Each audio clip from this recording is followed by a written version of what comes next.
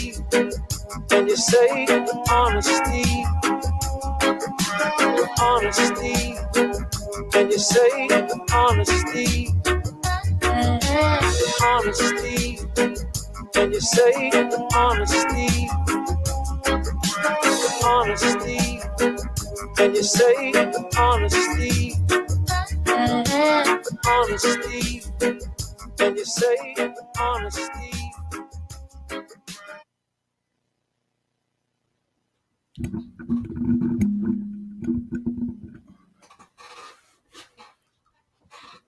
Yes.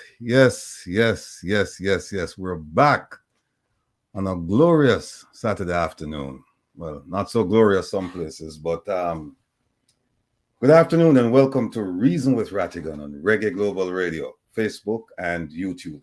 I don't think we're streaming on Facebook today, so if anyone is planning to go to Facebook, or if you know somebody planning to, please tell them to come over to Facebook, to YouTube or Reggae Global Radio.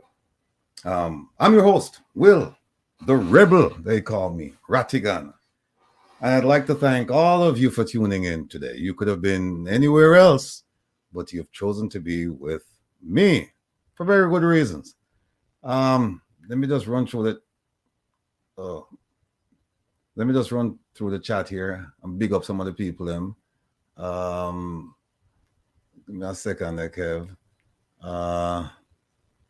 Let's see. Marcia, Sweet Lady, Doreen, Georgia, Tyrone. Bless up, Tyrone. Jean, Pamela, Joey B. Vibing with the natural. I hope you don't have to leave early today. All right. Sharon, Marcia, Pamela. No problem with the 1T. That's okay. I'll answer to it. Arlene. God is good. Janet, Fatima. Gigi. Nisi One Love. Annie Smith. Dorothy. Stacey Good Gal Barnaby. Okay. Carolyn. Big up Earl for me there. Yes. Mel. Lucia. Marjorie. Ingrid. Elaine. Audrey. Stella Gray. New look. Yes, indeed. You love it, Carolyn. All right. I still the Wellness Warrior Sophia. Doreen. BCA Smith. Sassy D. Marcia. Is that Lois? Watson. Sunshine. Joy. Marshallek. Where's ISAT? ISAT will join us shortly. Gloria. Marie. Elaine. Let me see this. Elaine Turner. Okay. Big up. Lana. Yeah. Let me see who else. Uriel, Ingrid. Jungles. Doreen, Marie. Mix Up Girl. Tia. Eugenia. Yeah. Share the live. Like up the live. Hit the like. Of course. Sharona. Carla. Yeah, Melford, Gloria, Doreen Vassal, Sophie, Anthony Grant, Joe Blogs, Audrey Cook, Karine, Sandbox, Prophetess, Angia Laws, Cumberbatch. Thank you very much. Big up. Sister C, Sandra Parkinson, Charmaine, Angela. Good to have you back in the house. Grace, Judith, Jennifer, Carla, Arlene, Roland. Andrea from Partner Draw TV. Big up all the Partner Draw people, TV people. Never, my brethren, Eddie from Firehouse. Big up yourself, my brother. Pearly. And who is Colleen, Tony. Oh, Tony. Yes. Welcome. Sheridan, Natalie, M. Antonio Clark. Yes, sir. Big up. Sandra Sims. All right, look. Thanks to all of you. As I said in the opening, you could have chosen to be anywhere today. but you've decided to spend some time with me. And I'm hoping that the time will be well spent.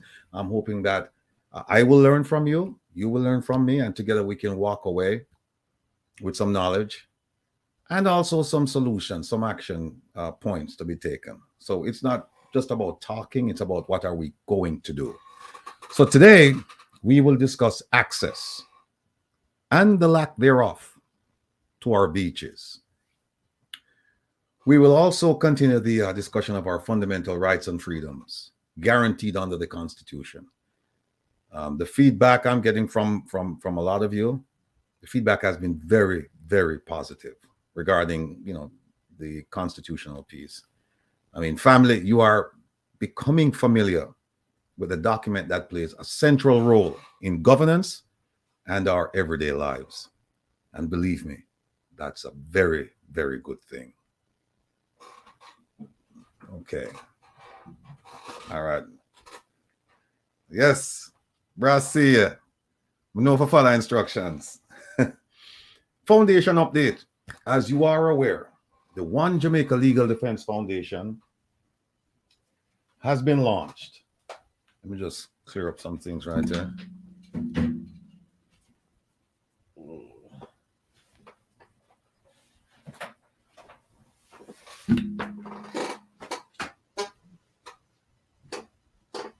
All right, the One Jamaica Legal Defense Foundation has been launched, and the website www.ojldf.org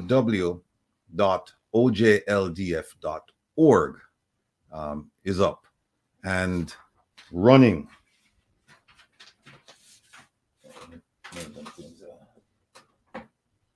Perfect. And you can now make your donations using your bank or credit card or Zelle. Many, many, many, many, many thanks to those of you who have donated, particularly those facing the daily trials and tribulations of the economy, those on a fixed income, those with children and or grandchildren attending college that you have to pay for or make some assistance or subsidize. Many, many thanks to all of you. And in the same vein, I encourage those who haven't made a donation to do so to this very, very worthy cause. You want to push it up, Kevin, so them can see the information again? Kevin is going to put the information over. Oh, by the way, people, we're not for big up Kevin, because this is not possible without him, because you talk to somebody who is a dunce when it comes to technology. I have no penchant for it. I'm struggling. And so Kevin has been guiding me, and I want to big him up, because without him, we probably wouldn't have the program going. Let me say something about the website, also the foundation. Family, you have my word. And I make this very solemn promise to you. Your donations will result in the unleashing of a fury against corruption in Jamaica, the likes of which have never been seen. Corrupt politicians and public servants will neither outrun nor hide from us. Governance must be conducted in the sunshine. And the sunshine is the greatest disinfectant. The days of stealing, lying, and violating laws and regulations to the detriment of the poor and the middle class are coming to an end. That's my solemn promise to you. If you appreciate this program, now into the like, share, and subscribe piece. If you appreciate this program, then please show your support by liking, sharing, and subscribing. Can't say much more than that. Like, share, subscribe. Technology. We're still plagued by issues, and some of you experienced those issues with me last week. But things are getting better and better and better. Issues, updates.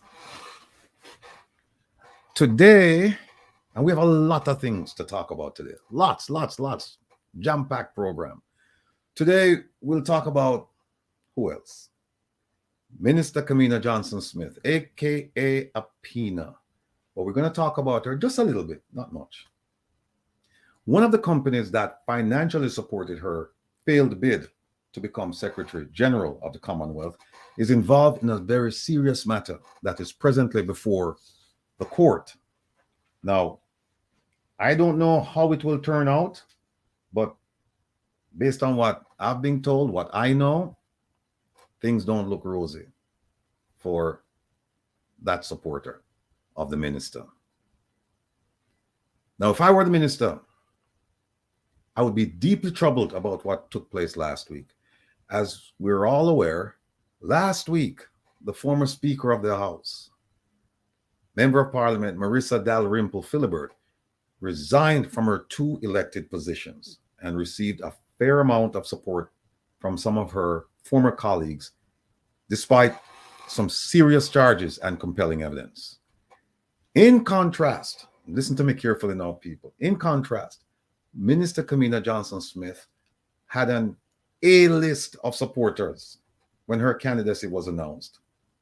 However, since I uncovered and publicized her intentional failure to file the paperwork accounting for her receipt of a gift of services, not a single colleague of hers, including the Prime Minister, has come to her defense. Her corporate Jamaica, quote unquote, corporate Jamaica supporters like Keith Duncan, Grace Kennedy, the Muslim Group of companies, etc., have abandoned her. You know why? They've abandoned her because they have to know that what she did was wrong. And it would be foolish for them to defend the indefensible. They know she violated laws and administrative regulations. And they know that she painted herself into a corner from which she cannot legally escape. Family, if ever there was a slam dunk case in Jamaica, this is it. It. The minister is guilty as sin, as my mother would have said. Guilty as sin. No escape. One of her primary defenses is that I have, quote unquote, no standing to bring the action. In essence, I should have no interest in the matter. I must go sit on one side and shut them out, mind people business, leave people business alone. Now, think about that defense.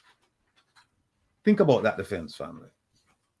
Think about it. And then think about it again.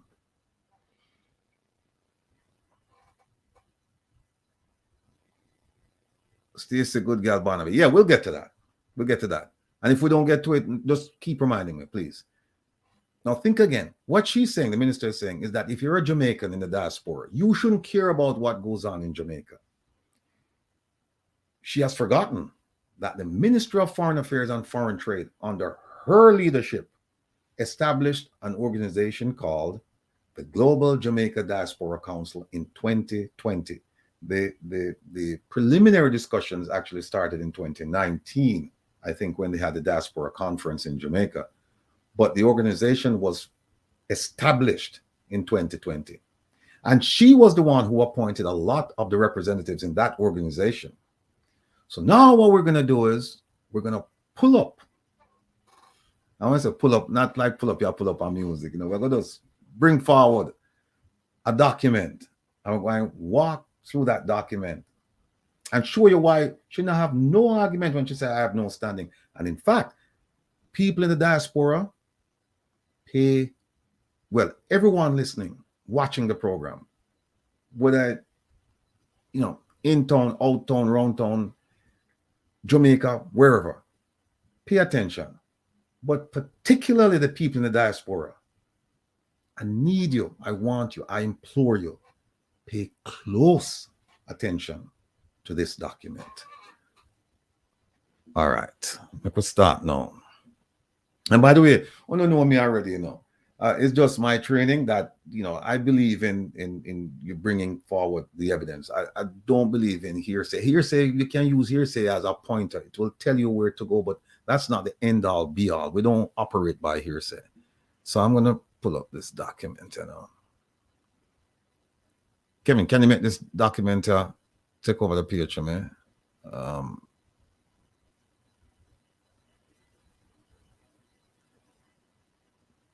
One second.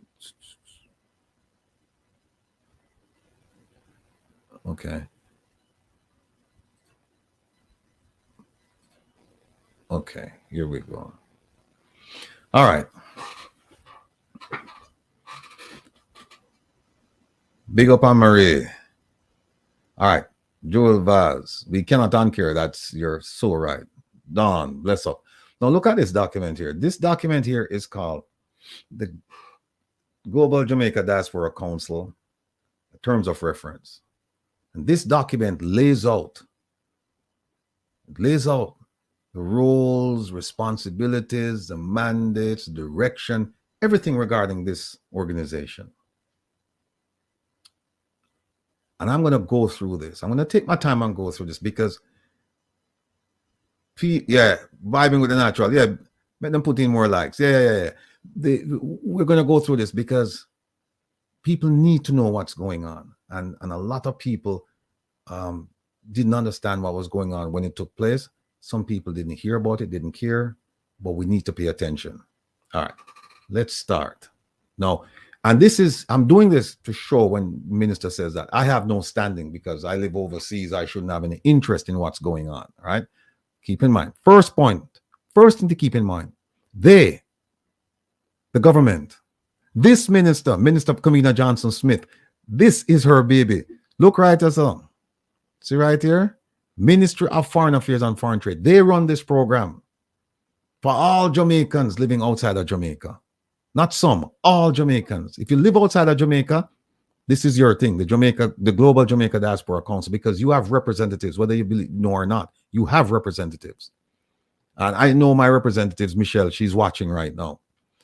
Now, let's go down and walk you through this. Now, here it is. This Global Jamaica Diaspora Council, it says right here, its conception arose out of the recognition that Jamaica needs to strengthen its diaspora engagement mechanism and align it to the newly crafted goals, pillars, and focus area outlined in something called a National Diaspora Policy. Now, here it is right here. It says right here, it will be a major tool of diaspora engagement, right? With its primary responsibility being the realization of the goals of the policy. Look at 3. This one right here. It will shape a more strategic relationship with the Jamaican diaspora, which will bring benefits both to Jamaica and its global community. It will significantly contribute to national development through productive, mutual, and sustainable diaspora engagement. So how the hell are you going to tell me I don't have standing when you're telling me that this organization is here to bring benefits? First of all, it's establishing a relationship with the Jamaican diaspora, of which I'm a part, and it will bring benefits to both, and it will contribute to national development, right? Let's go on. Now, this is how they trick people. They put out a document like this, and a lot of people have never seen it. A lot of people read it and don't understand what's going on, and some people just don't care. But I want to show you something. This organization, well, before this took place in 2020, they had a diaspora organization. And the main purpose of that was to help people going back to, returning residents. That was primarily the purpose. And it was operated out of the University of the West Indies. Then in 2020, Minister Kamina Johnson-Smith and her team came up with this bright idea that, hey, let's establish this organization. And when we establish this organization, we will run it.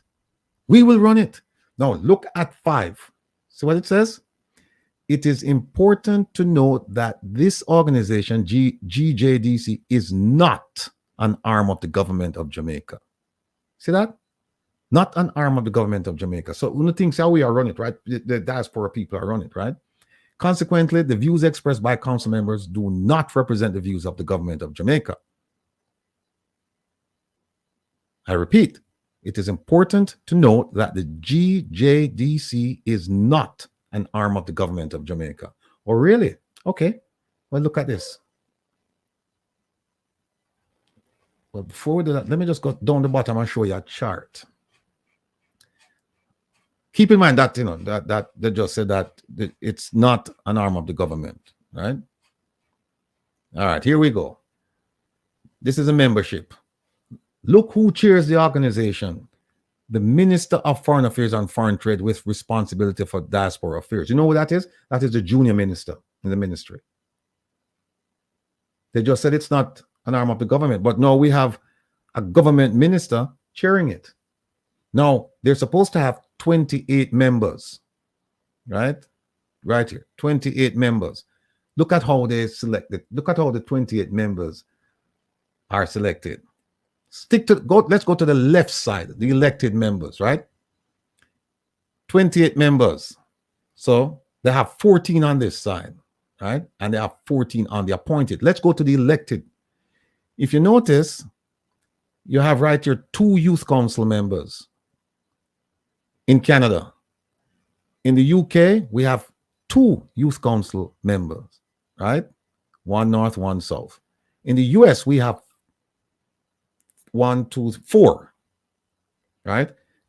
One for West, Midwest. No, sorry, 3. 1 for the West, Midwest, 1 for the Northeast, and 1 for the Southern, right? So wherever you have a member, you have a youth council member, right? No. Look at this language right here. Let me see if I can big it up. Look at this language right here. It says the first cohort of youth leaders will be appointed initially by whom? The Minister of Foreign Affairs and Foreign Trade. And who is that? None other than Minister Kamina Johnson-Smith. So she gets to appoint these 3, 3, 2, 2, 7 out of the 14 on this side. 4 from Canada, 4 from the UK, and 6 from the US. 14 members. She gets to choose half of them, right? 7. Now, let's go over to this side now. The appointed, because this is the electeds, right? This piece right here, elected on the left, over on the side, on the right is appointed. No, there's 6, 1 for each region over here, which is regions 6, and it says right here, sectors 7, and they have 1 discretionary. Follow me. 28 members, 14 on this side. The minister got to select 7 on this side, 14 and 7, 21. How many members? 28. So out of 28 members representing us overseas, wherever you are at the Jamaican, out of 28 people representing us, the ministry, and including the minister, they got to choose 21 out of the 28. Oh, I'm breaking up. Oh, all right. I think I know what happened right there. Hold on.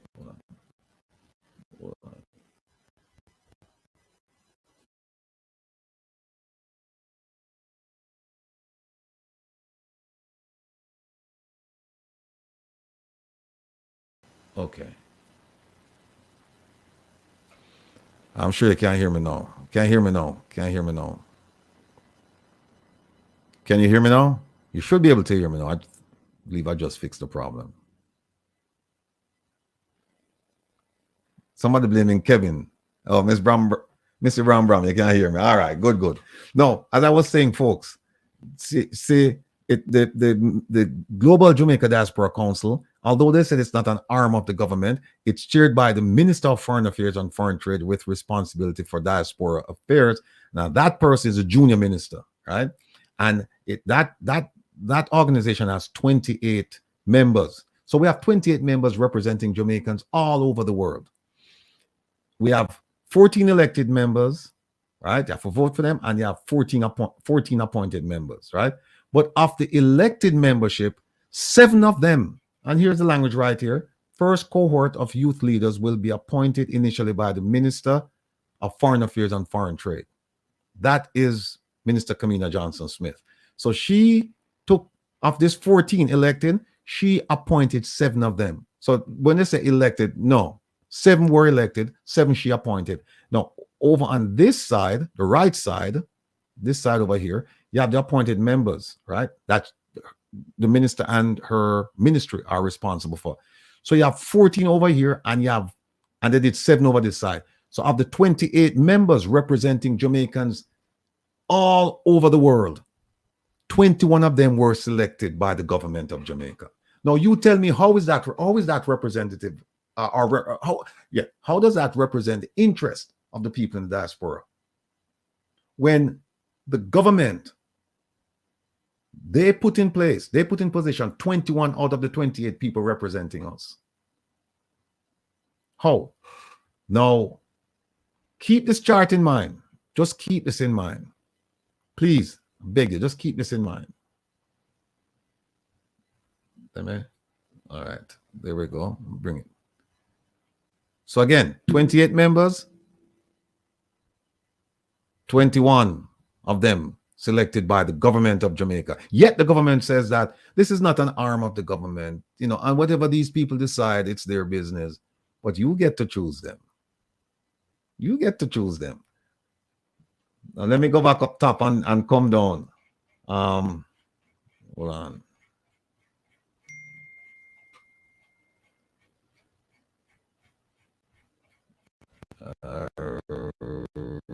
Right. All right, we're gonna be. All right, we're gonna be right there. Let me.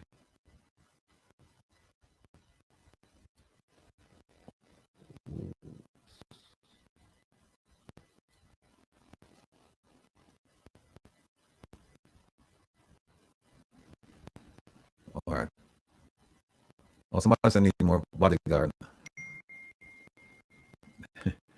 All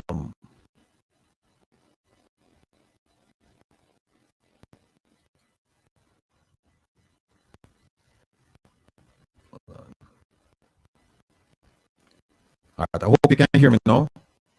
Oh, breaking up again. Hold on 1 second. What Kevin them? I'm gonna call him.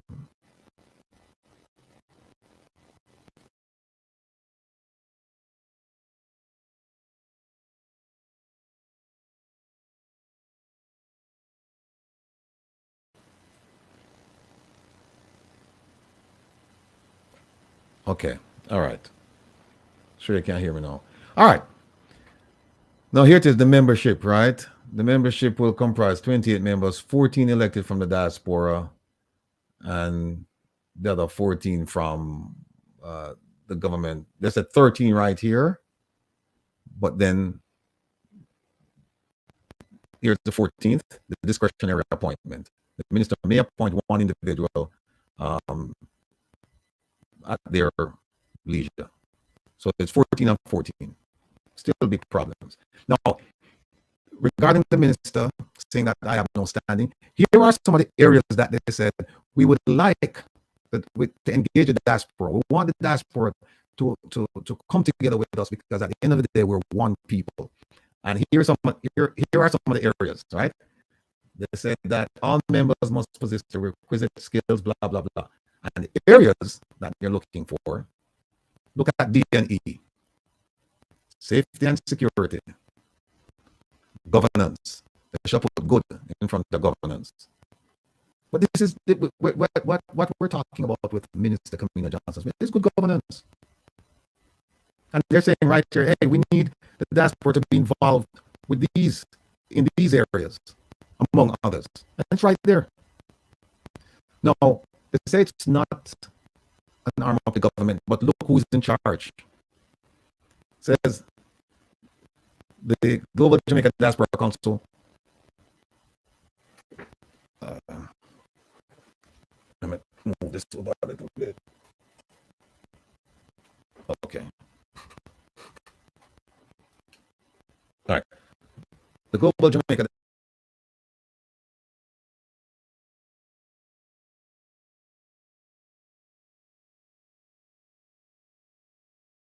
Right.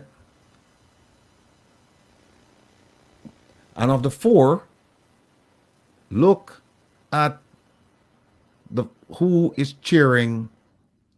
Of the 4 people, look at the person who's chairing the organization. Remember, now this is a diaspora. No, this as I said, our thing, right? But look at 3. Look who's in charge. It says the GJDC will be led and supported by 4 individuals. The chair, person in charge, will be the minister in the Ministry of Foreign Affairs and Foreign Trade, responsible for diaspora affairs. You know, see what I go on? So we don't run our thing, We don't run our thing. Is the Jamaican government to run it? Voice gone bad again. Okay. All right. See, it's the Jamaican government running this thing here. Kevin, don't leave me because I have a little bit more to go, and then we'll finish with this. Let me go down some more. All right, here's another one, and I hope you can hear me in a clear way. The main role and function of the Diaspora Council is to create modalities, realize the goals, and implement the strategies outlined. And all that is saying is that we realize that the diaspora, they play an essential role in the development of Jamaica. With their investments, and a lot of them want to return to Jamaica as returning residents to live out the rest of their lives in Jamaica. Everybody, that's our fervent hope, wish, dream, is that we get to go back to Jamaica, right? And that's part of it. So how can you tell somebody that you don't have an interest? How can you tell somebody that you don't have an interest in what goes on in Jamaica? Yet still you put out this document and you have us all as members and you have representatives, and then you turn around and say, you guys, yeah, fine, send the money, but you don't have no interest. You shouldn't have any interest. Oh, here's another one. The purpose of it is to promote and facilitate the diaspora to avail their skills, abilities, and experiences to various sectors of Jamaica. So why is it when people like when groups such as the task force, crime prevention and intervention task force, said, hey, we would like to come to Jamaica and help the Ministry of National Security address the crime issue, them said, no, we don't need to know. We don't need to know. Right? Here's another one. Promoting diaspora awareness and engagement of the laws and policies on issues in the host country and Jamaica, and facilitate mechanism for advocacy. That is exactly what I'm trying to do. That is exactly what I'm trying to do. To hold her accountable to the laws and policies of Jamaica. And here it is now, where them run the thing. You have to regularly meet with them. They basically set out the issues to be discussed. They tell you what time. And so our representatives are basically being led. They should be leading it, but they're being led because they have to show up when the consular, when the CG and the ambassador say, hey, this is when we're going to have the meeting and these are the things we're going to, them have to show up and be prepared for discuss them things. So who in charge? Who's in charge of taking care of us, the diaspora? Who? All right, big up yourself, Maria. You overdue upon a program, but we'll get you on. And it is membership and just all nonsense. And then look who confirms, who's responsible for confirming the people once they're elected. The minister. It's right here. Not yellow. And the beat goes on and on and on and on and on. I think I'm gonna get the point. Oh, here's another one. Now keep in mind that our representatives that we vote for and that they select, that they're there to discuss, to actually represent our issues, right? And to collaborate and coordinate and deal with other issues concerning Jamaica. But look at what number 8 says. It says discussions and documentation provided or produced within or by the council should be held confidential and not disseminated externally without the written permission of whom? Of who? The chair. The chair. The chair. So we have no say. Things that they're talking concerning our interests, them can't come and tell us because it's confidential. You believe this nonsense? Michelle, you are my representative as well as a representative for all the people on Eastern Seaboard. I think from Virginia all the way up to Vermont, Maine, or whatever. Michelle, I don't know if you've read this, but am I supposed to take it now that if I ask you for something, Michelle, about some meeting that took place with the CG or with the ambassador concerning diaspora issues, you're going to tell me that you can't tell me because it's confidential? And you can't give me without the permission of the chair? The chair doesn't represent me. Look at number 10. All interventions are to be made through the chair. The chair don't represent me. Oh, somebody said Kamina is the chair, the bed, and the dresser. Maybe it would be true. You know? So, you know, folks, it's... And here's another one. The members must act with integrity in an ethical and professional manner and promote a positive image of Jamaica and fellow Jamaicans. So they're telling you that you are a Jamaican and you must promote this positive image of Jamaica and your fellow Jamaicans. So when she says, I don't have any interest, or I shouldn't have any interest, I don't have any standing in the matter, I have no idea what she's talking about. Here we talk about conflict of interest.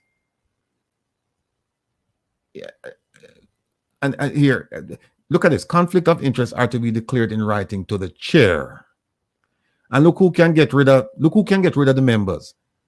It says your resignation must be addressed to the chair. And look at this. Look at number 2. This one right here. This one. The chair may terminate the appointment. So I don't understand this. I don't understand this. But, you know, all of you watching this, I want you to pay careful attention. And then I also want you to share this with your neighbors, your friends, your family members, people who cannot be with us today for whatever reason. I want you to share this with them, particularly those people in the diaspora, to let them understand that our interests are not represented by us. Our interests are represented by the government of Jamaica. And that's a sad day because that's not the way it's supposed to be. Oh, yes, Sam, believe me, I will have discussion with them. I notice Claudette says they're using reverse psychology to take over from what you're doing. Exactly. So, all right, I'm gonna move on. I'm gonna move this. Stacey, go. Stacey, yeah, well, yeah. Stacey, good girl, man.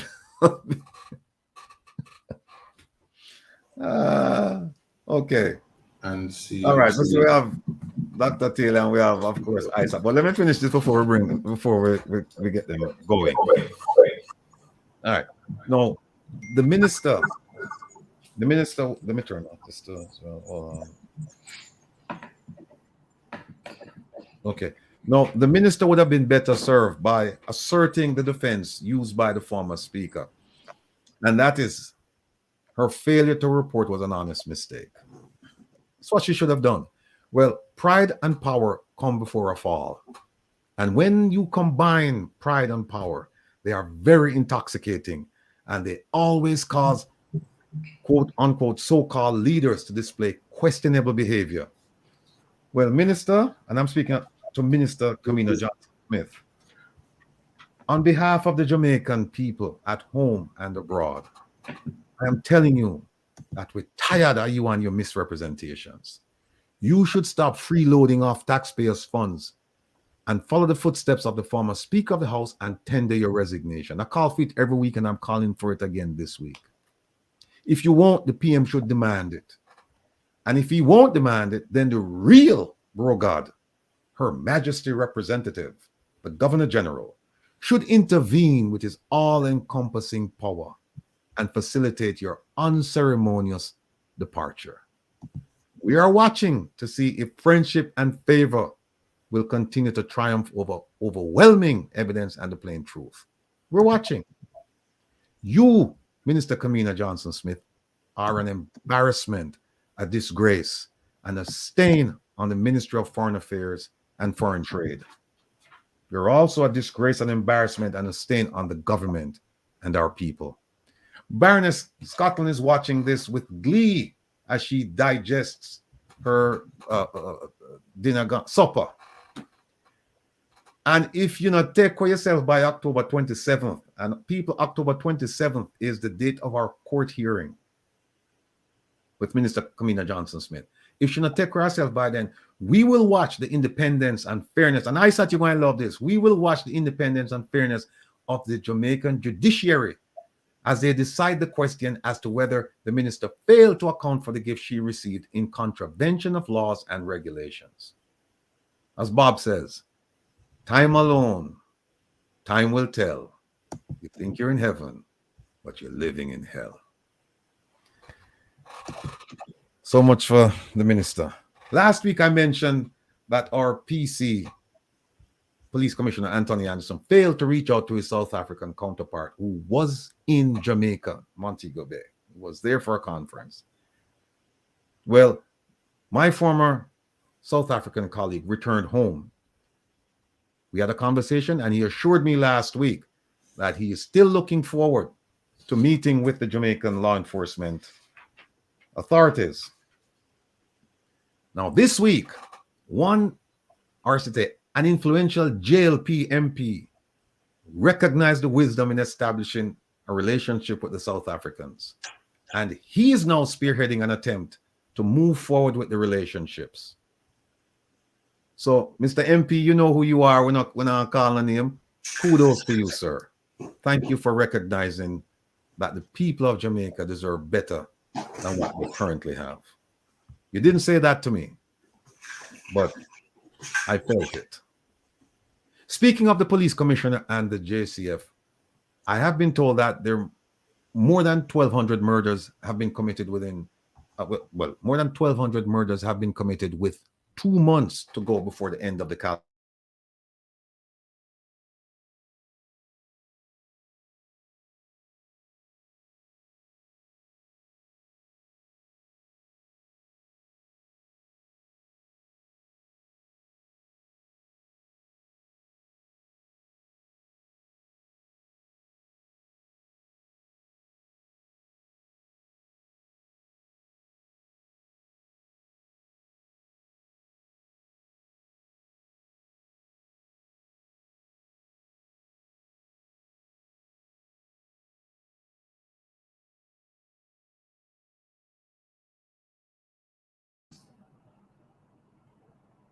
Will is paused. Doc, are you hearing me? Can you hear me? Yeah, man, we can hear you. All right, greetings. This usually happens until he resets his system. We have been advocating for Will to use Starlink.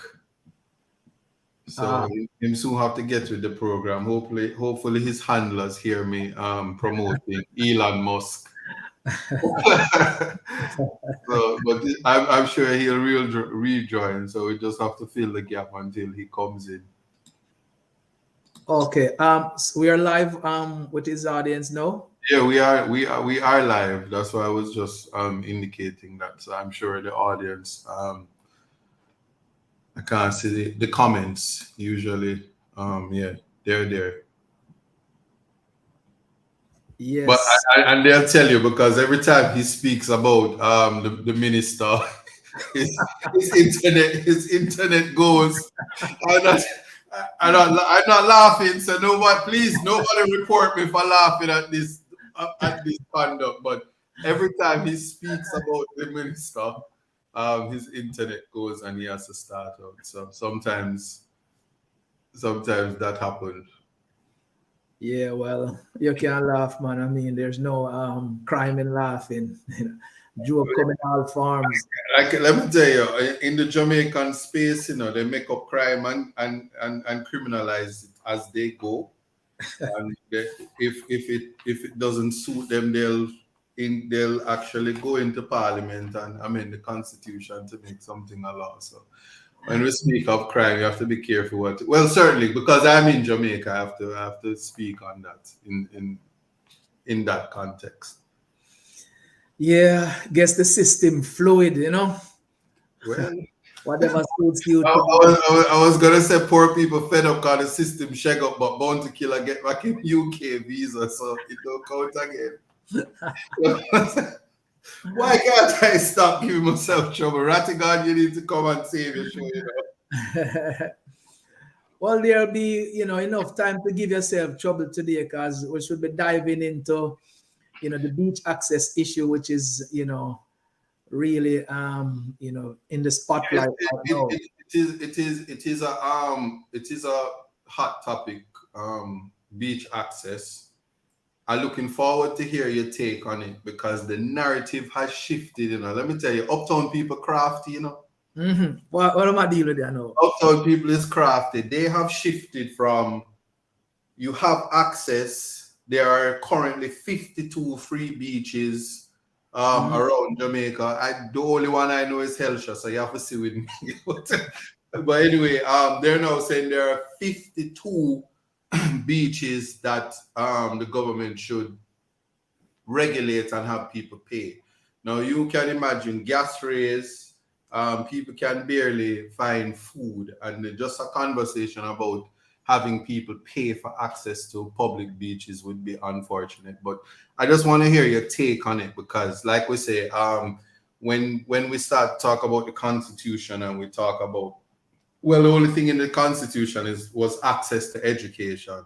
Mm-hmm. And even the interpretation of access to education is so convoluted in terms of when people say, oh, we're giving you access, they figure that if one piece of space is open, that's enough access. As if everybody wake up on a Sunday and say, let's go to the beaches, Rattigan is back. Rattigan, you almost did have to bail me, But the Devon have to curtail me. So I'm glad you're back. You keep him in check while you're in the notes, You keep me in check and change the subject. But I was saying, your wife zap your internet, and that is why you need silence. They figure that if one piece of space is open, that on Sunday and said, let's go to the beach. We're not hearing you. No, as soon as I started talking about the PC and the murder rate. Yeah, I hear somebody have a microphone open up. It's me. I hear myself as in like somebody's watching the YouTube. Okay. So someone is Alpina. That might have been me. I was trying to come in, and then you cut out, and then I heard. While I was talking about the murder rate, Alpina sent a zap. All right. All right, let me be. If that's not a clear message, I don't know how it can be any more clearer. Yeah, and it says that. And it says that I don't have internet, and I do have internet, and Kevin and I were here struggling with it. So, hey. So, well, anyway, if they cut me off, then you guys will continue. But let me just finish up here saying that more than 1,200 murders have been committed with 2 months to go before the end of the calendar year. And here's something else I was recently made aware of. The homicide rate is not a true reflection of murder in Jamaica. We know that it is one of the highest in the world at approximately 51 per 100,000. But I have been informed by reliable sources that there is such a thing called murder investigations. And what that means is that when the police get involved with a murder investigation, those numbers, they don't get counted. Even though somebody's dead, people are dead, those numbers, they don't get counted in the homicide statistic until they've completed the investigation. And there's no telling when when they'll finish the investigation. But last night at midnight, I sent an ATI to the Ministry of National Security, and I asked them about 9 questions. And the 9 questions, they have to do with this murder investigation and some other things as well. Then when you change the spectrum, all right, when you put aside the murder investigations that they don't count, right?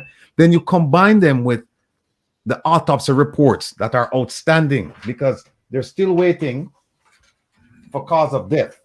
And I mean, yesterday I was talking to a senior JLP supporter, a man who has, some serious connections, and he confirmed. He said, "Yeah, everything that you're saying right here, it's true."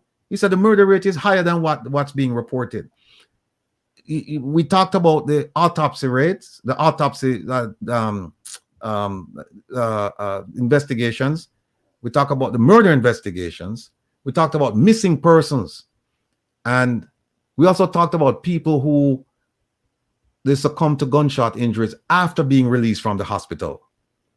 And we don't know how that number is computed or if that number is computed, right?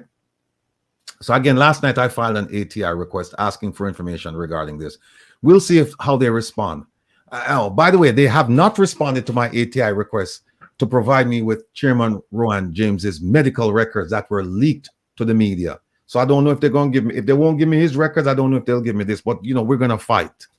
I have a question for the police commissioner. Can you say, sir, with confidence that every murder in Jamaica is timely and accurately captured in the JCF's reporting?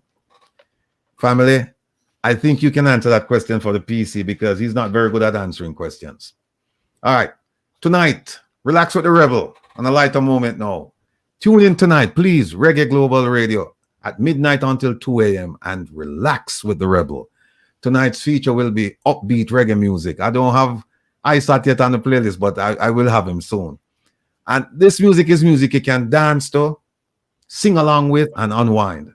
You're going to hear songs by Beres, Buju, Maxi, Romain, Protege, Sasko, Aline, Tessan, and many more of your favorite artists. As usual, my diehard supporters, particularly Missy, Sassidi, Bromel, Cora, Rain, Island Goddess, and JC will be dancing upon them to a point tonight. So please join us tonight at midnight on Reggae Global Radio.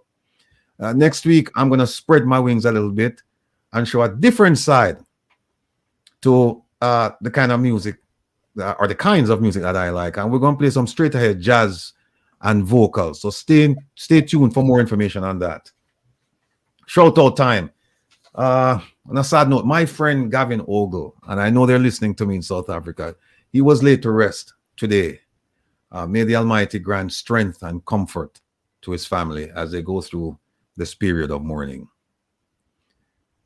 May the Almighty also continue to bless all of you, especially Mama Eileen, Papa Trevor, Ma P, Desmond, Paul, Ma Jean, Sadie Mac, and of course, Mrs. Nelson, our brother's wife, Herb Nelson. My brethren, Mr. Baxter in Florida, I know you watch your program. I love your progress and the fact that you're happy being back in your place. Angie, you're doing a great job taking care of him. While you're doing that, don't forget to take care of yourself as you pursue your career. Sherry and Victoria, I hope you haven't been flooded out in Manhattan. Can't because you live up on the 10th floor or so. But I promise I'll link you guys this week. Big shout out to my family by blood, relations, choice, and nationality. And that is every single one of you. Thank you for your support and your encouragement. Big up the Reggae Global family, the Meadowbrook crew, the Firehouse crew, the Rollington crew, the middle class, working class, poor class, poverty-stricken class. Big up the well-to-do and influential members of the society who support our effort to hold politicians accountable and bring true justice and prosperity to Jamaica. Regarding future presentations, we'll have more interesting guests, and we'll also, as I promised, do a review of the throne speeches, the sectorial presentations, the debate presentations, the 2016 and 20 manifestos, election speeches, election promises, etc. We're going to give all of that to you. Today's presentation, many thanks to last week's guest, acclaimed poet and mental health advocate, Mitzi Sky. Mitzi, big up yourself. And Dr. Cheryl Bellamy. Doc, all the best. Doc, who is a professor of psychiatry and director of the Yale Program for Recovery and Community Health. I mean, they did an outstanding job in a limited time to highlight several approaches to mental health, including their personal triumph over mental health issues. They have corresponded with Mitzi, and they're very grateful for the discussion and the comments made in the chat, and they promise to return in the near future. Near future meaning like week after next. Today, our first presenter will be Dr. Devon Taylor, an avid advocate of beach rights for all Jamaicans. What me say? Not some, not the privileged, not the few, all Jamaicans. He will provide us with an understanding of the issues preventing us, Jamaicans of all persuasions, from having unrestricted access to one of our national treasures, our beaches. If you're Jamaican, it doesn't matter if you're rich, poor, black, white, Chinese, Indian, JLP, PNP, UIC, other third parties, uptown, downtown, round town, cross town, or from country. The fact is that we don't have full access to our beaches. And the depressing part is that governments, plural, governments, past and present, could have resolved this issue in favor of all Jamaicans. Instead, they have allowed the majority of our beaches to go to or remain in the hands of wealthy individuals and conglomerates, foreign and domestic. Our second presenter will be, you know him, you love him, and you just can't resist him. Singer, artist, I was going to say activist, attorney, Isaac Buchanan. He will continue with his presentation of our fundamental rights and freedoms under the Constitution. As you're aware, this program is lengthy. It's also content rich, but it's only broadcasted live once per week. There is always a lot to analyze and disseminate. And it is our duty to keep you informed and educated. If you cannot watch the program live or delayed in one sitting, and I suspect that most of you won't be able to do that, please set aside an hour a day. And before you know it, you'll be finished and ready for the next program. Thanks to all of you who stayed with us for the entire 6 hours plus last week. We don't plan to go that long today, but keep in mind that the issues and your interest will determine the length of the program. We will also spend some time discussing recent events in content-rich Jamaica. The phone lines will be open after the presentations, and we want to hear from you. However, when you call in, please try to get your question as soon as possible, or as soon as you can, so that we can answer as many calls as we can. Finally, it is worth reminding everyone that this show is not concerned about politics, party, position, or power. Instead, this show is concerned about Jamaica and our people. Our people. Our people. All of us. E pluribus unum. Out of many, one. To that end, I have invited members of the PNP, JLP, and the UIC on my program to discuss issues affecting the Jamaican people. I won't even bother to read the text, but I invited the Minister of National Security, Dr. Chang. And on March 19 of this year, he said he was trying to find a suitable time to come on. You know what? I won't look at it. I won't look for it, but something tell me that I should. Let me see, Dr. Chang.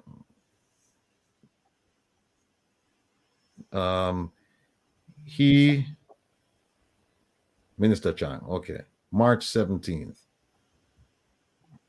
God, you know, people, we're not in the lying business, you know. We talk things as they occur and as they should be talked about. March 19th. All right, here we go. I sent the minister, I've been sending, I mean, like every week, I send him something saying, please come on the show, come talk to us. And on March 19th, he responded. I was surprised. He said, happy to speak with you. I will try arrange a mutually agreed time. I wrote him, this was at 1:59, 2 o'clock in the afternoon. I wrote him back 10 minutes later and I said, good afternoon, much appreciated. Can you take a call this afternoon to iron out the details? He responded a minute later. He said, I'm at a function. Send you a message as soon as I can take call. That was at 2:11 p.m. on March 19. The time is 4 p.m. here on September 30th. Still haven't heard anything from the minister. Crickets. I invited Minister Babsy Grange during Women's Month, which was March of this year, and I invited her to discuss the government's role in addressing women's issues and also her influence on young people, particularly young women with an interest in representational politics. I was told by her representative, because when I called, she was giving a speech. I could hear her speaking. And they said she would contact me regarding her appearance. It's been almost 7 months, and I'm still waiting.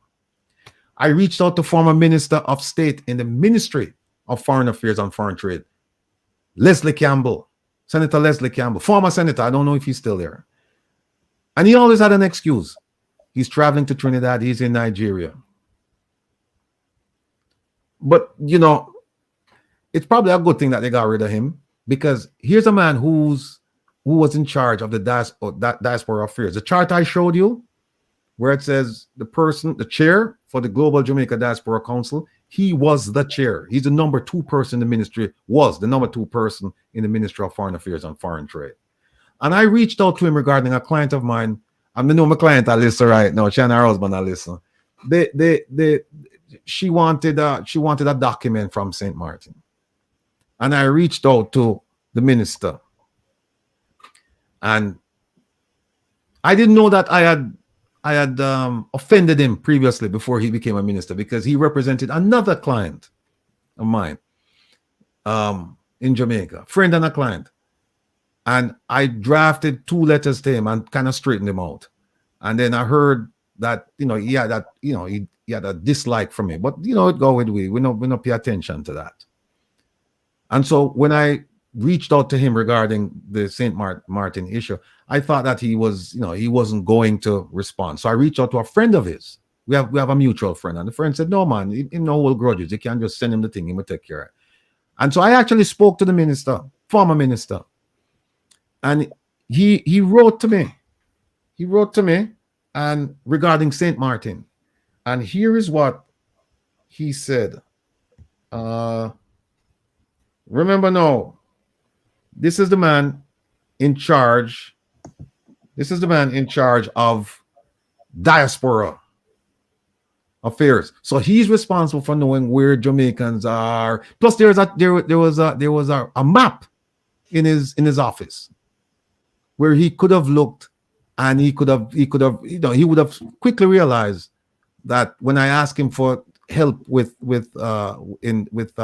officials in St. Martin, that Jamaica had a relationship with St. Martin. Here's what he wrote to me. I wrote March 30th of this year. I said, Minister Campbell, Will Rattigan, checking in with you regarding the St. Martin issue. He wrote to me, regrettably, we have no consular or diplomatic footprint in any of the Dutch territories. And I also asked him, I invited him to come on the radio, and he said, not available for radio as I'm on my way to Trinidad for ECLAC meeting. Right? No, he was on his way to Trinidad. He had been to Trinidad before. Guess what? Trinidad, our office, the Jamaica High Commission in Trinidad, they cover the Dutch Caribbean. And here is the man who's in charge of that portfolio. And he said, I have to play drift to Babsy.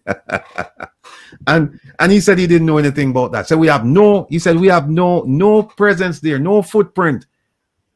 And yet we had a desk out of Trinidad that covered the Dutch Caribbean. So no wonder they get rid of him. I also reached out to the Minister of Information, Bob Morgan. And I used to reach out to him on a weekly basis for him to appear. We had one telephonic conversation, and it was about him asking me to go easy on Minister Kamina Johnson Smith. I declined to honor his request, and I haven't heard from him since. But I continue to send him invitations to watch the program and invitations to come on. I invited the president of the Senate, Senator Tom Tavares Finson. He obliged. And keep in mind, people, all of the people I'm mentioning now, they're JLP, they're JLP supporters, ministers, so on and so forth. Senator Tom Tavares Finson, he obliged by appearing twice. And we had a tentative agreement for him to appear last week. It didn't happen. However, he assured me today that he'll be back next week. Now, like Tom or not, you have to give him his props because he's unafraid to appear and defend his party and his government, or our government. Maybe he should also assume the communications job. By the way, when I said defend his party and our government, I have to be clear because some people brand me as PNP, some people brand me as JLP, some people say I should come over to the UIC. Let's be clear. When I left Jamaica, I couldn't vote, didn't vote. And my interest in Jamaica took a foothold a year ago. And that was based on things that I saw going wrong in Jamaica for our people. And I decided to stand up. Not to mention my application 3 times to become the commissioner of police.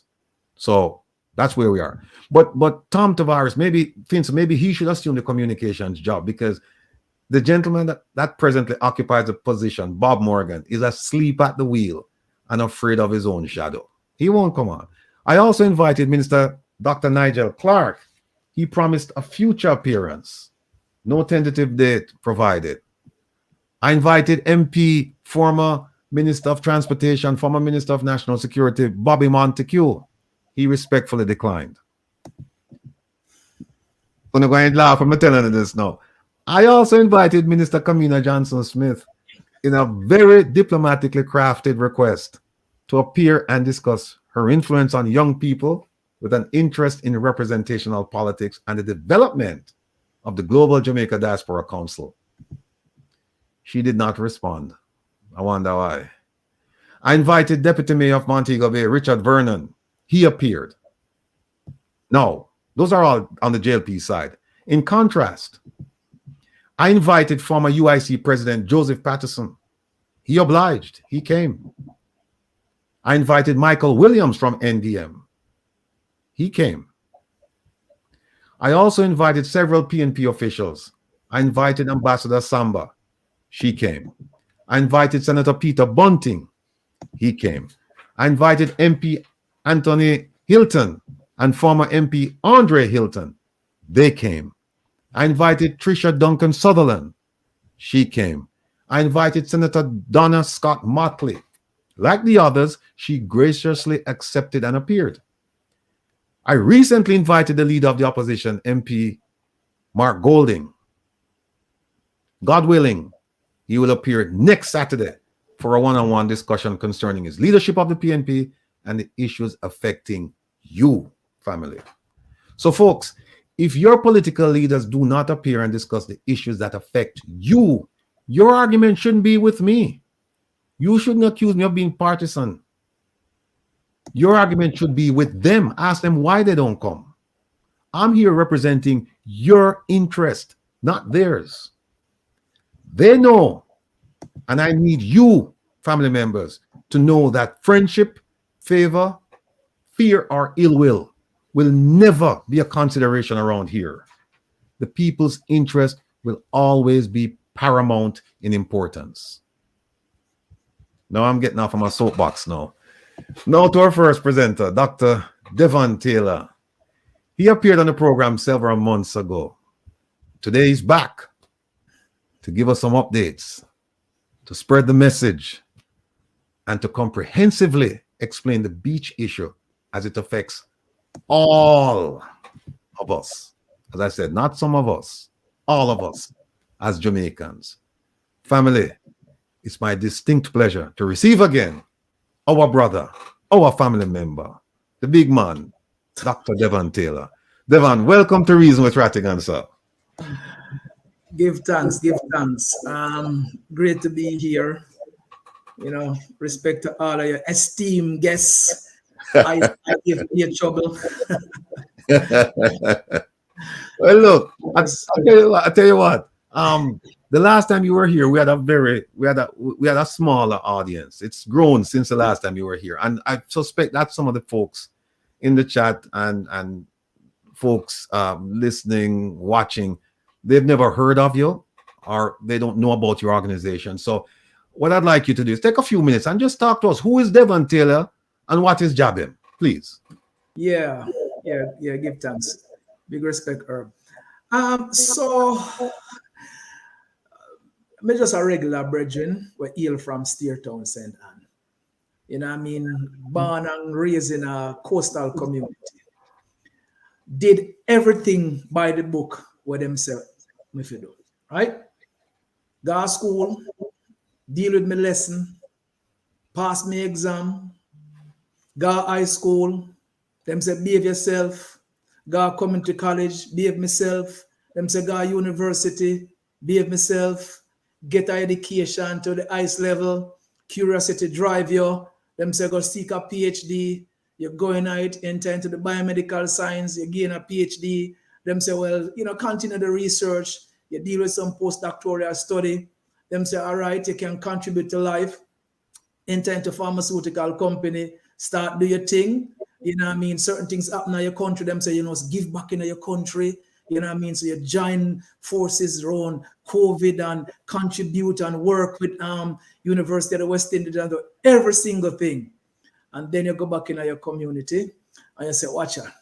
Man, if you go take a swim, for the beach I used to use from a little boy, and then you run down there and say, but wait, how I go on here, so? You can't come here no more in the fire. You can't come here no more. So, boop. And you walk, 100 feet down the road, and a security said, no, man, you can't come around here no more in the bridging. And then you go and look a bit around here, so you can't go around here, so. So I say, wait, I want to go on here, so. So I born and raised on a coastline here for my whole entire life. And I can't enter here so again. And I do every single thing by the book when I tell myself to do. I sit down for one of the highest degree. We sit down in the world, researching in one of the premier research companies across the world, contribute back to my society, engage in my community, give back. And yet still, when I tell me, say, I can't access my coastline no more. So I run up in a wall in my own country. I want the public understand that. I run up in a wall in my own country. I can't afford to pay for go to any beach at Jamaica. But it's unethical and it's immoral. I cannot walk on any beaches down there as I feel like, despite me play by all the rules. Now, next door to my community sits the Roaring River Estate. An estate where the descendants and farmer enslaved Africans, used to trod myself here, running through all them rivers there. When we're going to Duns River, we never used to walk on no road. A bunch of us from Steertown, big respect to all of the ones that in a Steertown, we just start run. And we run through Steertown, run through Rural River, take all of them tracks there and enter Duns River from the top. We never climb Duns River Falls from the bottom to the top. We run down the falls. When the brethren from Steertown enter in a Duns River, everybody clear the road because we are going there late, 4 o'clock in the evening. We know every hole, we jump off of them thing there. You can't do it no more. So why is it that you're locking me out of spaces from my youth? All the stories them with me should not transfer to my youth them. Can't do it. I've had experiences in Old Fort Bear. The same spaces where them discriminate against Ziggy Marley. I'm in them space there with me, my own kids them, my sister kids them, and some other kids from the community. Bring them to the beach, squeeze through wire fence and we go down there and I enjoy it. Guy come out and tell me, say, me can't put my kids them close on them fence, take them off. Them sit down in the water, did they? You did that with about 10, 12 kids. I go and splash. And a guy tell us, no, you can't come here, so. You try to walk this one, go Laughing Waters, where them quarter off now as Pearly Beach. I really contain myself in Rattigan. Because I want to get colorful like Peter Tosh right now. I really contain myself. Because fundamentally, I'm mad. And I'm hungry. All the rules we play by, every one of those rules in my country, And then I am turned around and I'm discriminated against. And not only myself, when you look across the whole fisherman them, like Norris Osman in that Al Jazeera Plus video. Can I, Mr. Reggie them, all of them, lock out. The man that's 70-year-old, a fish down there from ever, them can't go down there no more. And that's the story across the span, the whole Jamaica. Cooper Spen, lockout. You take a Reggae Beach. You fence up Prairie Beach right now. Lawlands, you bump them off down there. Orchard Beach down in a Hopewell down there. So you go Discovery Beach, Peach Beach, Red Cross own. You lock the people them out of it. Bob Marley Beach, see me an emblem, sit down on your chest up here. So in beach, you have quarter of the space you want to build big hotel down there and lock the people them out. It's an assault on the nation with government complicity. So my story as a Jamaican is one of discrimination. That's what I face in my country when I go back to enjoy the ecological heritage of the country as it relates to rivers and as it relates to the beach. That's what I felt. And I played by all your rules. And I gave back to my society. I contributed. I sat down with this professor at the University of the West Indies. We wrote a convalescent plasma program that was geared towards running clinical research in the country and protect aspects of our society from COVID-19. And we have played our part in several areas in community building in my community. We have contributed financially. We have done it all. But you can't access those beaches no more. No. We need this. And you can't go there no more. Blue Lagoon. No. We're going to shut down that road and you can't come around here. So you go up in a Long Bay, you start fence off the whole of the place. When you come off and you're moving from the airport, heading up the coastline, it's pre-concrete walls you're seeing. So that has been an experience, a very traumatic one for me. An experience that my kids them experience as well. A security guard sit down with a pump action rifle and a big dog that says you cannot pass this point to enter into Laughing Waters. A place that the UDC of Jamaica now pilfer off. Them rent it out for expensive parties that Jamaicans cannot use to. I have friends who have drowned on those beaches. And as one of my good sisters says, the beaches of Jamaica are our grave site. Many of our ancestors died and washed ashore. And we need to honor our dead. And we need to have access to all of those spaces. And the complicity of our government through the Beach Control Act of 1956 that we'll talk about, have allowed a colonial document to become so entrenched in our society that it breeds discrimination against our people. And then, as Isaac said earlier about the upturn argument about it is total intellectual dishonesty. And I challenge any esteemed and learned professor in the Faculty of Law to sit down and look at the Beach Control Act of 1956 and see if that sits well with the descendants of enslaved Africans. See if the clauses and the conditions of those in 2023 should sit in a country of 96% black people. And that is moral? How can that be? So I had to sit down for 1 year trying to understand what the problem is. Why? Why we can't just cross a road and go to the beach? Why is it that we can't bathe at beaches that, is in front of Hotel London, mixed with Caucasians and mixed with other people? Why? What is it that is so wrong about Jamaican people that we can't? Yo, Fire, you see, when you think about them things, I have to internalize the pain of my community, because it's in pain. What they gave us, they converted my community Steertown to a garrison. That it sits now and the State Department lists as a space that you should never go to.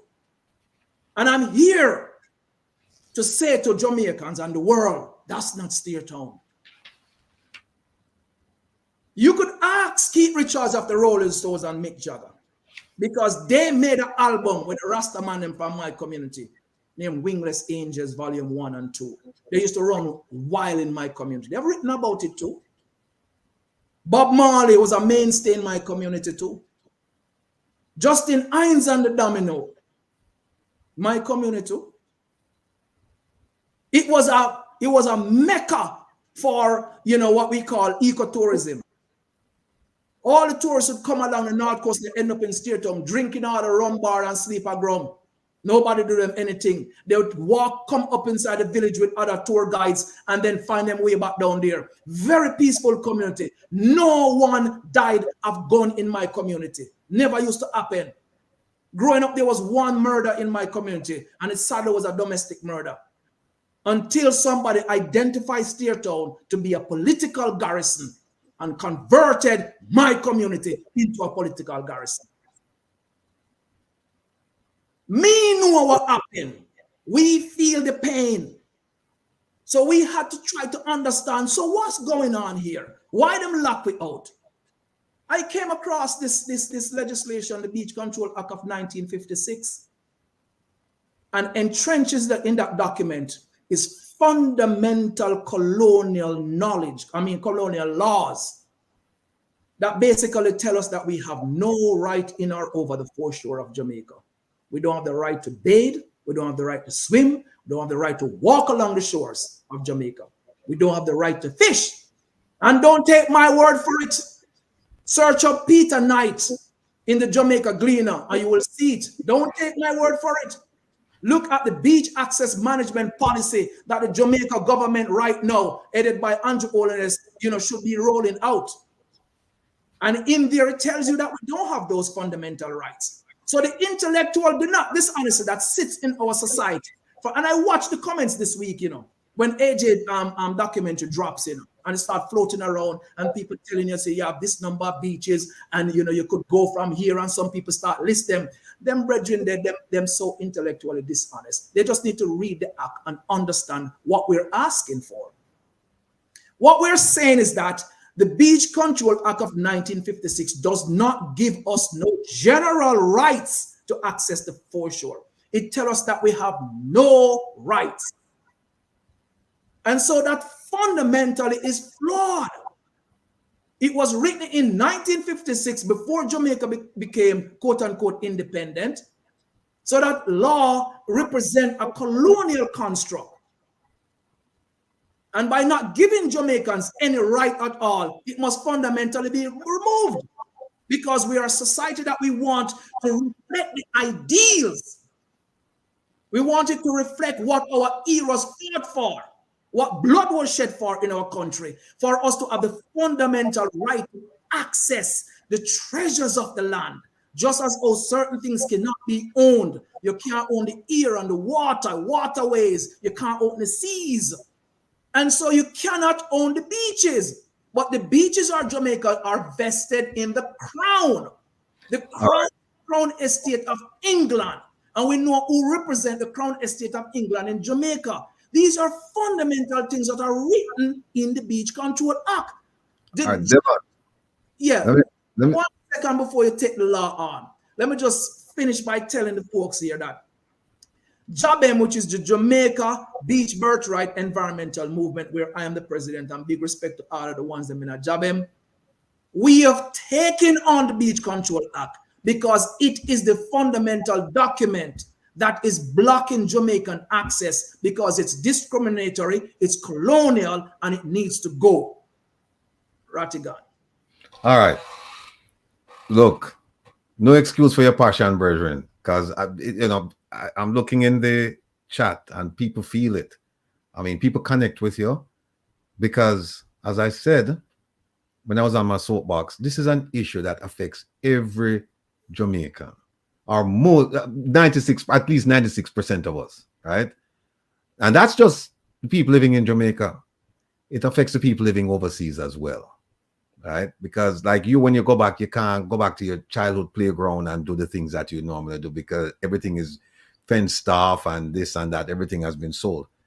What I'd like you to do at this point, because you mentioned the Beach Control Act of 1950, was it 55, 56? Interestingly, I found out that it was drafted by Norman Manley. Found out it was drafted by him. But be that as it may, what I'd like you to do, there are two laws that govern this beach issue in Jamaica. One of them is the Prescription Act of 1882. Yes. Right.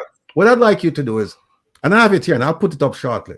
I'd like you to just go back because I don't want people to think that this thing started in 1955, 56.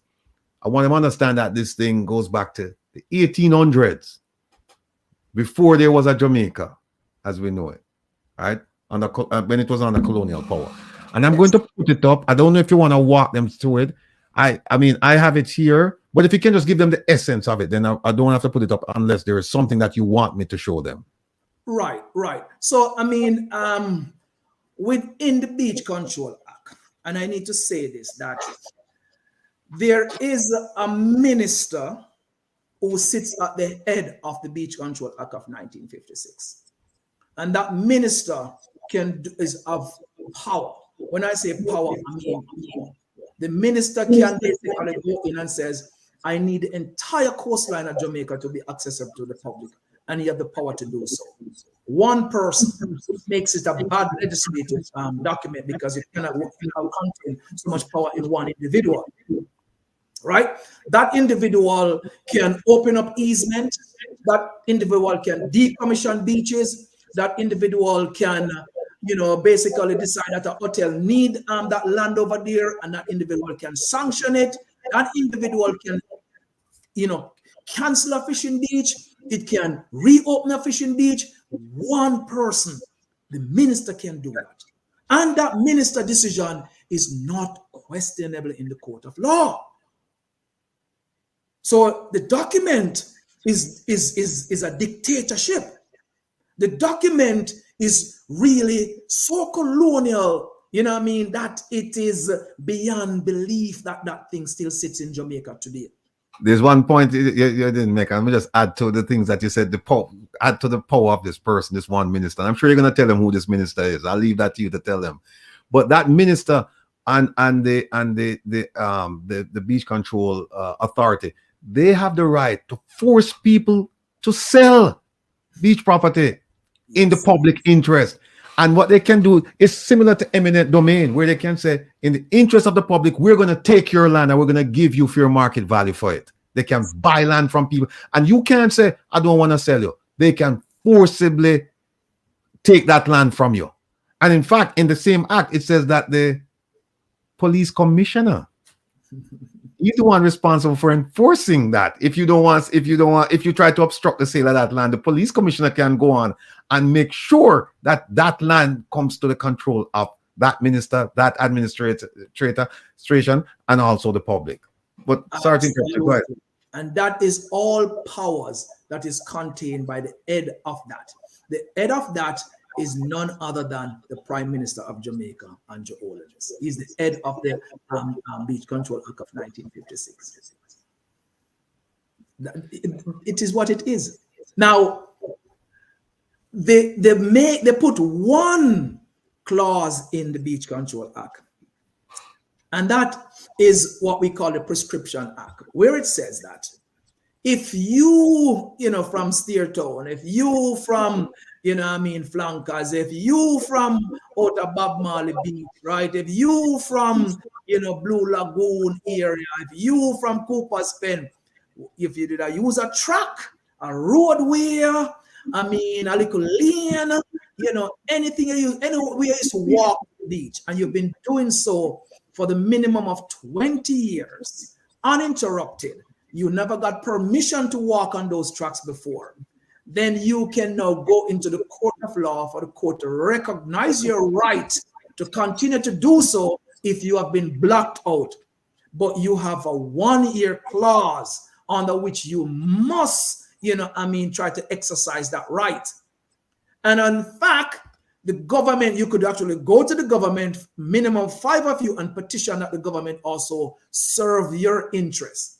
Now, the same government who's supposed to protect it, right, just ignore the whole thing for happening and tell, say, you, Mr. Fisherman down there, sir, you vendor, or you from your local community must have knowledge of this law, which no Jamaican don't know about the Beach Control Act of 1956. So it's a nebulous kind of situation, and them just take advantage of you all the while, so you never know about it. So Jabem found out about this clause, all right, by just studying and understanding coastal regulation in the country, and we are applying it right now as one of the only tools that we can use. And it's funny that we're taking our own government to court. So we're taking our government to court, and we're taking private sector to court. So we have 4 of these cases in the court right now. Okay, we have the Little Duns River, all on from Kingston, and come down, because part of this thing, I need the inner city to start connect to this thing, because I know that the item love party. I want to see North Coast as just the space to come have fun and party, but we have real problems down there. See? So the item need to start connect to the issues of the coastal spaces. Don't just see it as a big party zone. Holiday time when you come down and on the numbers on a bed in the sea, spending the money and then leave. And we're dealing with all of the problems. It's one Jamaica, so we need to wise up and listen up. You know, see them shut down Little Duns River farm, they might take over the whole thing. We have Mommy Beer in the courts. Okay? And we have Bob Marley beaches in the court. And Bob Marley is a very complex space, right? Because we're dealing with prescriptive rights in Bob Marley's case, but also Rastafari heritage is under threat in Bob Marley Beach. Most of the elders them who undergo persecution from in a Bakawal and West Kingston back in the days had to find spaces to run, and them run go out in the east, and them end up in a 9 miles back Bull Bay, 11 mile Bulls Bay, and them circle across them space there. That's why you have Bobo Hill up in them space there, and out of Bob Marley Beach was a original bingy ground. You know what I mean? Priest Purwan, all of them one there. You know what I mean? All of them, Baby Idol, all of them did out there. And that's the base of knowledge of development was in Rastafari. You know what I mean? So Bongo Gabby, son, Norman Stevenson right now, is in the Supreme Court fighting to protect Gabby's land and house out there. And he's going up against, an international company trying to protect Rastafari heritage. So there's a lot, and we're working on that case intensely. It is in the appeals course right now to protect the heritage of Rasta. Look what Rasta represent. See me, Honorable Robert Nesta Marley, the most famous Jamaican, who has given us music, but has also given us, as a Pan-Africanist, he's given Jamaica a brand out there that even the tourist industry live off of.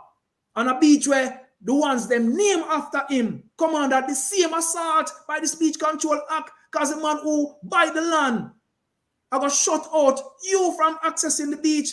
So I'm gonna have Bob Marley Beach for himself down there, swim and a splash, and you can't go down there no more. And the complicity of our government allow them things that to happen. Because, of course, in the Constitution, there is land rights. Okay? And without land rights, you don't have beach access because we can't fly.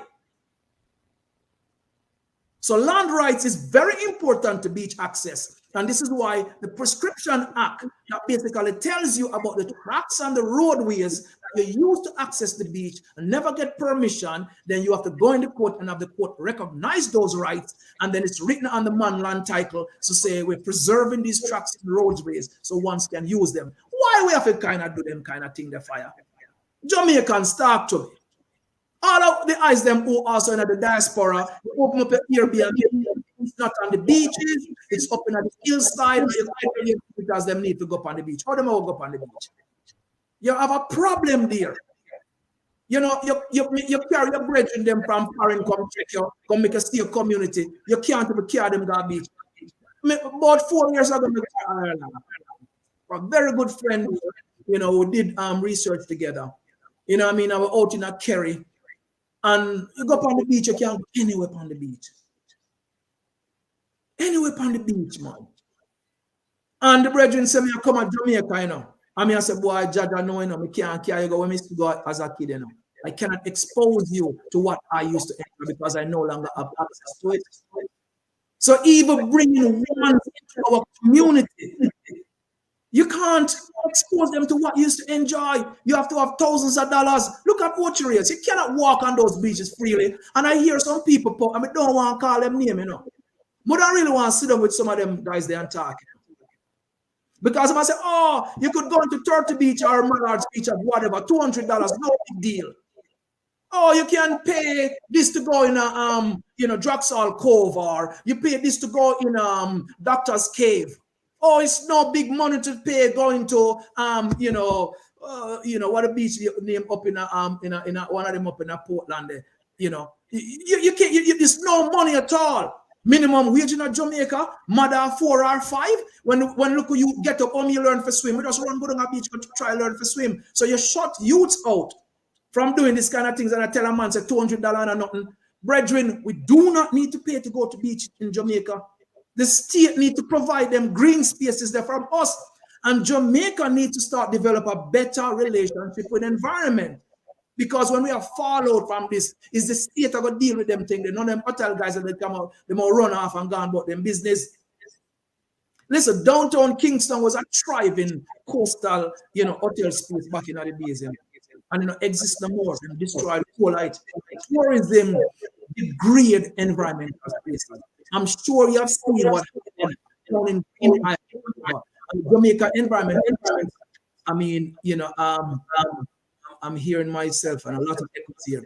I've drawn a drone picture, a drone footage that shows you the degradation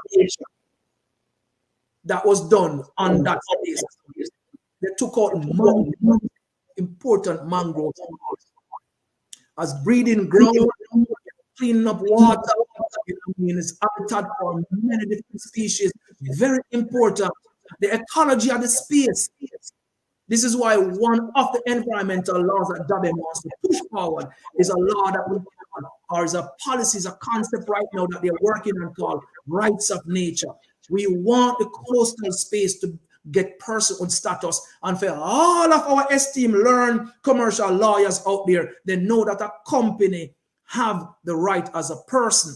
We want environments to have the rights as persons, so you can't just trample upon them.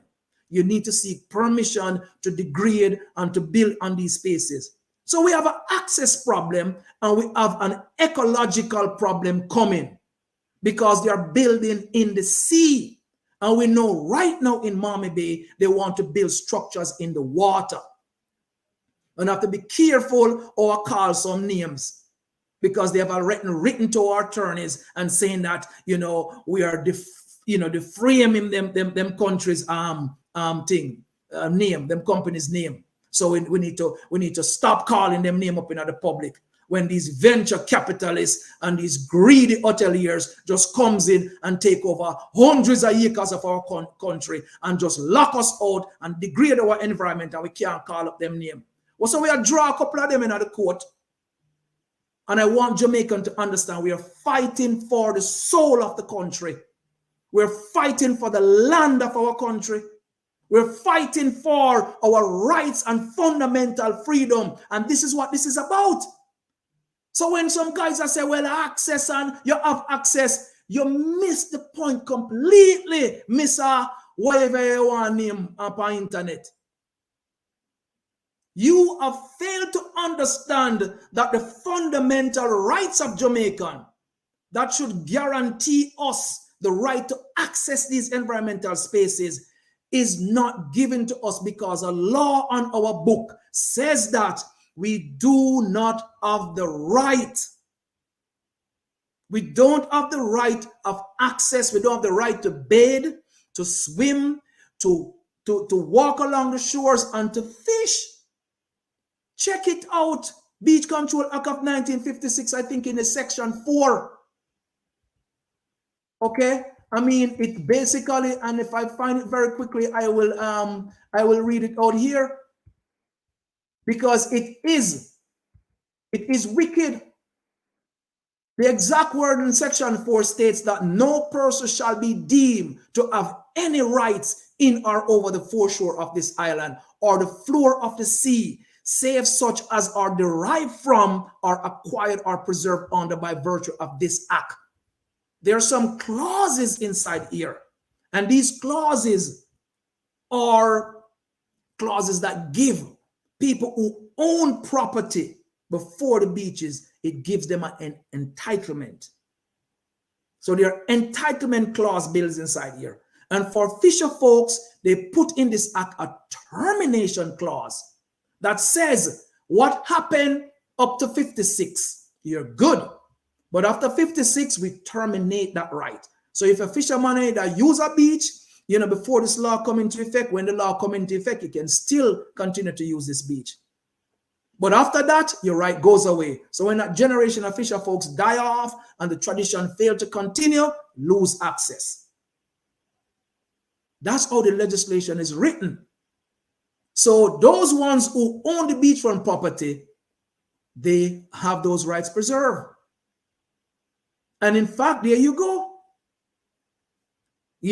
Let's put it up there. Any person who is an owner or occupier of any land adjoining any part of the foreshore, and any member of his family and private guest of his shall be entitled to use that part of the foreshore adjoining his land for private domestic purposes. That is to say, for bathing, fishing, and other like forms. So, in fact, the law gives the property owner. Now, think about it. Who traditionally have been these property owners in Jamaica? They were our colonial masters. So they preserved that clause in there to protect their rights. And what our government have done, since the beach is vested in the crown, the government of Jamaica started to lease the beaches there, because if the private owner wanted to do something more commercial, like what the hotels are doing and the villas are doing, they need a license from the government. And so through the National Environmental Planning Agency, they will award you with a license to conduct commercial activity on those beaches. And as a result of that, you lock out the public because you have those exclusive leases. And I have to tell you, there are over 275 of those leases that exist for beaches in Jamaica. So I'm saying this. It is intellectual dishonesty when our learned people from our societies and our business individuals out there and government out there comes up and tell you that, well, you have beach access. You have access by permission. And as soon as they buy that land or government sell that beach, then it's gone. And that is not what we want. We want you to fundamentally be able to enjoy the treasures of the land that you can't buy. You can't. Who makes sea and beaches? There are certain things that cannot be owned. It needs to be our fundamental rights, and that's what we're fighting for. So I don't want a guy out there to mix up this thing here. And I say we are dishonest, and that's not how it goes. Now I say to the folks, now let's get into some mathematics here.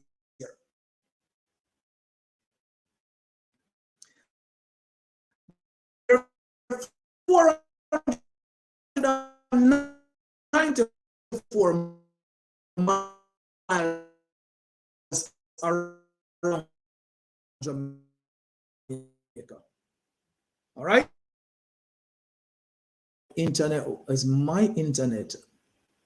Oh, back up. That was me, right? Yeah, that was you. Start over. Okay, yeah. What I was saying right now was about getting into understanding, what we have access to in terms of the coastline. There is 494 miles around the country. Of that 494 miles, it's only about 150 of it is classically sandy. So most of the coastline is very rocky.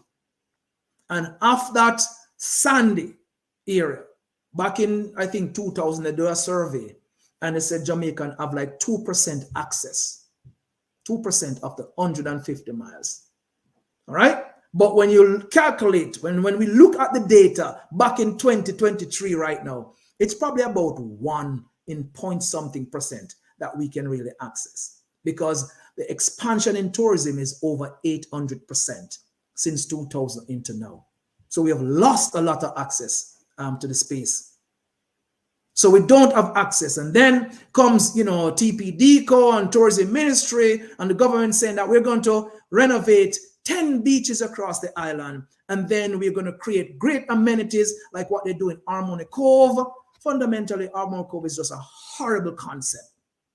You cannot put concrete on beaches. You should not be putting, basketball courts on beaches. Beaches are alive. Beaches is a ecological space. Beaches need conservation. It needs sand dunes and the native, grass and flora and fauna. That's what beaches need. You don't need to run concrete and put kiosks. That is not required on a beach. No.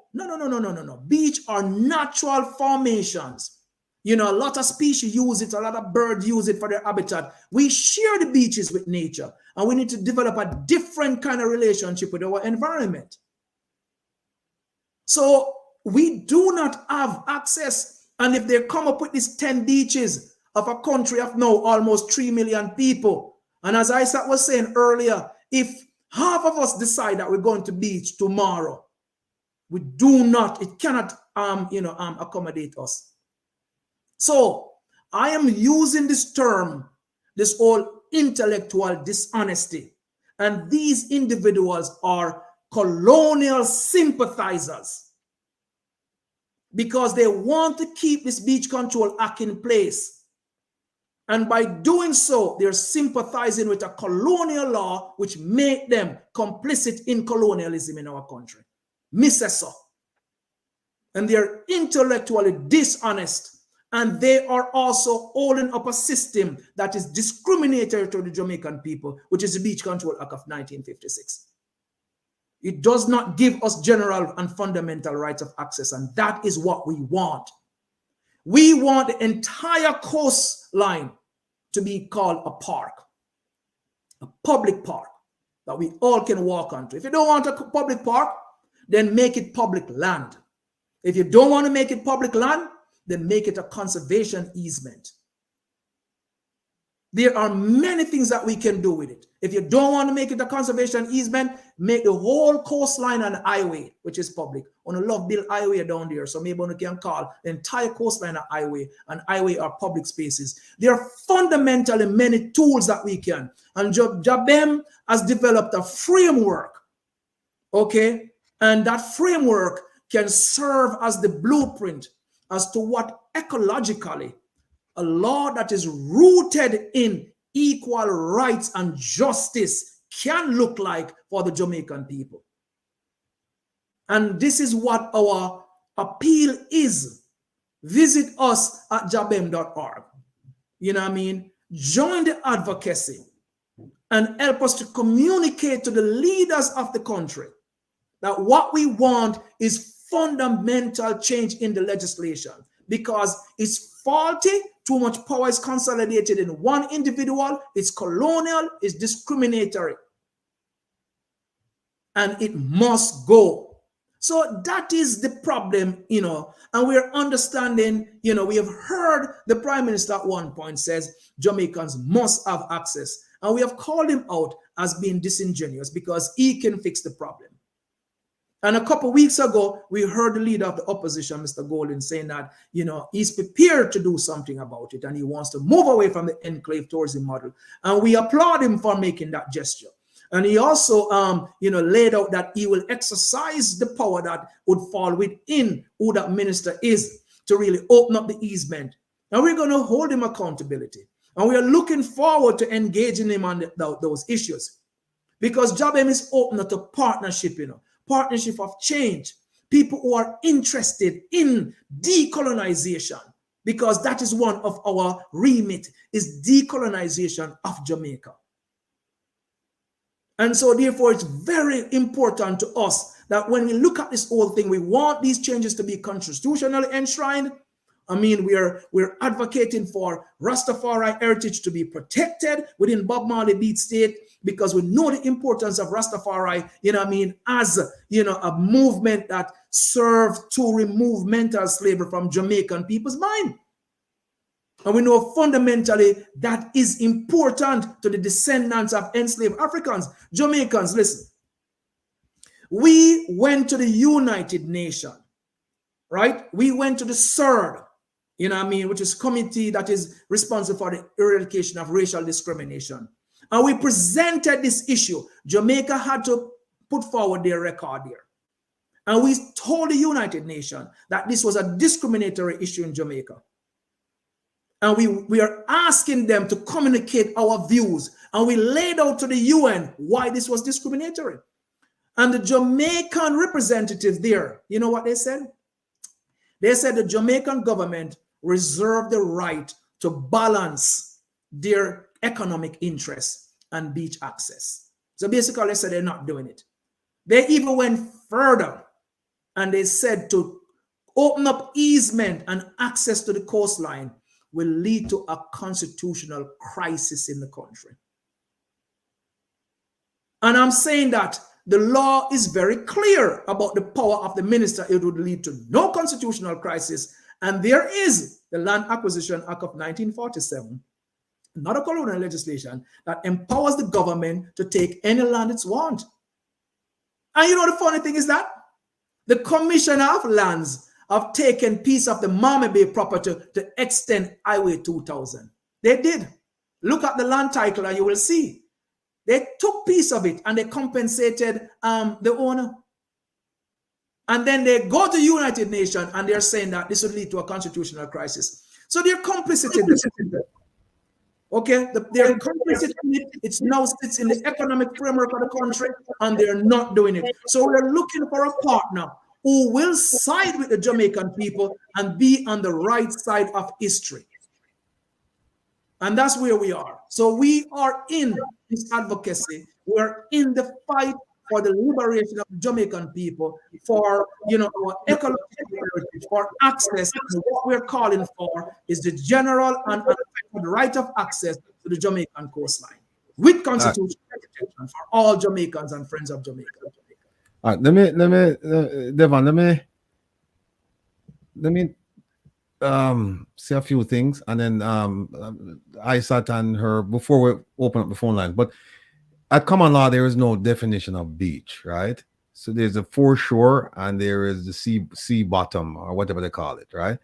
Can you explain to folks when you say beach and make the distinction between the high water mark, the low water mark, the foreshore, and the seawater, so that people understand exactly what you're talking about? But before you do that, you mentioned, just keep that in mind. There's something I want to show the folks, and it's this. Let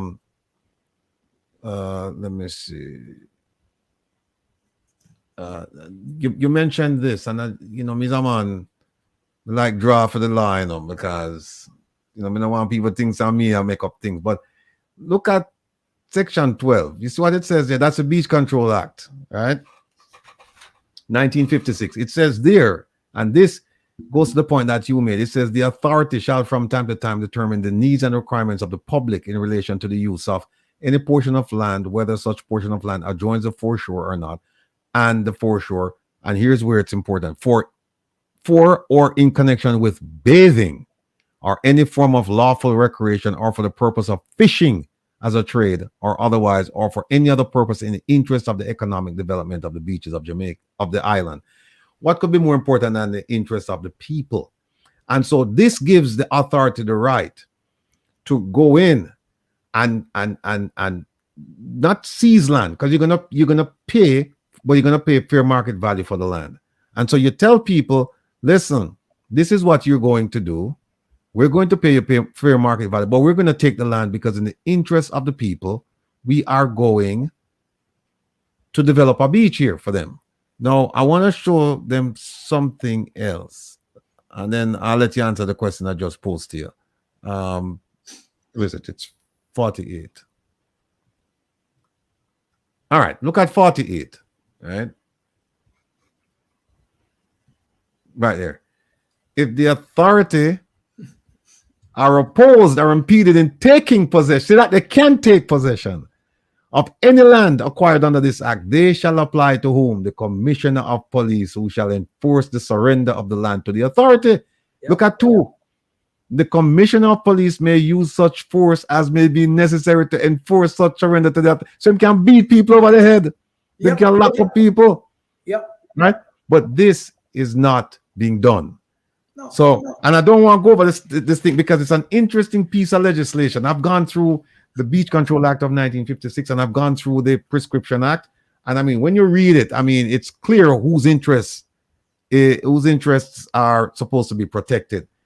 There's another thing I want to look at, but before I do that, can you just answer and give people a sense as to when you say beach, because people think the beach is the foreshore, the water, you know, the land and everything like that. So if you could just go ahead and explain to them, what is a beach?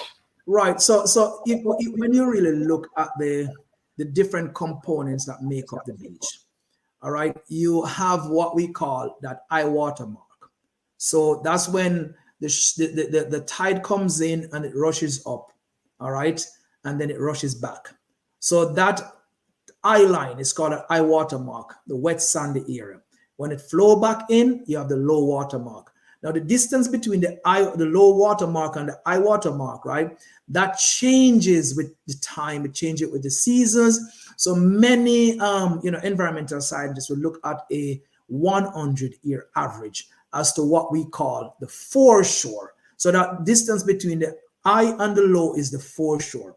And it changes with time. So to average that out, you will look at how it spreads out over 100 years. And then you would put a stamp as it to say, this is the high water mark. Now the area where the dry sand is classically known as the backshore. Now there's a lot of activity that happens in terms of different organisms that live in the foreshore and live in the backshore. Now the backshore is a very interesting space. It's dry sand, birds use it to lay their eggs. A lot of grass area grows there, special grasses on the coast. It acts as dune to really sometimes contain storm surges. So it's very important in protecting against erosion. And that dry sandy area, and the foreshore is classically the beach. So the beach constitutes both the backshore and the foreshore. So when we're talking about beach here, we're talking about both backshore and we're talking about foreshore. Now the floor of the sea now, that's technically now where we get into the water, right? That is not technically your beach. That is what we call the floor of the sea. And that goes out as far as we can. And that, of course, within Jamaica will have a certain number of nautical miles that is within the exclusive economic zone of the country. And these spaces are defined. So it comes to a point, Jamaica is 90 miles north from Cuba. At some point there, our economic zone ends and Cuba starts. And I don't know what that distance is. But for our conversation here, we're classically discussing the whole beach, all right, which is the backshore and the foreshore. Now, what we see is an encroachment of construction on the backshore. So hotels are actually building on the beaches, all right? And that cannot be. You cannot build on the beach. The beach is alive, my family. It is a living ecosystem. Tons of biodiverse species sits within these spaces. And when we build in there, we are actually killing. And not only that we're killing, we're not setting up ourselves to mitigate against rising sea level. Sea levels are going to increase as we warm up and we get the melting of the ice from the coast and from the poles. The level of the water rises up, the foreshore changes, and then we have problem. If we had those dunes there, they help us to contain, mitigate storm surges, and it contains, just in hurricanes when we have really strong waves that come in and sometimes start the erosion. So the beaches needs to be very healthy, all right? And you can't build on them. And so you have to protect these spaces. We are not enforcing any of those. There is the Jamaican laws. I do not think define, how close you can build to the water. And so we build in the sea in Jamaica. There are structures over water, and we build directly on the sand. That cannot go on. And if we allow that to go on, we're going to lose the entire island. And this is an existential to our way of life and to our people. And I just cannot understand how a government acts. And I think part of that is just, for one, not primarily a conservation tool. It's a tool about management. It's a tool about protection of colonial order. We know colonialism had no respect for environment. That is in the Ministry of Economic Growth and Job Creation. It's never sits, and you cannot have these ministries that are dealing with economic growth, dealing with environmental issues, that you're consolidated in one space.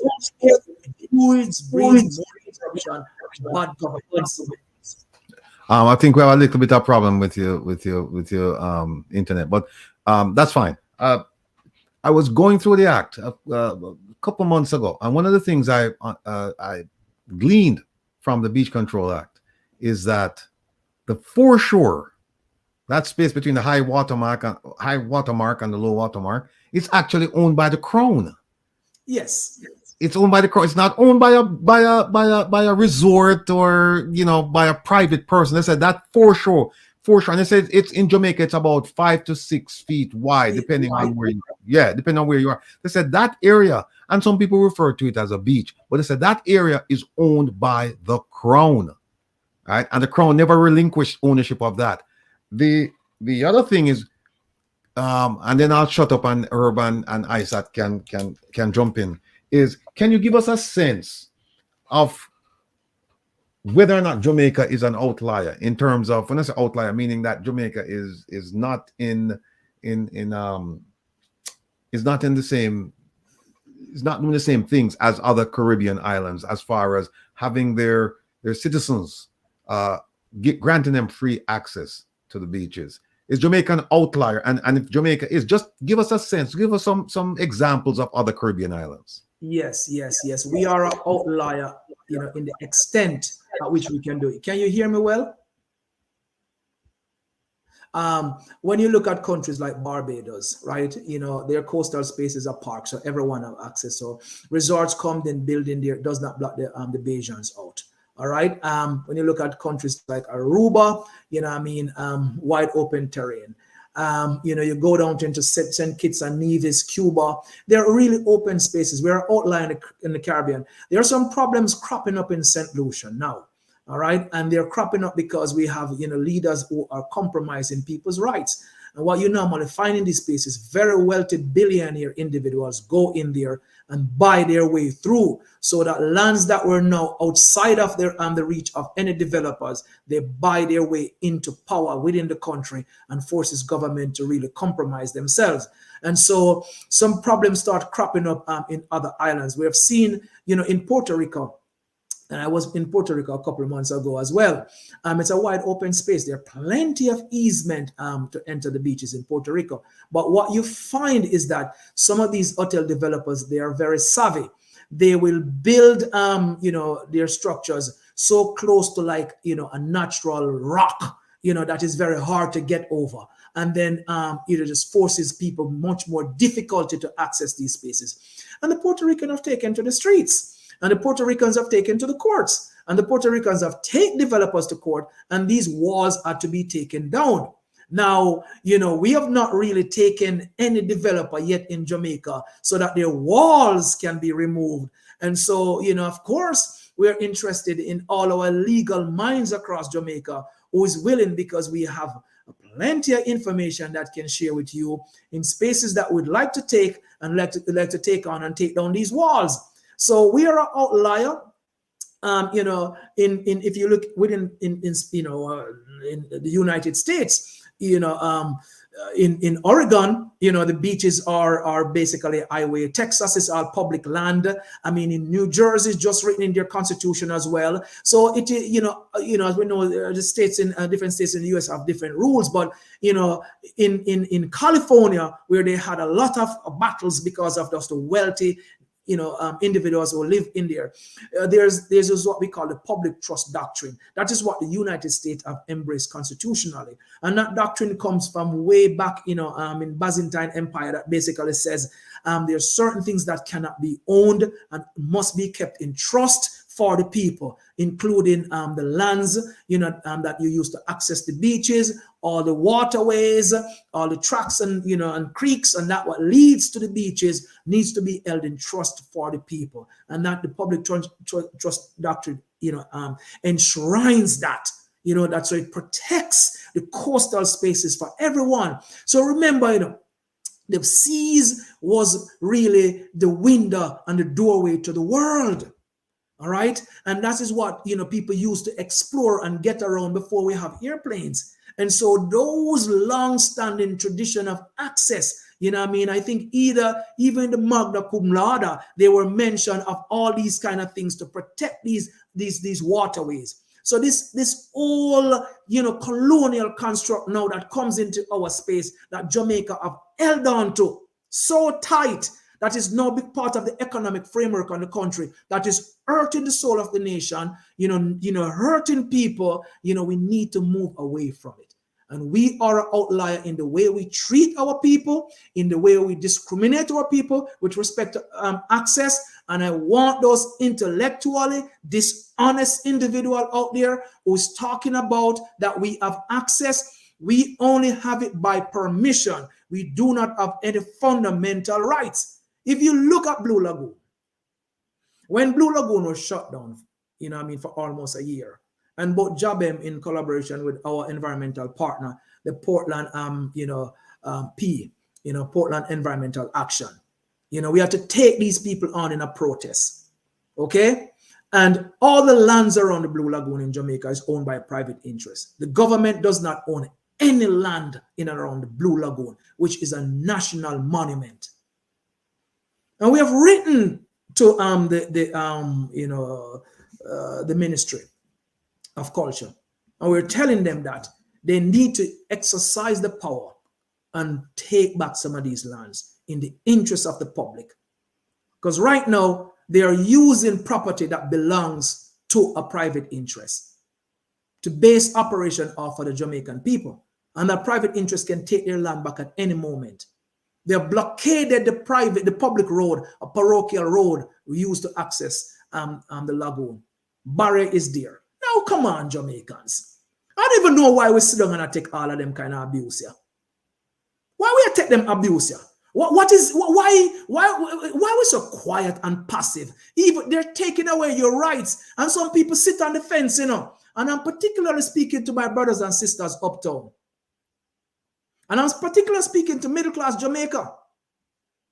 Don't sit there and just enjoy. You got a free education in Jamaica, basically. Some of us paid little or nothing to go to university. You enjoy, products of the state. And you're sitting nice and cushy right now. And you need to think about, they may come for the rights of the average Jamaican to use access to the beaches, and you want to come there on the weekends to do your little bit. But tomorrow they're going to come for your rights as well. They're going to heat away at your rights. Rights is something that it crosses and it connects. There's a lot of sectionality among rights on this planet. Don't sit in your little bubble and think this is not coming at you. It's coming at you, and you need to be active. Join us in this fundamental call that this campaign is about fundamental rights. It's not a one-off here. We are fighting one-on-one battles, but that is because we can only do that. We have limited resources. Dr. Marcus Goff, is our representing attorney that is in the trenches with us. And we don't have the resources. We're begging you money to do this campaigning, as we move into a campaign phase right now. We're going to kick that off over, the weekend. But we need your help. We need your help, not only your voice, and we don't only need your money, but we also need your skills. We need your connection in society. Let your voice be heard. Listen, I mean, know what many of them brethren are still in. And a lot of youth them who aspirational now getting into politics. Trust me, I know them. I go to school with many of them. We run up and down on Taylor Hall and University. We know them. We know the item, enough of the item turn bougie and we having a whole heap of things that are nice.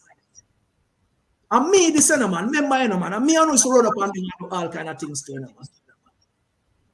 Yeah, man, you can't trust me. Believe in the old. The thing is real, man. The problem real. I come out of state town, I can't run away from it, man. I feel the pain in my community. They must suffer. And with me, just show them a look at hand. Help us fight out that one, man. I stand up on the hill of my village and I can't go to beach, man. My brethren them from up in a Christian, man. I can't go to beach. Yeah, man, my brethren them live up all in a Kingston. Them I can't go to beach. And me, this, me can't go down there. You don't know me. Me a good youth. I can't access my beach them. Yeah, man, me have a PhD like many I want to, you know. Me know how it going on. Me sit down in the boardrooms them. So I understand them space there. We can communicate that knowledge. I understand it. But right now, me in a pain. Because me can't nice. And my community not nice. So me have to come off all me depend right now and join in the struggle. And most members say the sacrifice that Bogle make and Sam Sharp, you know, and Sister Nanny, you know what I mean? There's them struggles there where they make was never for we come continue this colonial lifestyle. Because one of we can pay if we go over this or drive a pretty car and park up this up. Those fundamental system of oppressions are still with us. And we have to remove them. Otherwise, you can shelter your youth till thy kingdom come. Crime is at your doorstep because we are in an unjust and unfair society. And this is one of the injustices. You cannot get your way in your community against this, and you can't buy your way through life. So me I say to Uno need to stand up and be on the right side of history. And let's get rid of this colonial legislation out of our way. Let's put in something that is progressive, that guarantees us rights of access to rivers and beaches with constitutional protectionality. Let's give the environment their personhood status so we protect the country for the next generation because we are just here for a time. So not just party out the whole thing and try to, transfer your billions to your youth them and buy your way through life, General. It never work. It has never worked. But a fundamental society that is built on values and equity and fairness, that's what our aspirations are. So we are all free to enjoy the treasures of the land. Nobody now come spend $1,000 a night and have our people wait them table and make them bed and cannot use the same beach. Think about it for a moment. That my brethren and sistren sits along the North Coast who wait those tables, who make those beds, who work in the kitchen and do the gardening after work, the pressures of life, and they want to take a swim in that sea and they can't take their clothes off and go swim in that water because they don't have the right to do so. That is fundamentally corrupt, fundamentally discriminatory, fundamentally oppressive. And we cannot tolerate that in our country in 2023.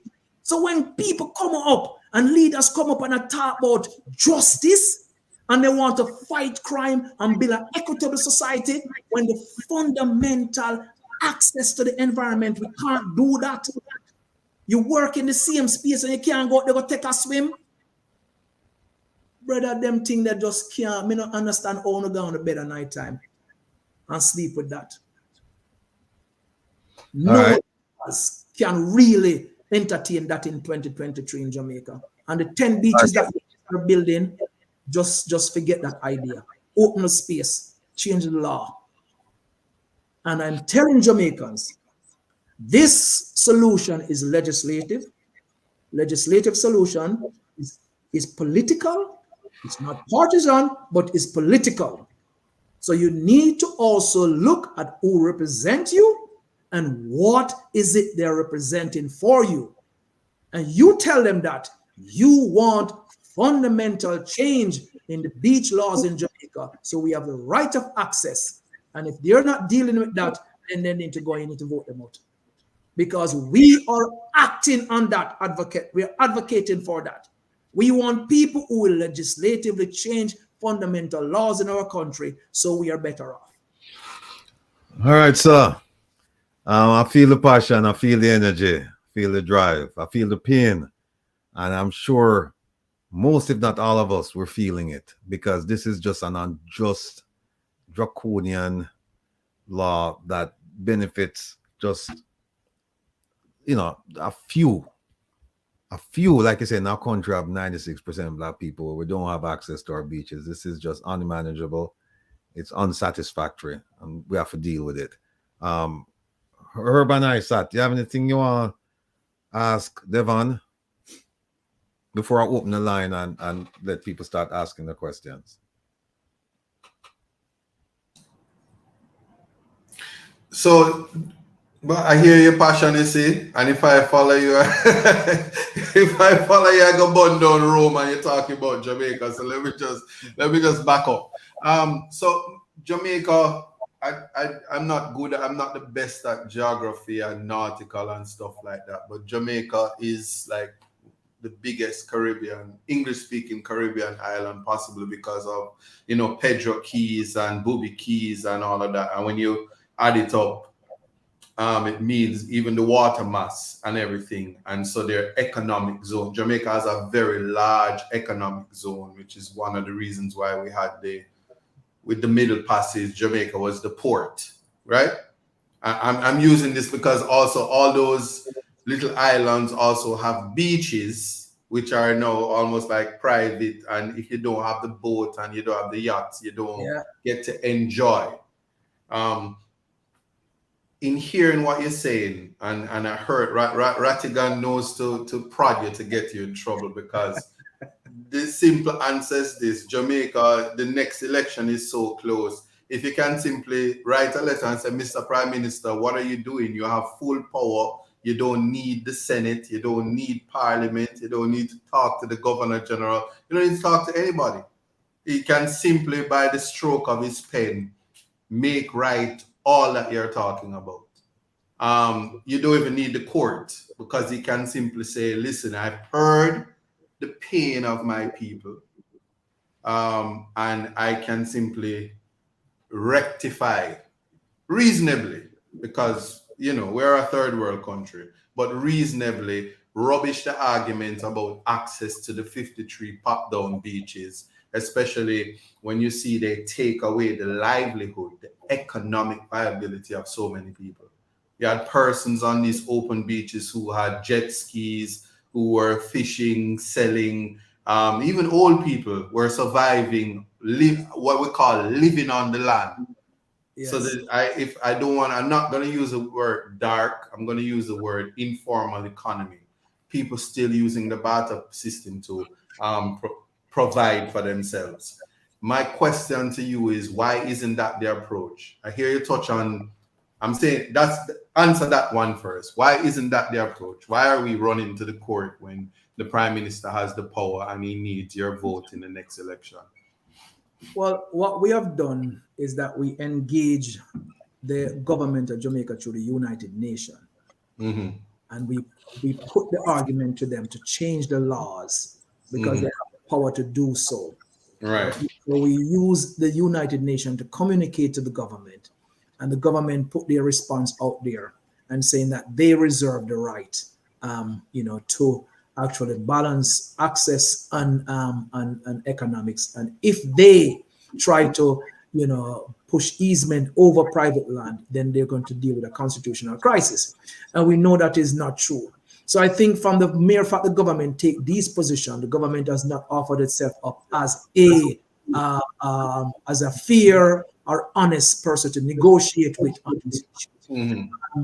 You know, the Prime Minister. I want you to stop right there because you answered the question, because you went back to the Constitution.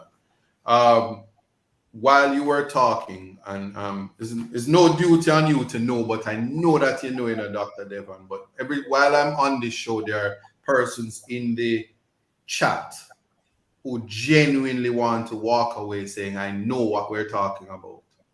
So I'm just representing them now. You spoke about an easement. Yes. Easements come over time, and there's no constitutional protection for an easement, like you don't have constitutional protection over adverse possession. So these are tools into matters of land, and I'm using these terms so nobody kill me over this, that the white people are aware of. Possession is 99% of ownership. In other words, when your use of land is what we want. And the law as it is, whether it is the Beach Act, no matter what it is, when you use corresponding legislations, there are certain rights that people get that even the Constitution recognizes. For instance, when you said I was running through a track to get to a particular place, it is recognized in the law over time that law, and there's case law, i.e. recreational holdings out of the Privy Council. I love the Privy Council, you know. So anytime I get a chance, I have to speak on them. That tells you that when that time has passed, it's just a matter of asserting the right. So the Prime Minister can't say there's well, he doesn't know the Constitution. So let's be fair. And he doesn't need to know it. He has advisors. So if they fail to advise him, don't blame him. So he'll just voice what they told him because he doesn't know. That's one. But an easement is a right that comes, is the white man law that is recognized. And so even when you talk about the 1956 Beach Regulation Act, it's much ado about nothing when it comes down to interpretation and how it offends. Because what I can tell you, even when you made mention of the Bob Marley Beach, there are so many issues in terms of adverse possession and permission. In other words, you're selling a land, but could you even sell it? Could you even sell it in light of the fact that the years have passed and who was there before? There are people that were on that land even before they decided to name it Bob Marley land. Absolutely. It's almost like anytime I call them the emancipated government, anytime they open their mouth and make noise about maroon land, you're never born yet, you know nothing of it, you don't know nothing about the treaty, the 1738 treaty, but you're making noise with your emancipated power and authority, which is just a schedule in the Queen's diary. May her soul rest in peace. But I just raised that to you because I think that the people in general need to be a little bit more aware of what their rights are and what they're losing. So that's why I mentioned the whole thing about how large Jamaica is in terms of water mass and how important that highway that you speak of. It's not just the island of Jamaica, as in, you know, where the large land mass, but yes, include the other islands that also have beaches by virtue of what an island surrounded by water is. And when you think of how it is important that if I need to go to Lion Key, I need access to get there through a beach point, whether from St. Thomas, whether from Goat, I don't know where them is. Yeah, anywhere, absolutely. Anywhere. And so that highway that you speak of, the response that you told me from government is wholly inadequate. And I think that is a conversation that should be publicly had so that people can understand how important it is when the next election comes, that if they fail to do something by then, they should be held accountable for it. Absolutely. We do not need these kind of a move to be piecemeal, because administrations love to appease and put things out there that seems to solve the problem. It's fundamentally easy to do. We want those to be just legislatively done correctly. Right. Correctly. We do not need it to be okay, so we are going to open up 10 more beaches, which is what the plan is, and we're making them of high standards. You know what I mean? We don't want that, and that's why I don't want to get in the argument of we have 56 beaches over here, and so you need to be content with that. We're looking at this as a fundamental structural problem, about rights, fundamental rights. And so we want it to be fixed on that level, and nothing else should satisfy the Jamaican people. And that is the direction in which we are pushing for. And we need, the nation, you see, we are having these advocacy out there, and we are bringing this information. And that's why we spotlight the Beach Control Act, because it is the, legislation that governs this space. For people now to start read it up, understand it. I'm hoping teachers now start talk about it in school. I'm hoping law professors will throw it on their table and debate it. Bring it forward. And I hope that it forms, for the next couple of, I don't know, when is it that we have the next election? Another year, 2 years, that it becomes a very topical issue to discuss within the government, that we need to really deal with these fundamental rights about access. And it relates to land rights. And we know that Jamaicans were not given any land upon, emancipation. There was no compensation. We have raised the issue that this needs to be a form of internal reparation, because we're raising a lot of noise that we're going to England and we're going to ask for that reparation. But internally, we can do many things. So when we look internally, we say, well, you know what? We are fair to ourselves, we are just to ourselves, and therefore we feel comfortable to tell someone else that you need to compensate us for those atrocities in this chattel slavery that we endure over time, because we have recognized that land rights was an issue as a form of colonial exercise in our country, and we fixed that.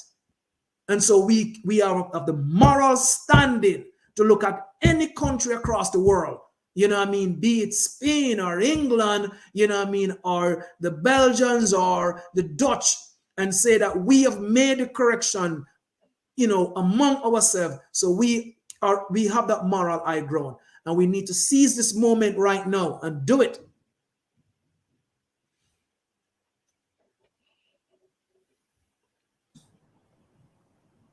You got your questions in, Isaac? Yeah, man. My final comment is, it's so short, because one of the things probably Dr. Devon Taylor is that to rubbish the idea of the 52 access points, we should have several beach days, a beach day once a month. It would force the government to have to call a state of emergency for the chaos and mayhem when we get to these beaches, and we can't enjoy the usage of it because it really isn't enough. If we were all as a therapeutic to engage for therapy, to just access the beach, there wouldn't be enough for all of us on a Saturday or a Sunday. And they would have to regulate that, and the PC, as Mr. Rattigan always says, would have a nightmare on his hands if we were to go to try to access just the 52 beaches. Nightmare. It is true. And Dr. Colin Cooper, who writes a lot about this issue, all right, and also Dr. Mazike Thame, they write about this issue. And there was a piece out there where Dr. Cooper was trying to find a beach on a holiday, and was just like, could not find one that she could access with her friends and family. So when we have these big holidays come, it's problem. Massive problem. So yeah, 3 million people, 52 beaches. I actually think I did a calculation. I think you have 6 inches to stand up if you do the calculation based upon the 150 sandy miles of access. You may have 6 inches, you know what I mean? So just think about it.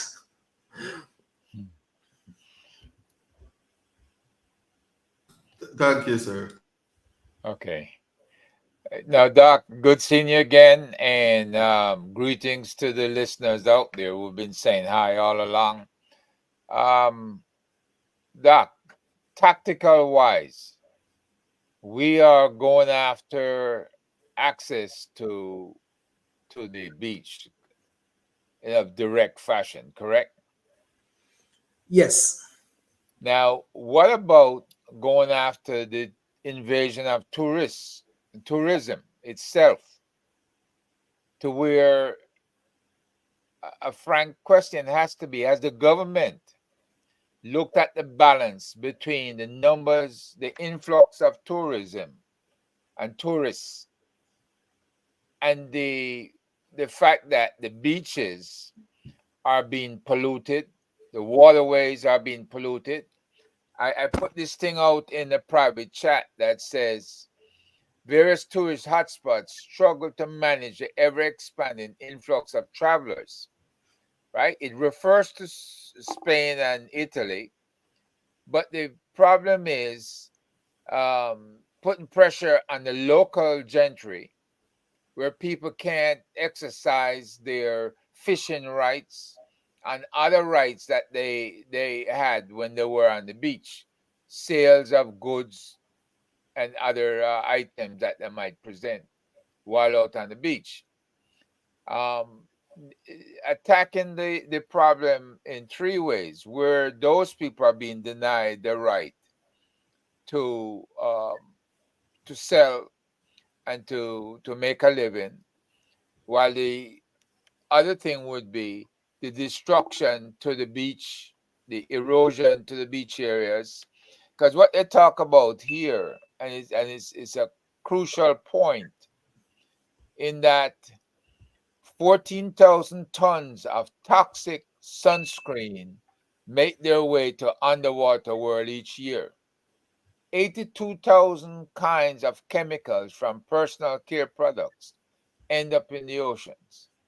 The use of chemical sunscreen, water pollution, coral diseases, rising sea temperatures, and ocean acidification lead to deformations in juvenile corals, bleaching of reefs, and prevent corals from growing.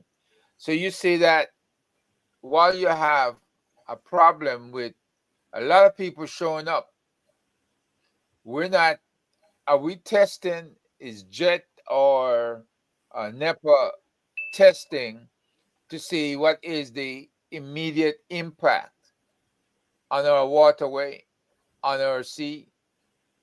So it's a very good question, and I should tell you that we are exploring that, and this is where we need the legal minds.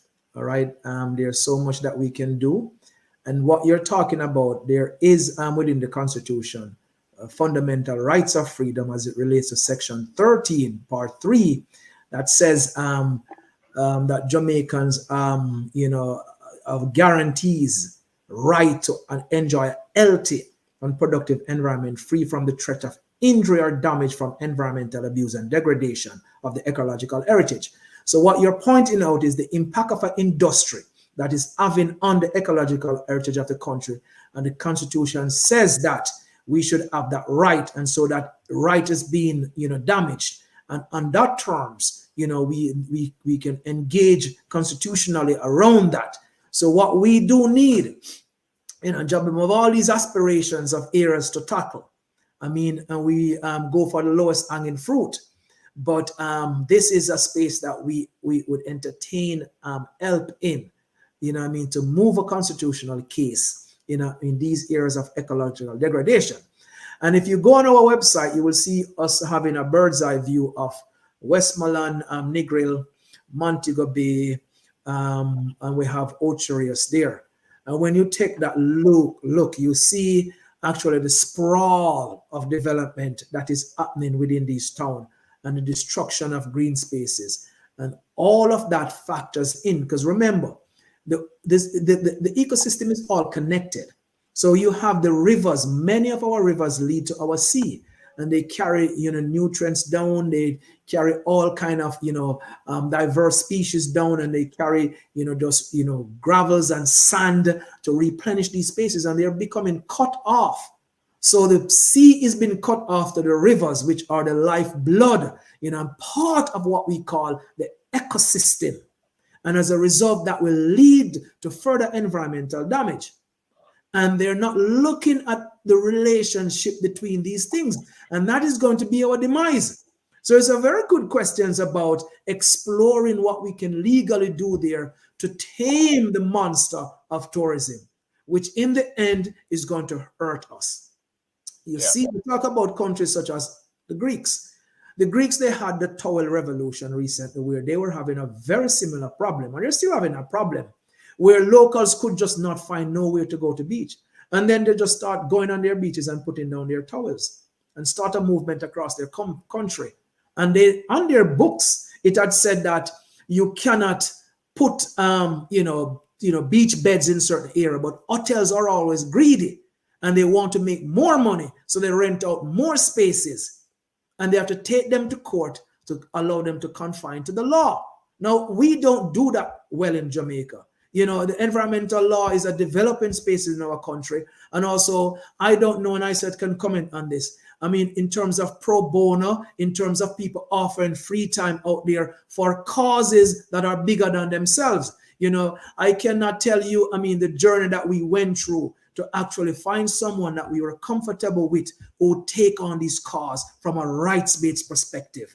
It was a very difficult journey, and we spoke to a lot of people about coming on board. So I know these things are not always comfortable, as attorney has said to me. Something, brethren, you're going to take on the whole tourism industry, and the powerful of Jamaica, and you have to be mindful of that. The whole industry you're going to take on, and them you're going to take on. So be careful what you deal with. And we understand it. And we have also seen newspaper articles that were written that basically say that, Dr. Goff and myself were dealing in the politics of poverty, and that we were, some words about we were, inhibiting, development and all these kind of things. And we have always said we're not against development. We don't want you to develop the people out of development, hurt the environment, and suppress our rights. Because we think, hotels need not to be building on our shores. They can build 150, 200 feet off the beach. And I'm talking away from the dry sand. In Mexico, you have what they call a coastal protection zone that rings around their coastal space. And it's part of it is on dry land. And it allows the environmental rangers the ability to drive their vehicle and patrol the coastline. And it allow those people to check the health of the ecosystem space. Right now, NEPA want to check out certain spaces across Jamaica. Them can't go there. Them have to make appointment for crossover man land. If man decides that them not go there, them not let them through. So we have bad legislation. And thanks for the question, Herb. Is an area that we would like, so maybe one of the ones them in the audience may be very interested in that and, take us, and we're happy to talk to them. Yeah, well, I bring it up because I see nowhere when in JET's system or NEPA system where that is addressed. They talk about water pollution and other water issues, water shortages, right?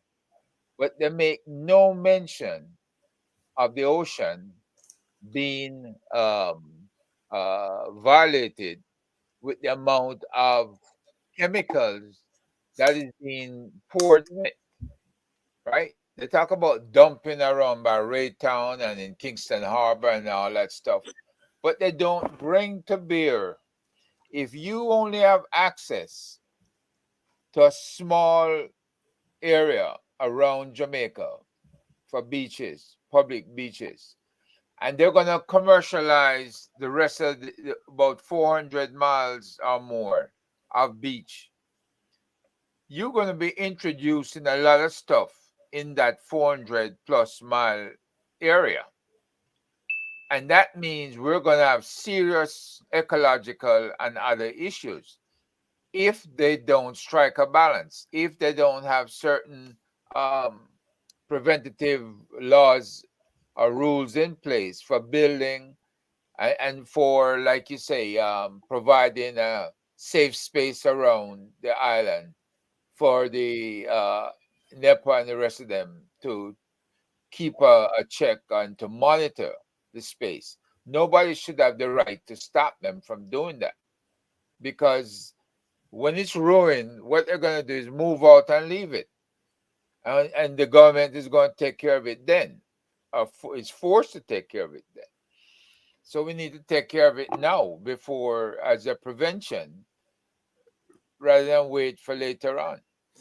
Yes, and I should say that, you know, we are doing some work with the Jamaica Environmental Trust, JET, you know, in spaces where, you know, getting information on some of these developments and looking at, you know, what they are environmentally allowed to do. So Jabem, you know, is you know, working with JET and some of these issues. You know, we as I said, the environmental sector of Jamaica relates to coastal spaces, right? Is not fully developed. You do see a lot of beach cleanup, and I'm happy for these beach cleanup, and you know, it seems that the beach cleanup has been sold as one of the, you know, the most responsible thing that you can do. Absolutely, I mean, it's very important. The larger issue, you know, or one of them, is the degradation of the coastline because of the way that we build. We build too close to it. We build on it. We build in it.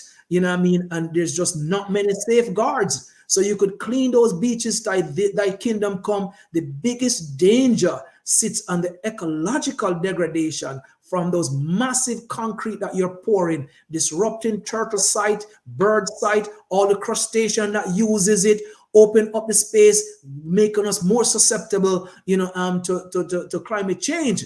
That's the big threat, and that needs fundamental legislative, power and muscle to tackle, and committed leaders who are serious. So one of the things that we are asking for is for an independent, you know, environmental agency to be born in Jamaica, that not only take coastal space into consideration, but also our mountains, you know what I mean?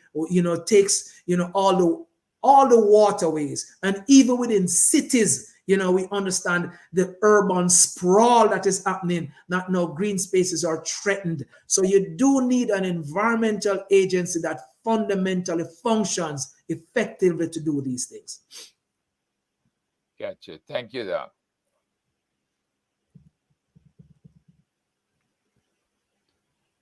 You muted, Will. It's on mute. Yeah, big up all of the people just joining us. We'll say Maureen, Sharon Fab, Marva, Marie Glaze, all of you. I'm just like scrolling through the chat, but forgive me if I missed your name. If you send it again, I'll catch it the second time around and I'll mention it. But it's important to big up all the people and supporting the program. Couple of things. One is, we talked about, and some people have mentioned this, well, what can we do? Or why is the Prime Minister not taking action? And here is my 2 cents on it. There's a handful of people that actually control the resort industry in Jamaica. Handful of people, handful of conglomerates, domestic and foreign. Some of these entities and people, they support the campaign activities of the Prime Minister. It's no secret. And in fact, some of them occupy places of prominence in the government. And so you have to think about it.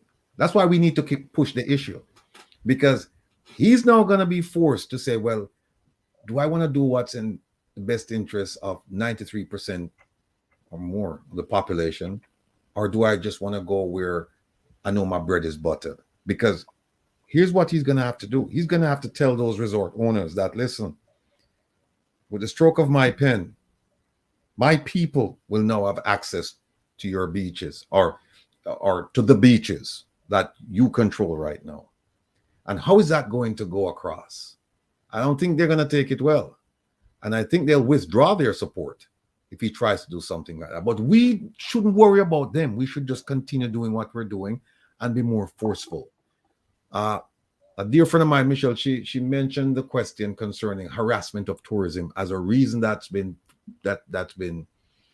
offered up many times, saying the reason why they can't open the beaches because locals they harass tourists and it's not good for business and so on and so forth. But before you answer that, Devon, I want to run over a couple more things. So think about that question. You may want to write it down. The idea of people harassing tourism and it's bad for business. Second one that you should write down is the Attorney General.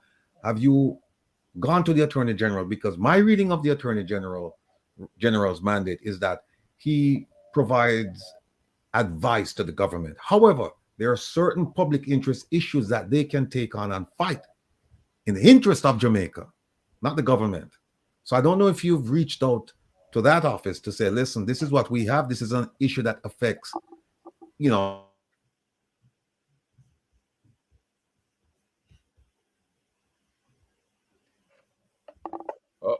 Look at Mr. Rattigan, he's frozen there, eyesight. Yes, He was talking about the Attorney General taking on the issues to protect Jamaicans. What are the duties of the Attorney General in that regard? No, well, he's back. Yeah. Okay. And then We're frozen, Will, so you have to go over the last 30 seconds. Yeah, the last 30 seconds. Yeah, it had to do with whether or not Devon is contemplating an outreach with to the office of the Attorney General, because even though that office is there to provide advice to the government, it's also there to take on certain issues in the interest of Jamaica and Jamaicans. So that's number 2 I want you to focus on. Number 3 is that the One Jamaica Legal Defense Foundation supports what you're doing. And we intend to do that once we start getting the funding. Now, people, let me say something to you about the funding, and it's very important. Last week, at one point, we had 1,500 devices tuned into our program. And I say devices because, on YouTube, like for now, I see 1.2.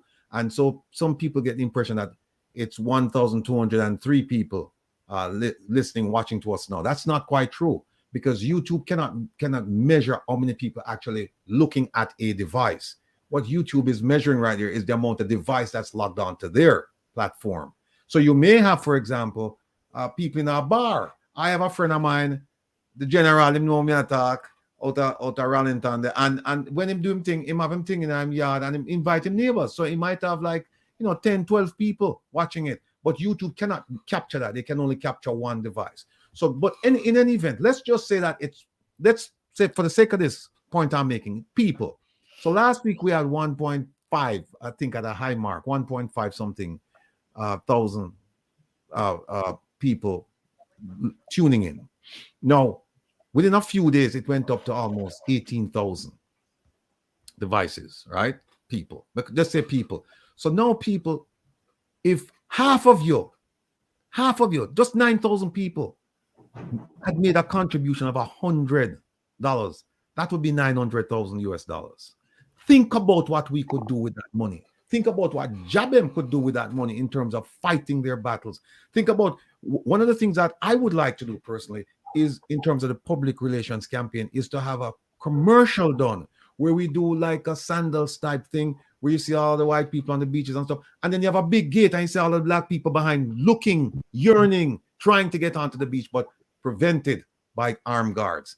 And think about the picture that would paint. And what we want to do with something like that is send it to all of the centers for tourism as far as Jamaica is concerned. So we're talking about Europe, we're talking about North America, we're talking about not even so much of Far East, but those 2 areas in particular, Europe and North America. Some of these people, some of these tourists, I'm telling you, they see that, they're going to they're not coming to Jamaica. And sometimes you have to try and destroy something in order to build it properly. If your house lean up, and it don't make no sense. You try to fix that up if you can afford to. Lick it down and build up a new structure. And that's what we want. And see, the Jamaican government will answer to that. Once they start seeing these commercials, and they start seeing newspaper articles, they will respond to that, because that will be reflected in the numbers going to Jamaica. So people, you can like up the like, share up the share, do whatever you need to. But I'm asking you, I'm imploring you, make your contribution to the One Jamaica Legal Defense Foundation, because it takes money to move governments. Governments don't move because you plead to them and they think that you make a sound argument. They don't do it that way.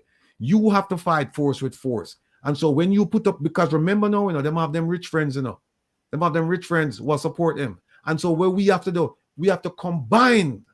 We have to combine our riches. And our riches might be $20. It might be $10, but we have to combine, because there's strength in unity. And once we put that money up there and we start fight that fight, you will see changes. So for all of those who say, oh, it's just a talk shop, blah, blah, blah, blah, think about when you say it's a talk shop and you have $100 in your pocket and you couldn't even put 20. And say, you know what, I'm going to put 20 and see what's going to happen. I'm asking you to do that. So the Attorney General, the complaint about harassment, the money for the foundation. Douglas Allen said, don't waste time discussing this beach issue because Marky G say I'm gonna help us. Well, look, this thing, I'm not saying Marky G is not sincere. I'm not saying that he won't try, but then he's gonna come up against the same forces that this Prime Minister is coming up against right now, which those forces are the rich, influential people, the conglomerates, the ones who have gotten concessions to build in Jamaica, right? And so you have to fight this fight for yourself. You can't depend on yeah, it's nice, but what we're going to sit back and wait for Marky G. Marky G might not get in power, and then we're still back to where we started. We're still now having to deal with Prime Minister Holness to say, look, you need to do something about this. There it is. Thank you so much, Kevin. Hey, we don't need to big up Kevin, you know. Somebody said how to do it. There it is. One Jamaica Legal Defense .org. That's the website. And if you want to make, if you're paying by check, there's the, if you're donating by check, there's the account number, there's a routing number. Write it on your check, go to your local bank, deposit it, we will get it. If you want to do a Zelle, there's an email. We don't have a phone line right now, so we're just doing donations by Zelle, by email. So we really need, oh yeah, you're right, Chris Bull. The opposition, we are the driving forces. And also I'm appealing to PSOJ because some of you are my friends. Make a donation to the One Jamaica Legal Defense Foundation because you have expressed to me your dissatisfaction with the government. So make a donation so that we can fight fire with fire. You know, there's only so far you can go when you fight fire with just mouth talk. There's only so far you can go with it. Yeah, random view, Zell, yes. All right, so Howard Goldburn, Lion, my brethren from high school, see put it up right the side of the thing in the chat. Let me see if there's anything else. Victoria. Oh, and then Victoria asked a question, Devon. She said, the question was that this Prime Minister is executing a bunch of contracts. And should he lose the next election, what can the next Prime Minister, and you know, I didn't say what can Marky G do. I said what can the next Prime Minister, because last week we went through the thing and we realized that the GG can determine who the next Prime Minister are gonna be. Even though the parliamentarians vote for somebody, the GG can do a whole bunch of things. So the question is, can the next Prime Minister rescind those contracts? Particularly as it has to do with the beaches. What can the next Prime Minister, this Prime Minister and the next Prime Minister, what can they do after the election in terms of rescinding contracts and making it viable for people now to start using the beaches? Thank you, sir. Yeah, give thanks. A whole bag of questions.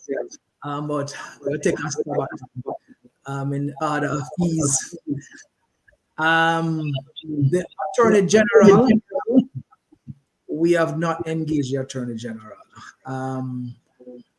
in the early days, some of the members of the community had actually tried to seek to get some help, but they did not get the help. And so, matters had to fall in our hands as to what we do. So it is, however, I think something that we can compose actually a letter with what we have gathered in terms of over the last year, what we have known, what we now know about, how the law discriminates against the Jamaican people, and phrase that argument. You know what I mean? And of course, Rattigan can help to draft that. So I think that's something that we can partner on and do it. All right. The question around rescinding the contracts, right? That if this particular prime minister gave concessions, and those concessions were actually done through the Beach Control Act, because the minister is the head. Of course, the next minister comes in of all the power to do whatever he wants to do, and that's what makes it a bad legislation. So without going in front of Parliament, getting consensus where a bill is raised and studied and looked at and debated, and one person makes all these laws, then not one person can come in and turn around the law. Turn around what they awarded. So absolutely, the next PM, if they choose to embrace the portfolio under which the Beach Control Act would have been administrated, can do so. It is bad governance, and would hope that the next person would go a bit further in actually repeal and replace the law. Fundamentally, they'll do so and create an environmental ministry that now deals with not only this issue but all issues across the island that deals with environmentalism. So that is as where that is concerned. The question around harassment of tourists. So we do not support harassment of our visitors. But one of the things that we should say, the Beach Control Act came into being before harassment, became an issue in Jamaica.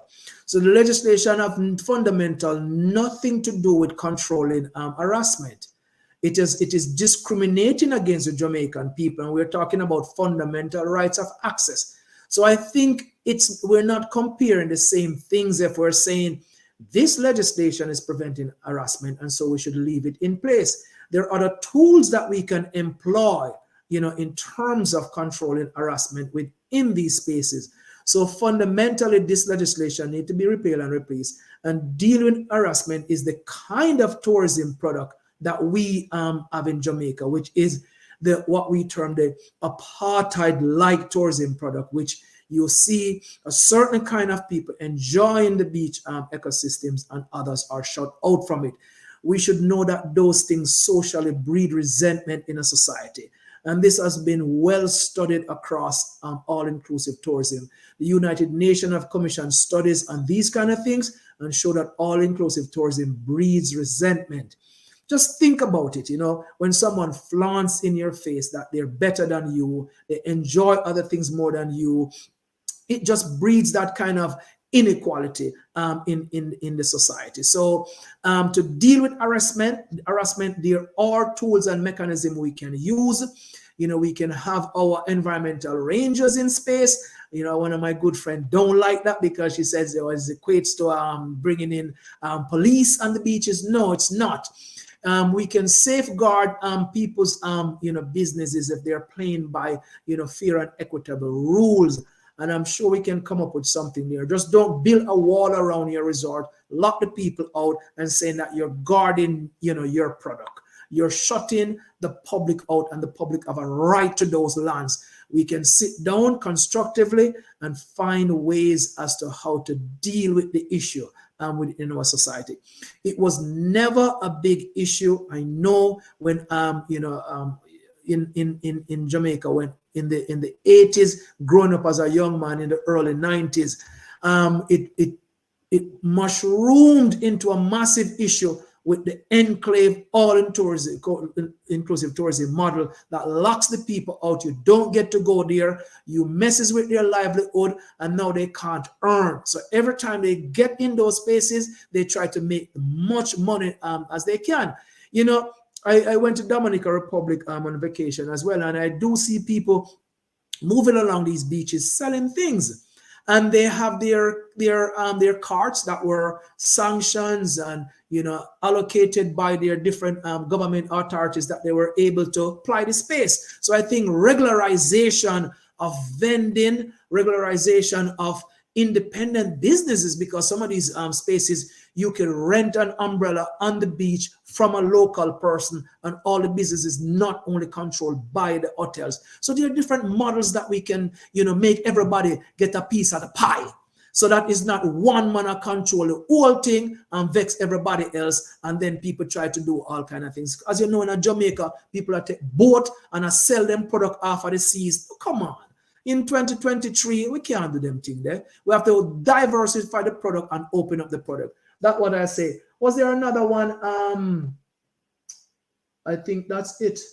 Was there one about the opposition? Or the opposition, you know, that the opposition will win the election. And as a result, you know, what Mark says, what Mark Golden says at his conference speech, that he was willing to use the power that is, you know, in the law right now to open up easement and create more access. And as I said, you know, we commend him for saying that, but we're not going to put our eggs in, you know, in baskets that we are unsure with manifest. What we will say, you know, we are encouraged by that, and we'll push you and hold you accountable to make sure you do what you said you're going to do. Just as we're advocating here, it does not matter who gets into power, who stays into power, we will continue our advocacy, and we're in the beginning phase of it. So anyone thinks that is only prescription act that we're going to take into the courts, just sit back there and relax. We are coming at you with all the tools that is available through the law to deal with this issue. And this is why an education of the public understand that your rights are violated and you are discriminated against. You know, your mobilization is going to be necessary for the change to come. So we will partner with anyone. And if Mr. Golden, you know, is willing to stand up for the Jamaican people and be on the right side of history, then he has a lot of work to do. And he can actually start that work right now, you know what I mean, in the parliament, right? And so, you know, that's where Jabem stands on these issues. We are pushing hard, you know, we'll continue to do so. Our organization was formed in 2022. We're just 1 year old. You know, we're looking for legal minds, people who have skill sets in, you know, graphics and graphics designing, in the people who have good PR communication skills. You know, I mean, reach out to us. We could really use in terms of educating community. We have individuals who go out and find all of these spaces that are in imminent danger, bring them to our attention. And of course, we need also, you know, funds to actually initiate these cases in the system. So all your skills and your funding is needed, but we need your advocacy fundamentally and your voice. You know, before I open it up, two things. One, Western Union. I don't know how to receive. I'll talk to the bank and figure out how we can get money sent via Western Union to the account. That was something I didn't discuss with them, but I'll find that out. Second thing is this: the act that we're talking, the Beach Control Act, 1956, right? We're talking about how terrible it is, and it is. But even when it tries to be generous to the people of Jamaica, we still have violations, and we still don't have somebody prosecuting the violators. Let me give you an example. Look at this. All right.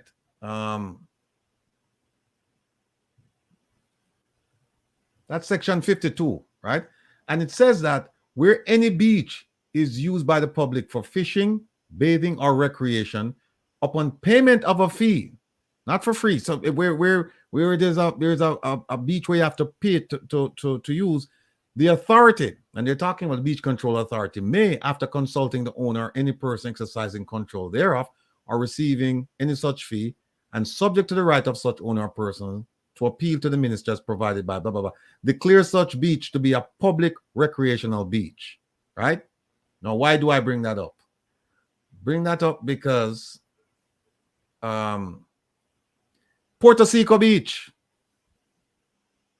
that, although there's a lease granted to Mr. Kenny Benjamin and the Guardsman Group, it's located in Discovery Bay. That beach is a public recreational beach. Right? Now, here's what it says. It says, any person who hinders or obstructs any member of the public using or attempting to use any beach declared by order under subsection 1, which is that, to be a public recreational beach, or any adjoining land, and properly conducting himself and observing the regulations made by the authority in relation to the beach or adjoining land. Essentially, this is saying anybody who prevents you from going onto a public recreational beach is subject to this, shall be liable on summary conviction before RN to a fine not exceeding $100, which is nonsense, or to imprisonment with hard labor for any term not exceeding 6 months. Puerto Rico Beach, I saw a video where on certain days Jamaicans cannot go and use that beach because that beach is used those days exclusively for tourists. Why isn't somebody bringing an act under this law? You know anything about this, Devon? Yeah, I mean, we know the power that is enshrined within this legislation, right? Nobody knows about these kind of things. Nobody. I mean, I did not know the strength of this legislation, a year and a half ago. And the average Jamaican don't read these kind of things. So the law is just, it is hidden in it, and it is things that the government don't really do in terms of bringing the population, to be educated, so your fundamental rights in a society. We're just not politically educated enough, and we don't have enough non-government organizations in the country that are actually highlighting many of these laws so people know what their fundamental rights are. So these things could be challenged. The environmental advocacy space is very limited in Jamaica. You're on mute. You're on mute. They need to update this law, because can you imagine, just for the sake of argument, that Kenny Benjamin, right? He could violate that law all day long and pay what, $100 Jamaican a day. He could say, no, I'm not letting any Jamaicans in. I'm going to keep this beach pristine for the white people on Mondays, Thursdays, Fridays, Saturdays, Sundays. And the only thing he can do if you go to court is $100. They need to impose the fine or send him to prison, not to exceed 6 months. Another point, somebody was saying maybe I should ask for people to donate less. Here's the theory, the purpose, the philosophy behind it. If you can afford $100, that's fine. If you can only afford $1, that's also fine, because it counts just as much as 100. Every mickle make a muckle. One cocoa full basket. Remember that. We're not saying that you must give 100. We're saying if you can give 100, and if you can give 100,000, fine. If you can only give $1, we appreciate it, and we will gladly accept it, because at the end of the day, all of that money is going towards one purpose, and one purpose only. And somebody had asked whether or not the One Jamaica Legal Defense Foundation will support Devon's group. Indeed, we will, because we feel that this is an issue having to do with good governance, because the government of Jamaica, they have the ultimate power. The decision is in their hands to right the wrong that's been going on since time immemorial, from the 1800s and maybe before that, right? So we definitely will support his efforts in trying to get the government to do a course correction. It is indeed, OT, beach apartheid. So Let me open the phone lines. We can still talk, but I'm sure people wanna. Where the hell is the phone? I'm sure people wanna find out, wanna ask Devon a few questions. And then don't forget, as we're talking about rights and freedoms. ISAT hasn't done his presentation yet. He will do that. I don't see him right there. I see his picture of a lion. But he's Him take a step away so I'm not getting in trouble, you know. so, folks. The phone line is open. There's the number 667-369-8569. Call at your leisure. Devon is here with us. Herb is here. ISAT is here. I'm here, and you can ask any question you'd like. Oh, there we go.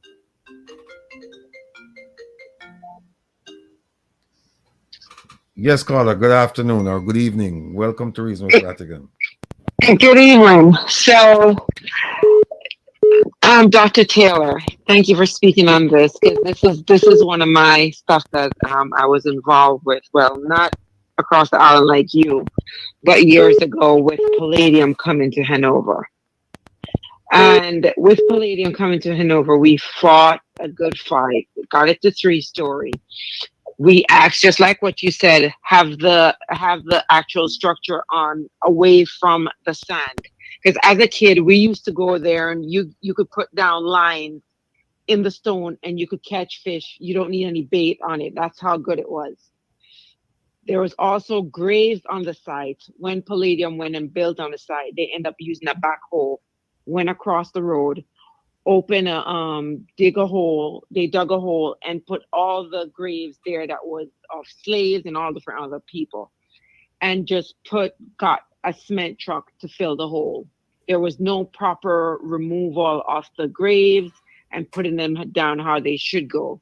On top of that, right now within Lucy, that harbor, there's feces that is within that harbor that you cannot eat fish that is caught in the harbor.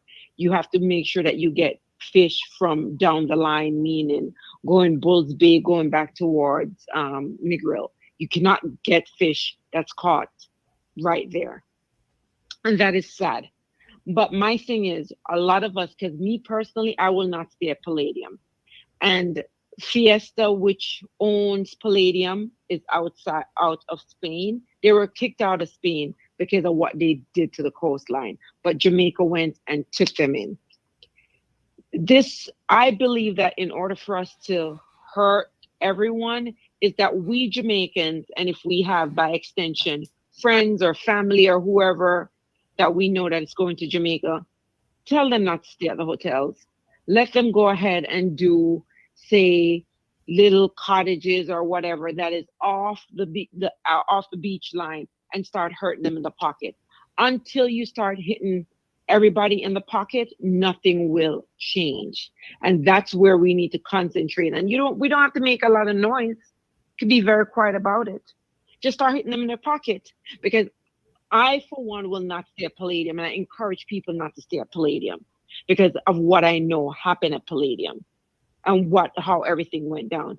You just have to start encouraging people. And we Jamaicans that are going home for vacation, and thank God to my parents, we knew the 14 parishes and slept in the 14 parishes before we fully migrated.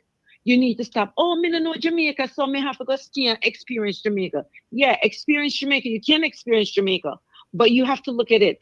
Too much is given, much is expected. And you cannot just say, oh, this is me enjoying it. My grandmother always say, if you see something, say something. And if you're not saying something, that means that you're a party to the crime.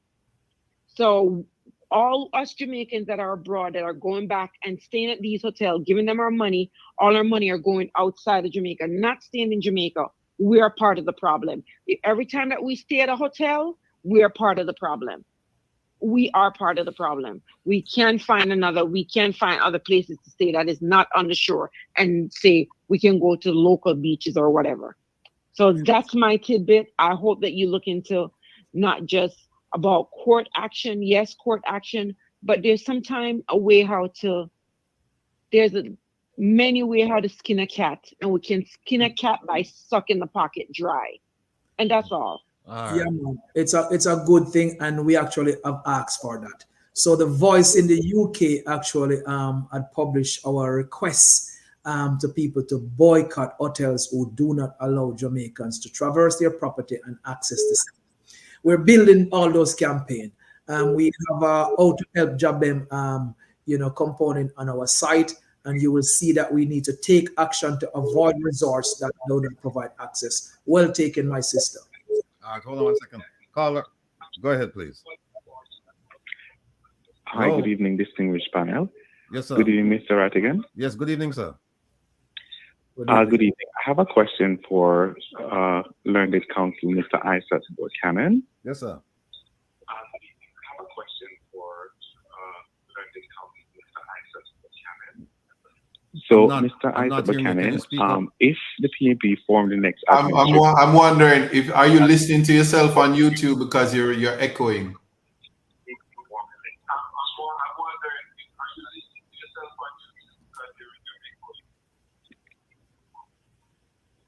Hello, good evening. Can you hear me? Yeah, man. I'm asking you if you're watching yourself on YouTube, you probably need to turn that down or go into another room. You're echoing. It's off. Okay, no. Go ahead. Sorry, Counsel. I have a question for you. The question that I'm asking is for if the PNP form the next administration government, how would you advocate for human rights and make sure the Constitution is not broken? But I love put Isaac in the hot seat. How would I don't have nothing to do with that.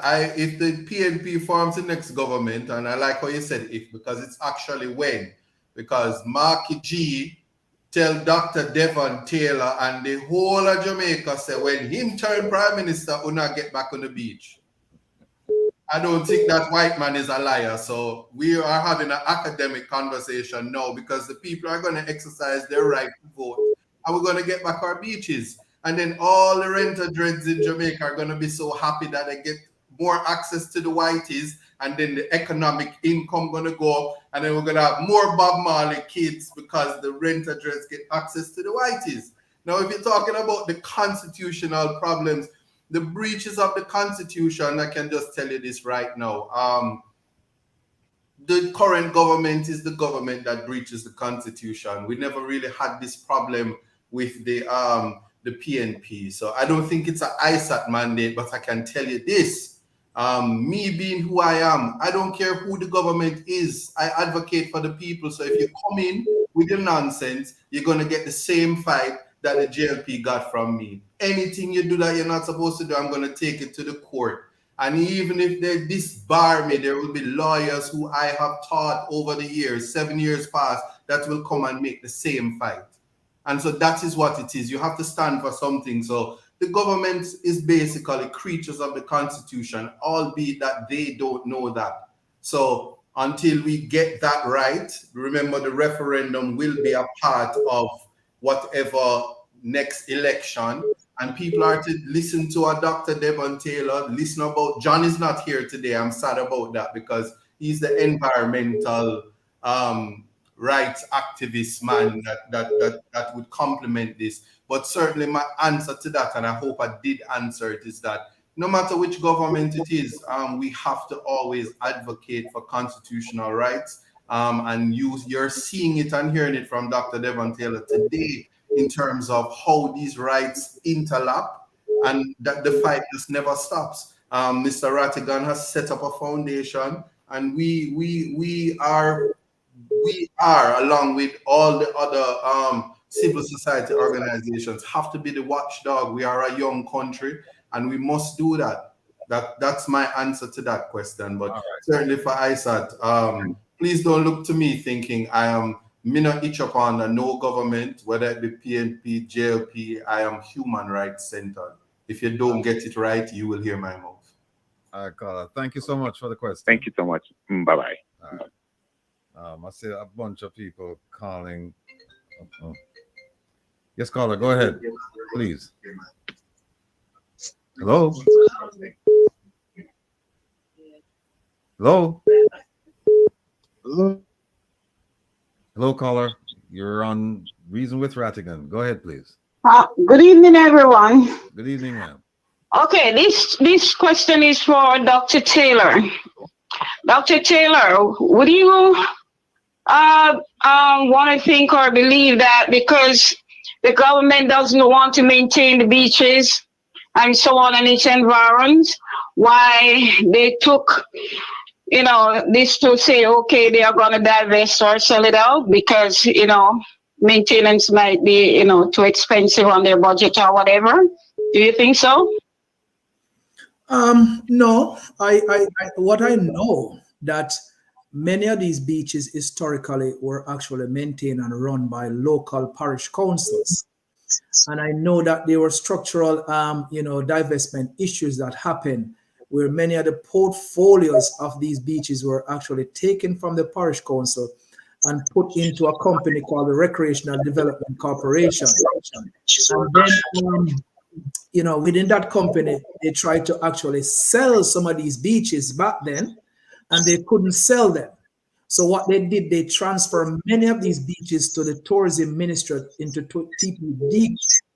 And so many of the Jamaican beaches portfolio sits within the tourism ministry. It was just bad management and bad governance, that they tried to privatize because they see, sand and sun and sea as an economic, kind of a space. They never see the ecosystem as a space where we need to protect environment for future generation. They see it as a cash cow.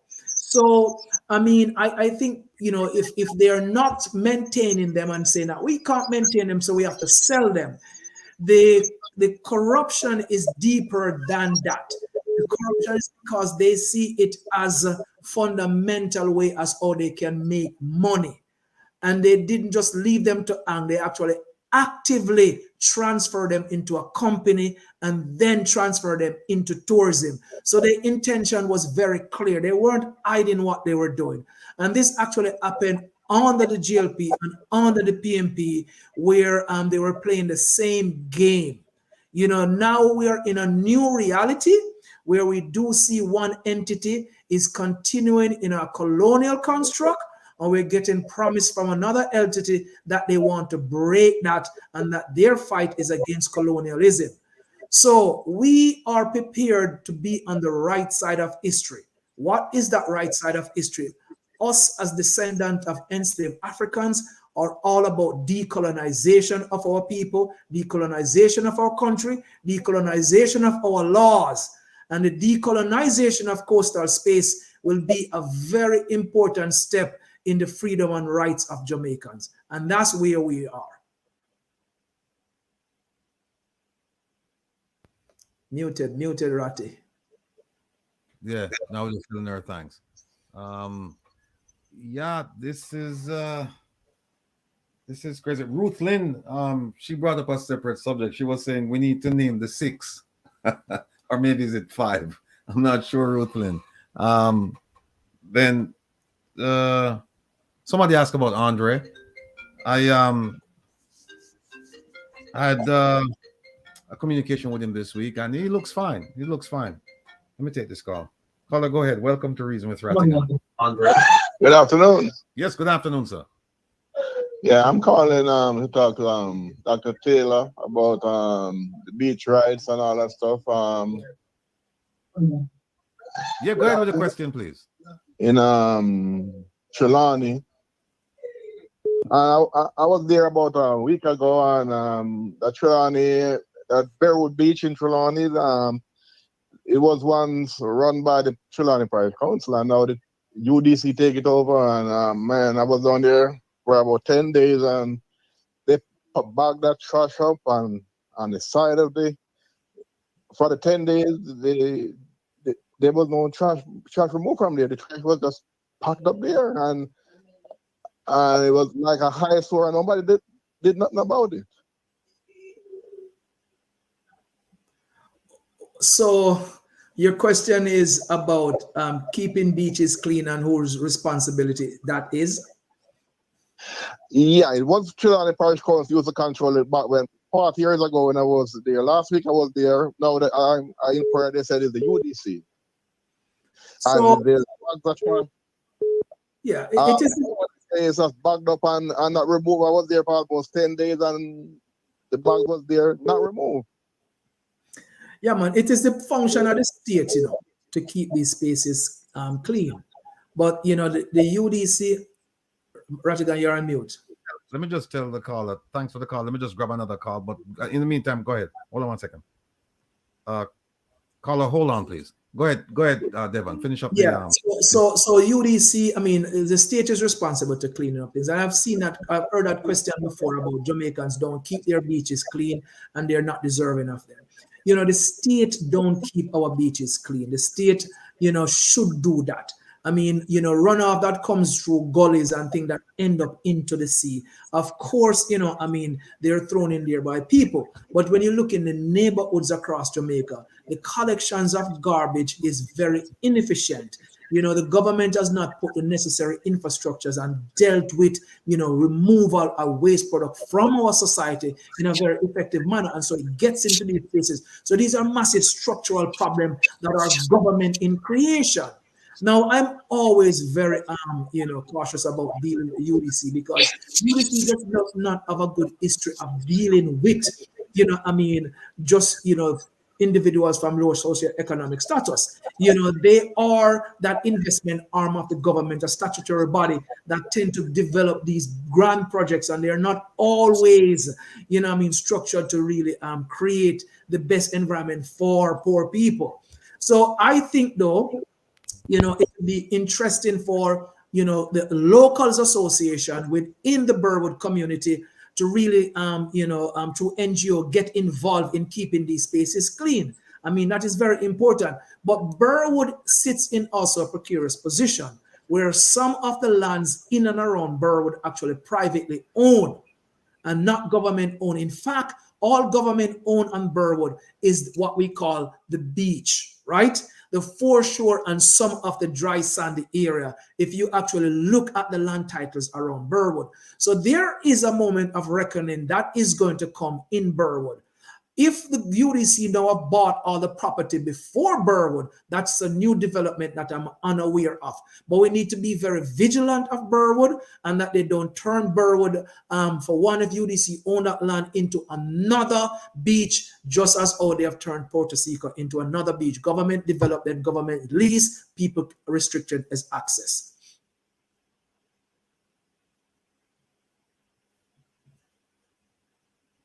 Here. Yeah, thanks. Caller, go ahead, please. Yeah, good evening to you all and your panelists. Thanks for being patient. I want to switch gear a little bit. I hope I'm not straying too far from your conversation there. Switch your gear. But I want to shed light. Hello, are you hearing me? Hello? Yeah, go ahead. Switch your gear. Go ahead. Yes, I want to shed light on this new rules that's supposed to be taking place, if not taking place at this moment.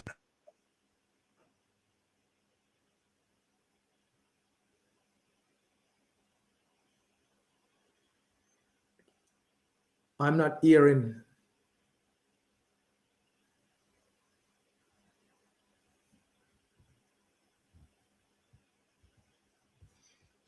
Ratty, you're muting us, so we're not hearing.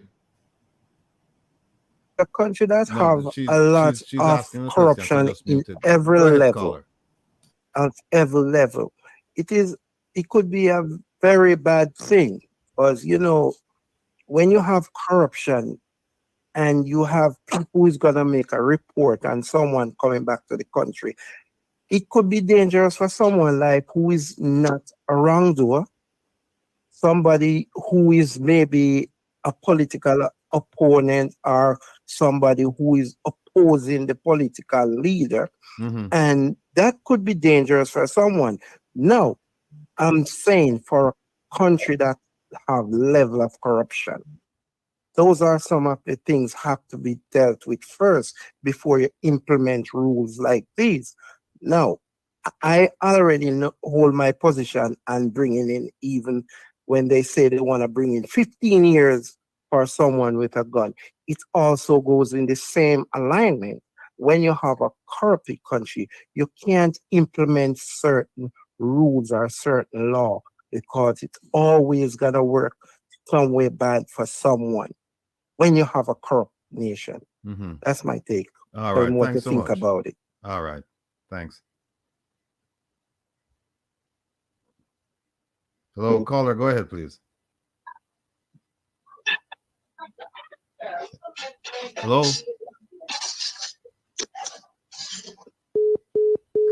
I can't hear the caller. Yeah. Look, it's an interesting subject that affects everybody. And I'm glad to see that people are awakened to some of the facts surrounding this issue, because before today, I can tell you that a lot of people had no idea that this was going on. They just know that, oh, they can't use a beach, and they just accepted it, and that's that. All right. Caller, go ahead, please. Good evening. Yeah, can you hear me? Yes, sir. Loud and clear. Thank you. So, good afternoon to everyone. Yes, good afternoon. So, I assume there's a real estate industry in Jamaica, and because you have realtors, you have attorneys who are realtors, that type of stuff. So, generally when you purchase a piece of property right next to a waterway or water body, even though your property is right next to the water, you don't actually own the water. So why isn't the real estate fraternity or the real estate industry talking about things like this? Are they corrupt too? I mean, if you own a piece of property right next to a water, you don't own the water. You just own the property right next to the water. So if that's the case, why isn't the real estate industry talking about this and reminding these guys that even though you own the property right next to the waterway, the water body, you don't own the water. So therefore, you should not be preventing the locals from actually using the water and blocking the water and building a lot of things in the water. Why isn't the real estate industry speaking out about that? Well, or are they corrupt too? Well, you know, the real estate industry, they're not an enforcement industry. I think this should be properly laid at the doorstep of the Attorney General and the police. They know what's going on, and once it's brought to their attention, the law is there and it should be enforced. As far as the real estate industry saying something about it, I guess they could, but they have no enforcement powers. And I know that. I know they have no enforcement powers. But to me, if it was an incident where their bottom line was being adversely affected, they probably would have said something about it. They could easily say to the Prime Minister, you know what, with all due respect, Mr. Prime Minister, you know, I mean, you purchased a property right next to a waterway, therefore you don't own the waterway, you know. But they just don't say anything. And I know they're not, you know, an entity that enforces that type of stuff, but they certainly could. But the thing is, could speak on the issue. What you're asking them to commit economic suicide, because that's how they make a living, right? So that's my point. Right, they're not going to raise an issue about it. Yeah. So that's my point, saying that we shouldn't even bother look to the real estate industry, because they're not going to raise this issue because they're making money off of it. So let's go someplace else where we can get some real enforcement. Let's go to the Attorney General. Let's go to the JCF. Let's go to the courts. Well, let me chime in here. Go ahead, please. Remember that within the Beach Control Act of 1956, it says, right, that owners of properties are entitled use to the beach that is before their property. So the law creates an entitlement. So to your caller there, anyone who buy beachfront property have a right to use the space before their beachfront for their friends and their guests and anybody they choose to invite. They're entitled to that. All right. Now, if they want to expand it commercially, they have to get a license. And that is where NEPA comes in now. So what your caller is pointed out there, the NEPA is the enforcement agency, right? Who should not, through the NRCA, should not really be granting license that exclude the public. And that's how you control the real estate person from actually, you know what I mean, taking over the space. Unfortunately, NEPA is complicit in the problem. So NEPA grant these licenses and allow them to do that. The other thing that NEPA really does is that NEPA is the regulatory body in the Beach Control Act lies in the NEPA portfolio. And so when individuals are being displaced from beaches, NEPA should actively protect the population, but NEPA seldom does so. And So we have those issues with the governance framework of the country that the regulatory body was supposed to doing it is not doing it. And can you tell the caller, well, not just this caller, but all of us, can you tell us the connection between NEPA and the person who can, with the stroke of a pen, make all of this go away tomorrow? What's the connection between NEPA and that person? Absolutely. That person controls both the environmental portfolio and both the portfolio that deals with economic development and job creation. And that person is the Prime Minister of Jamaica. So all that power is in that one individual who have the enforcement to do so. So the buck stops actually with our Prime Minister. All right. Call it. So let me one last thing. No, go I ahead. appreciate No, take your time. So if the Prime Minister refuses, I guess by the stroke of his pen, to sign off on it, you could possibly go to court and lose. It's possible. So what's the next step? The next step, I mean, what about a referendum or something that would probably get the people involved? I mean, because the Prime Minister is beholden to these big time developers, capitalists. That's what they are. Capitalists are people with capital, right? So if the Prime Minister refuses to do that, then Mark Gordon also could be handcuffed by the same thing, because all these big people that are on the country, and you could possibly lose the case in court. So what's the next step? Oh, it sounds to me like, and forgive me if I'm open to being fully corrected, but it sounds to me like you're saying, because there's a risk with the court system and because the Prime Minister is not doing anything, then maybe we should look to the Constitution to get this embedded in the Constitution. Yes, exactly. Okay. Because Rattigan, you could lose your case too. Oh yeah. You have a pretty strong case. You could lose your case of too. course. Yeah. So when all these, when you have exhausted all these avenues and nothing still happens, then you're probably gonna have to find some way to put it in the hands of the people, and hope that you can educate the people on these things the same way you and Mr. Isaac had these classes.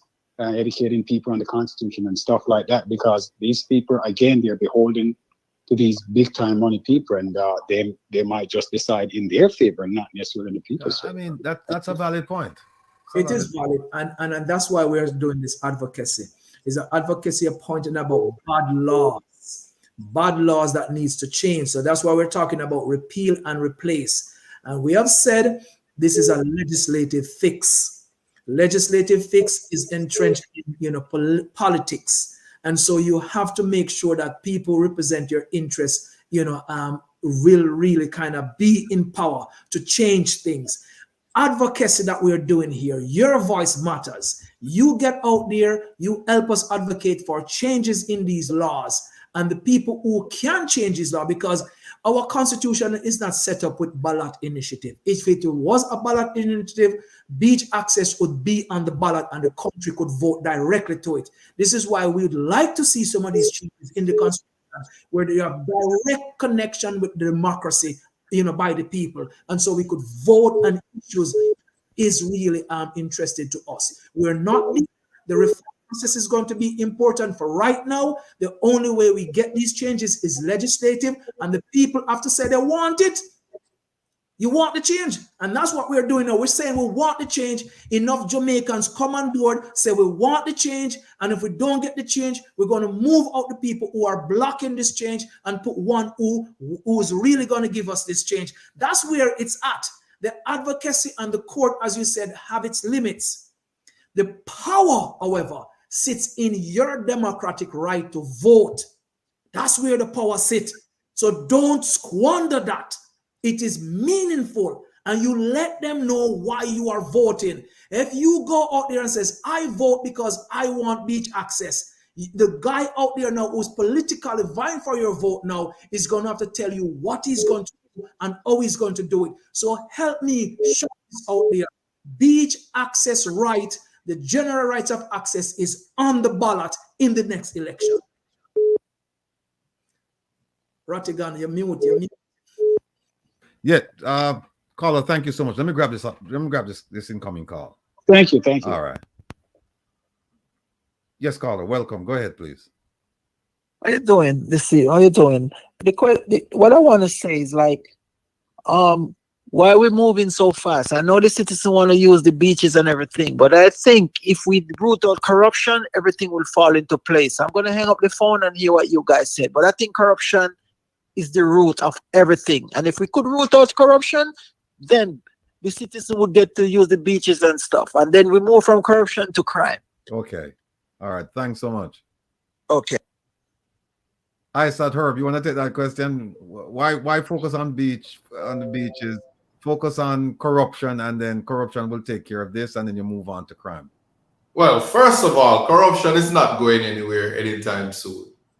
Found a place in Jamaica? Huh?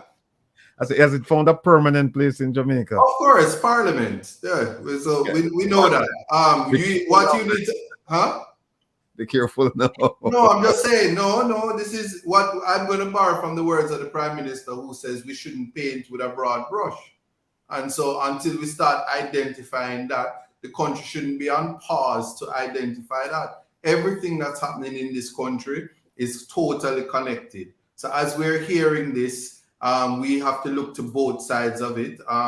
So I see in the comments that the Prime Minister is running the country like the stock market. He has to find money to do everything that he needs to do to move the country forward. We as a third world country is competing against globalization and the modern world. So we have to be able to do things.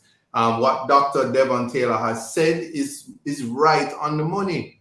If you make the issues that you want live in the next general election, and it has to be more than $20,000 and KFC and the shirt with your favorite beautiful looking politician on it to be the marker of votes.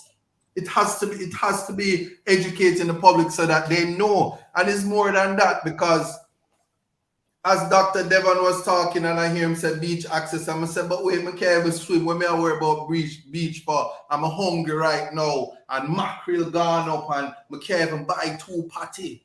And all of these things, when the average voter is overwhelmed, he has to remember what are the issues that he's voting for. And we have to remember the promises made. And that's why I said the creatures of the Constitution who sit in Parliament is a simple fix, No matter how you're rich and how much money you have, when the politician here, you now vote for him again because he's not giving the majority what they want, he cannot advocate for rich people. So the poor man needs to know how powerful how rich and wealthy his vote is. So I will object. This is where people gonna vex with me. And una not stop me from go down a Moon Palace in a Ochi in the nice. Me no depend that you don't know. I'm gonna go. And many people feel that way. And if all the black people don't go, the white people them is gonna go because they don't know what's happening. And you cannot stop a hotel from saying, come $30 a night. And you working in England and the cola bite you and you here say you can buy a ticket and come and spend a $30 US a night because they're gonna get their rooms filled. So we don't have that economic power to hurt the hoteliers or whatever you want to call them. So only place you have your only shot is at the voting. So as the debates open, you say, listen, Mark, PNP, you're going to give us back with beach. If he says yes, he's the next prime minister. Because then a whole campaign from the Jamaica Labour Party is, I tell him can't do it. And we're going to have to wait and see because you're not doing it. So the only way that the JLP will respond is by doing it before the next election and say, see, we give you what you want here. That's off the matter. That's power with the people. I'm not going to take up no more time. That's what I want to say where that is concerned. All right. Caller, go ahead, please. Yeah. Yes. Hello? Ratty. Yes. All right. Good evening. Good evening to everybody. I want to say something. Well, I should just speak to just now about our Jamaican voters. From my point of view, everybody in Jamaica who sells their vote is a wicked person. I say this way. how can I pay you to vote for me? And yet still you want me to perform, like fixing road, make sure you have access to beach and those kind of things. I don't work, you don't vote on issues. You buy a thing from you, so I don't see why you're looking for anything from me. That's a good point. You're corrupted. It's a good point. You're transactional. It's a transactional event where you say, I give you $5,000, I give you a 2-piece chicken, I give you a thing, and you give me your vote, and that's the end of that. I understand what you're saying. Mm-hmm. I take offense to that, Mr. Rattigan. It's 6-piece meetings. Why?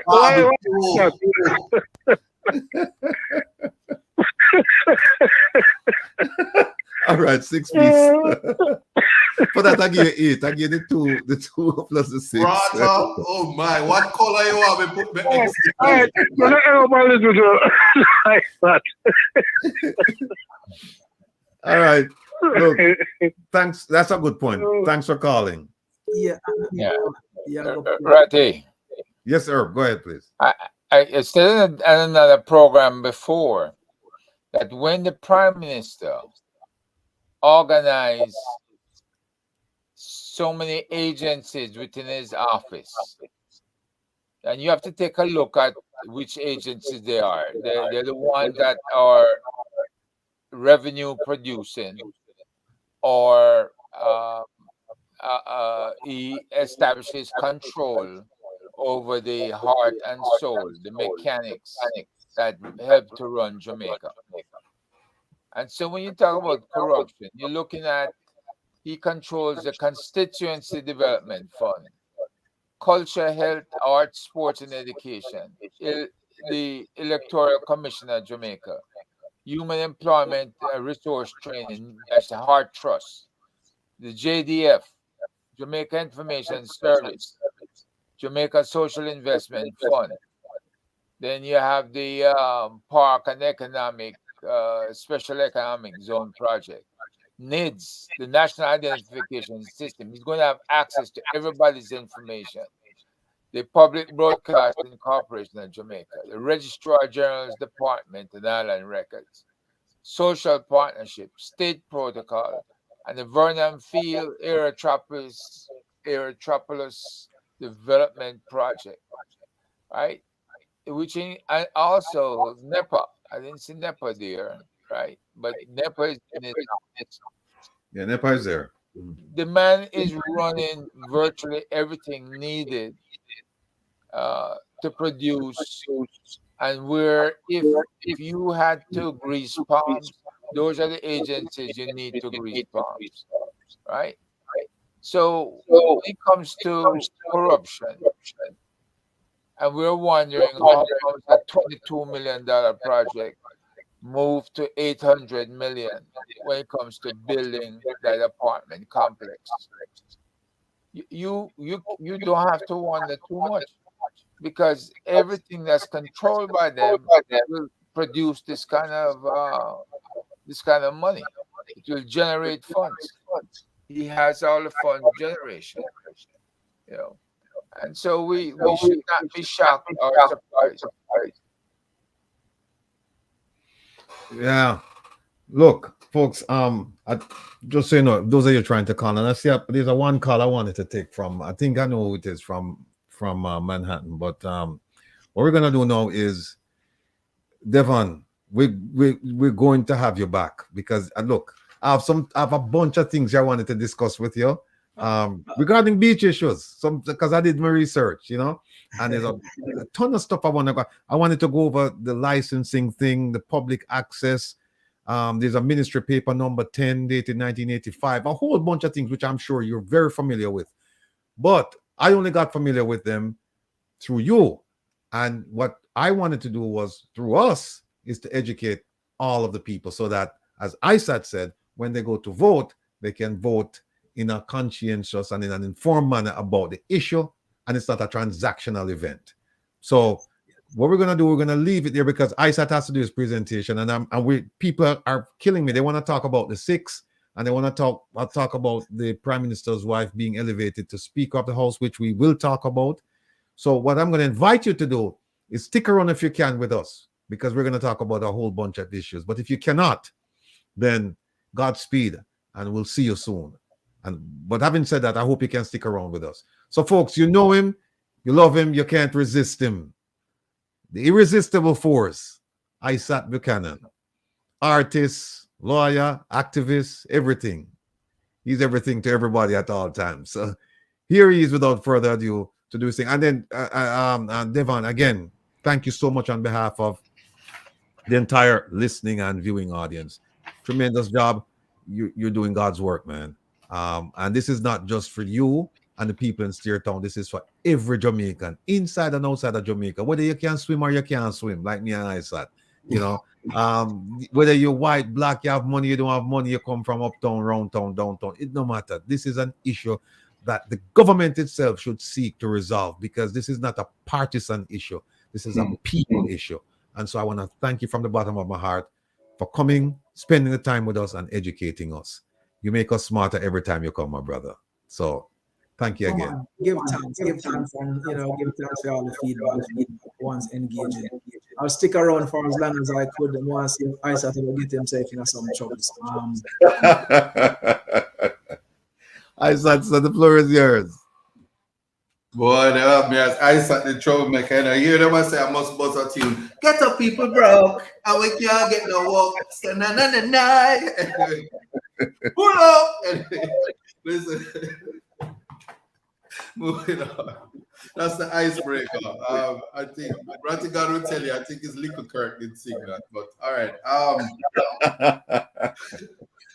I really want to talk about due process, and I want to really break that down. It is the cornerstone of our Constitution. It's the cornerstone of our rights, and here why. We talk about it every week. Jamaica is a high crime society. So in a high crime society, you might find yourself in handcuffs and you don't know why. We are very judgmental as well. And because of that, due processes, there's a cry to suspend due process, to suspend the Constitution when it comes to conduct that people think is crime. I want you to think about this week alone. If you're not in the diaspora and you heard a young man stepped on another young boy, both of them underage, stepped on a 14-year-old stepped on a 17-year-old foot, Clark's, and him get himself beat. He's unconscious. He's in a hospital, and guess what? Getting to the hospital, there is no machines and technology in the area in St. Elizabeth that would allow him to get CAT scans and stuff to prevent him from being seriously injured any further. So the medical treatment is wholly inadequate.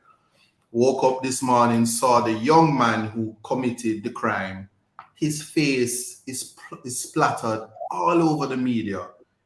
His mother turned him in, but he's still a juvenile, so keep that in mind. If I am wrong, because he's now 18, because some of them look a picnic at them, when them are 22, them look like them in a high school.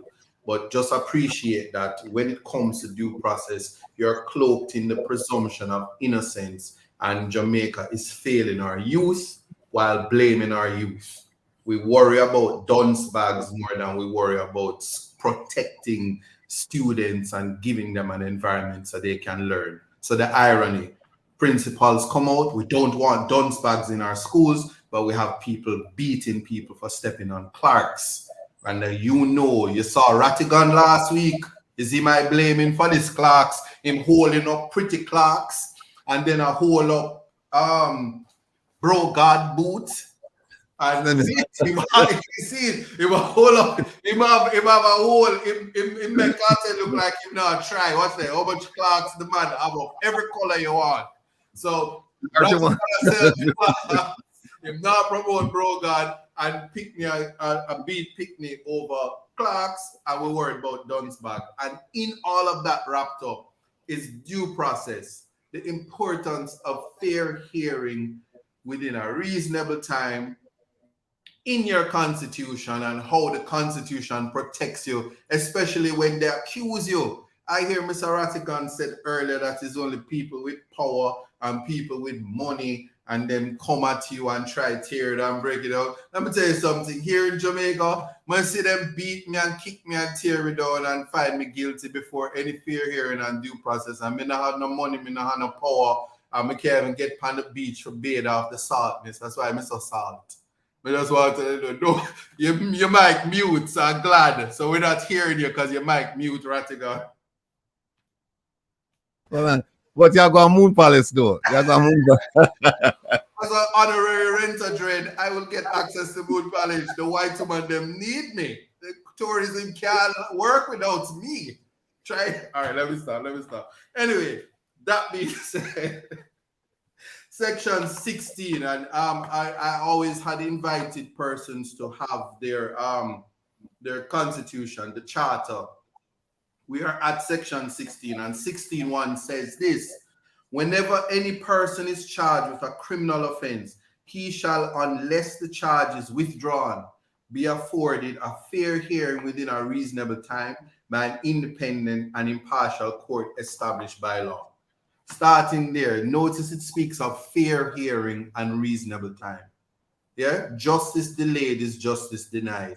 And what we have is persons who are put before the court. They don't get bail, even though you have a constitutional right to bail. They don't get bail for some insipid reason, and then the fair hearing doesn't come. For instance, there's a practice now in the courts where they talk about anonymous witnesses. You stay in jail for 5, 6, 7 years, and then you hear that that anonymous person never really existed. So the fair hearing in a reasonable time is so that when your constitutional rights is in the balance, as in your right to freedom of movement, freedom to get access to your beaches, freedom to advocate for the things that you need when you're in a little bind, because the quickest way to shut you up is to put you in problems, you know, not moral problems, but criminalize you.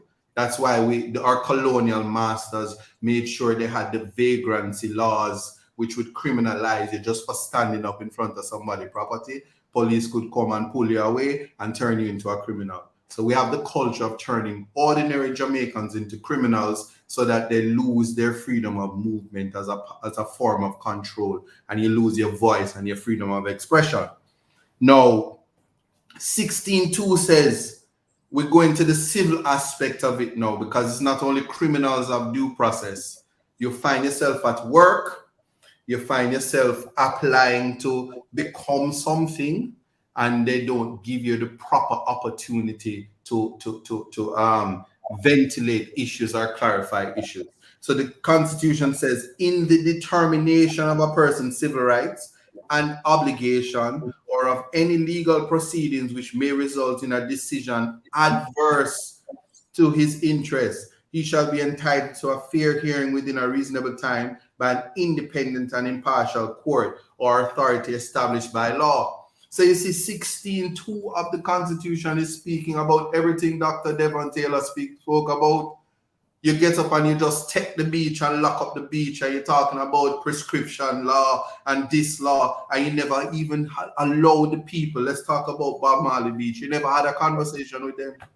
You never gave them a fair hearing for a judge to say, but hold on, there are easements by virtue of years that have passed, by custom, by conduct. These persons have a right, if not even to be on the land, to get access to the land so they can go chuck off and wash off them saltness. All right, out there saying at St. Thomas where the obeah is strong, you can't even get to wash off the liquor obeah off of you. But the Constitution says if you get your fair hearing, especially when your interest, anything adverse to your interest, you must get that fair hearing. That is the due process that we are talking about, and I don't want us to lose sight of that. It's right there in the Constitution. And more than that, it says all proceedings, here's a part now, because court love to lock up. But if you see what our Chief Justice is doing now, him open up his court, you even hearing what's going on in there. If you saw what was happening with black man who represented himself, Andre Bryan, we could hear what was said without having to go down to the court to try to get one of the tough bench for sit down pan.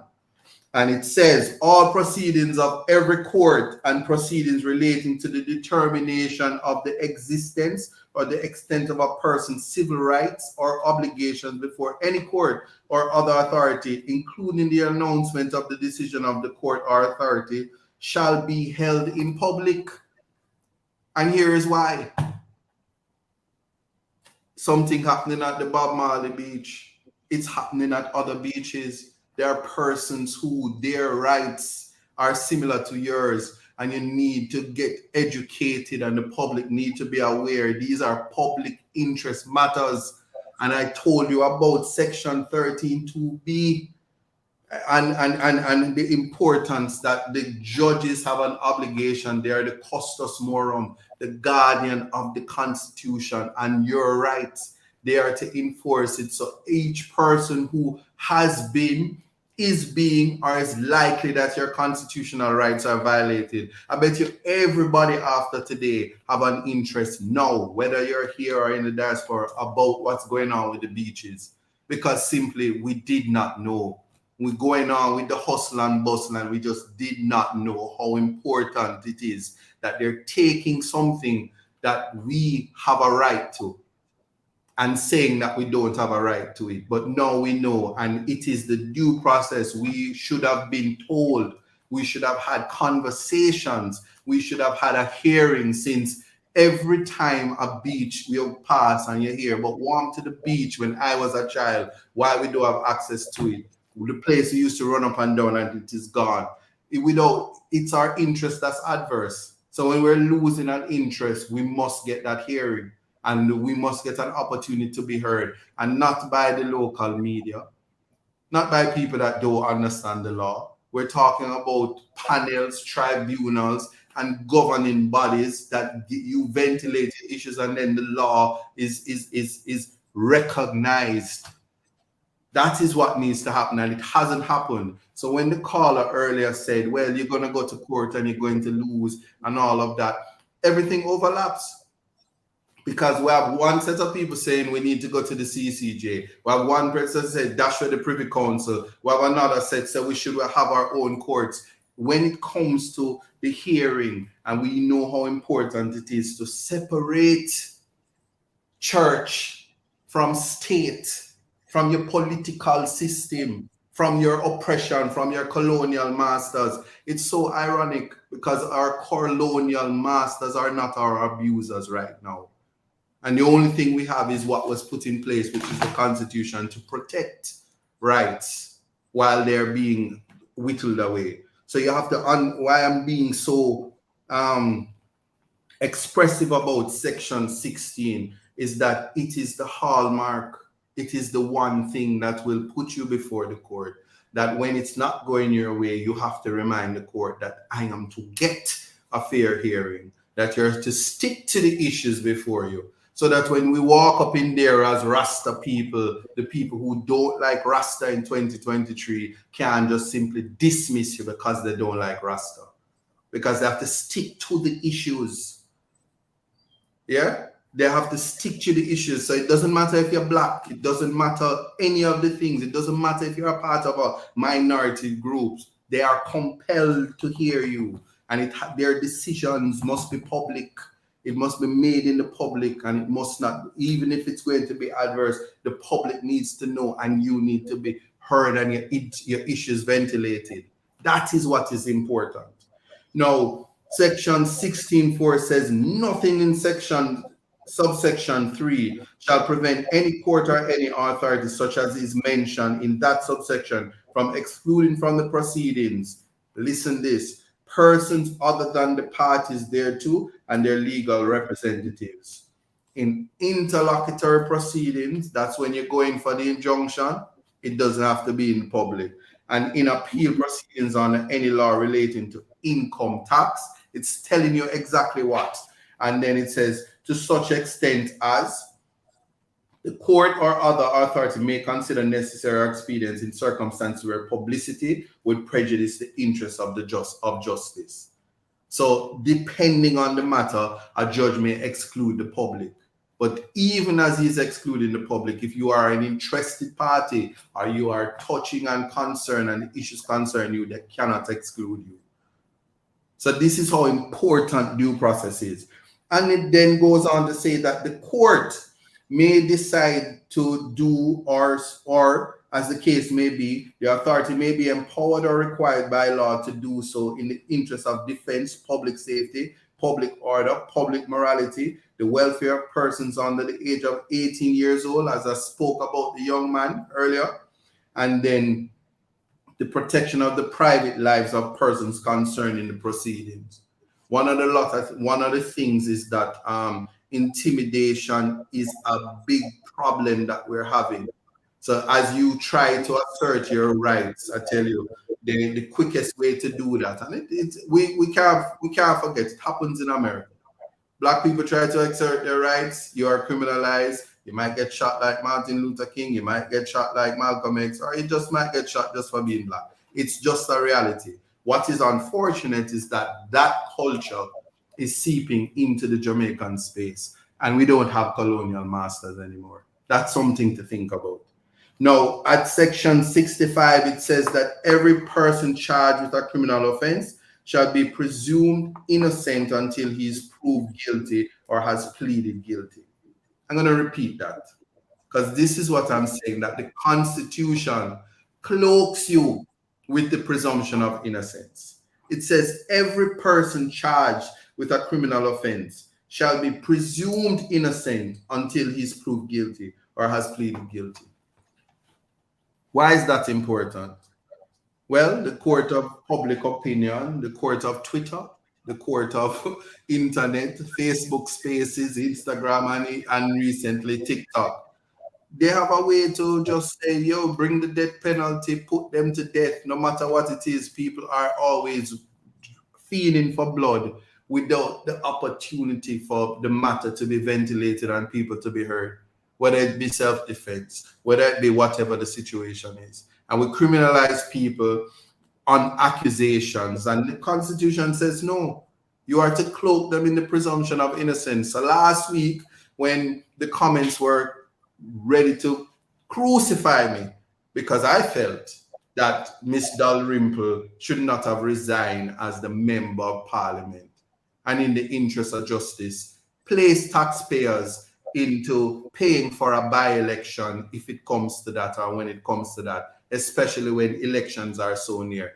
I just felt it to be not in keeping with the Constitution. And if you understand the Constitution, you realize that it actually works for Uptown. The young lady, the Issa lady, she never gave up the code to her phone right through till the Constitutional Court ordered her. And nobody never haul her off and say, hey, give up your, lock her up and say, give up the code. It works for rich people. And so it ought to, the real issue is that it should work for everybody. The presumption of innocence, section 16(5). And it is the Constitution that empowers me to say, respect what the Constitution says. Do not be quick to judge. We do not know all the facts. Let it be ventilated by the persons who are authorized to ventilate it. Let he who asserts prove the innocent, prove the guilt beyond a reasonable doubt. And then you work with it. And you might end up at the end of the day feeling how people feel about O.J. Simpson in certain matters. But when the court speaks, that is what you respect. If we are to have a respectable system that deals with justice, that's why justice is blind, because the outcome in the court is what is important. And so provided that the judges do what they're supposed to do, and I'm not pandering to the public, I think Justice Sykes would have changed the narrative. And if all judges operated like Justice Sykes, we would have a robust justice system that you would think that your rights are being asserted no matter which judge that you go in, and there wouldn't be any political coloring, and people wouldn't have lost any form of respect for the justice system in terms of the way I hear people speak about it because of the lack of knowledge. And so always remember, we are a young country, and if we understand the law, we will be able to better use it, even as citizens. You don't have to be a lawyer, but by understanding what is in the Constitution. Moving now, I see you in the comments, but Mr. Rattigan going to take it on. I ignore it. So, section 16.6. Yeah, see there. Section 16.6, and the rolling eyes too. Every person charged with a criminal offense, and this is, just listen to the word shall, the mandatory word. You must be informed as soon as it's reasonable, practicable, in a language which you understand, of the nature of the offense charge. So they must tell you what you're charged with. They can't just have you there in perpetuity. People didn't know we had sunshine legislation, and so people are still thinking, when the police hold you, they're not supposed to hold you more than 24 hours without a court order. And they have persons locked up right now, a week, 2 weeks, no lawyer, no nothing, just have you there. Wickedness, total. The person must also have adequate time and facilities for the preparation of his defense. You know what that means? The prison's supposed to give you space for you to go and look at law books and preparations. Whether if you're fraud you're charged for, you must have the technology necessary to be able to do what you're supposed to do, including little lights, a little fan and a little AC if them lock you up and don't want to give you bail. Adequate facilities. You also are entitled to defend yourself in person.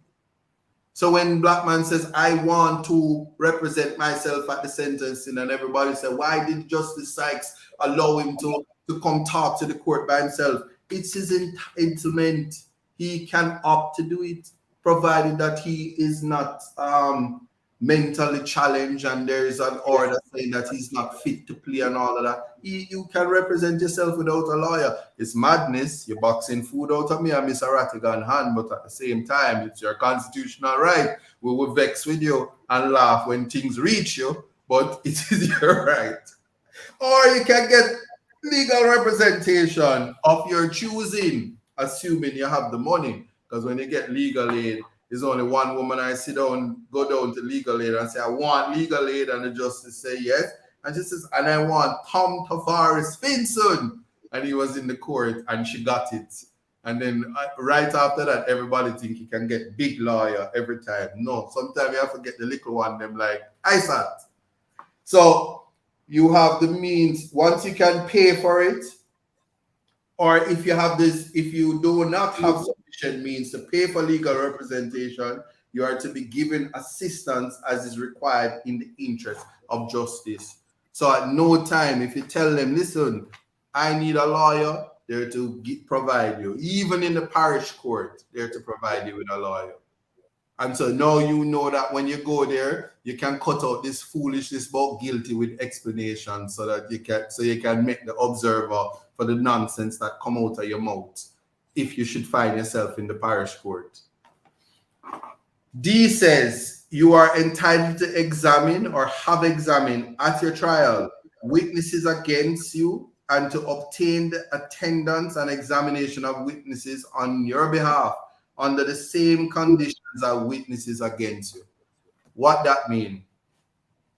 If the bad juice man or the window wiper saw something and you're in contact, you tell the judge, and the judge will subpoena the person, and the court will assist you to make them available, just as the prosecution is allowed to do that. So it is equality of arms when you go into the court. So all this thing about, especially in criminal cases where people have talked about, oh, man, no money, you really don't need money. You can exert your right to make the taxpayer pay for every single thing. So if they use DNA evidence, you can tell the judge, I want a second opinion. And the law says that the equality of arms, they're to provide an independent person, whether it be the DNA specialist, handwriting specialist, the state has to pay for it. Equality of arms. It is your constitutional right.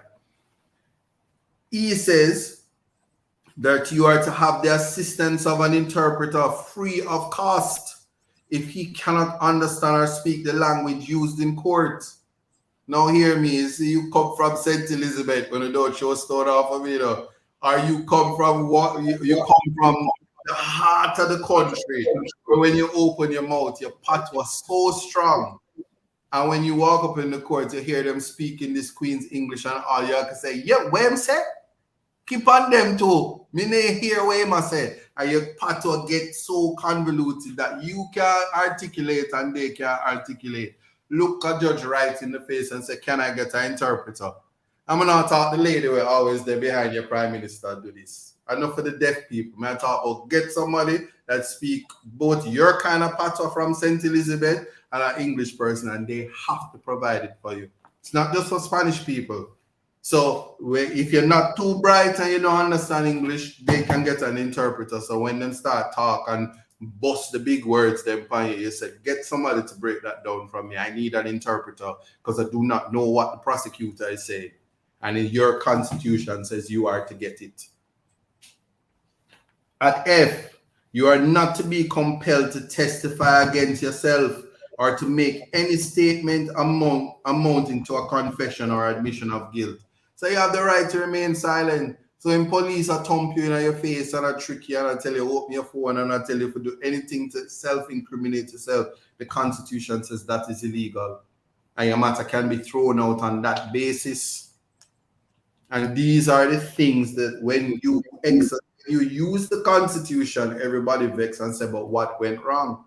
So when you see all of these press conferences being held by police officers and them telling the public exactly what is happening right there, they may be offending the Constitution and they may be compromising the investigation, which is not in the public interest. And then everybody cuss prosecutors and everybody cuss judges to say that the case get thrown out. But a lot of time is the respect for the constitutional rights of the person who is presumed innocent under 16.5 that causes matters to fail.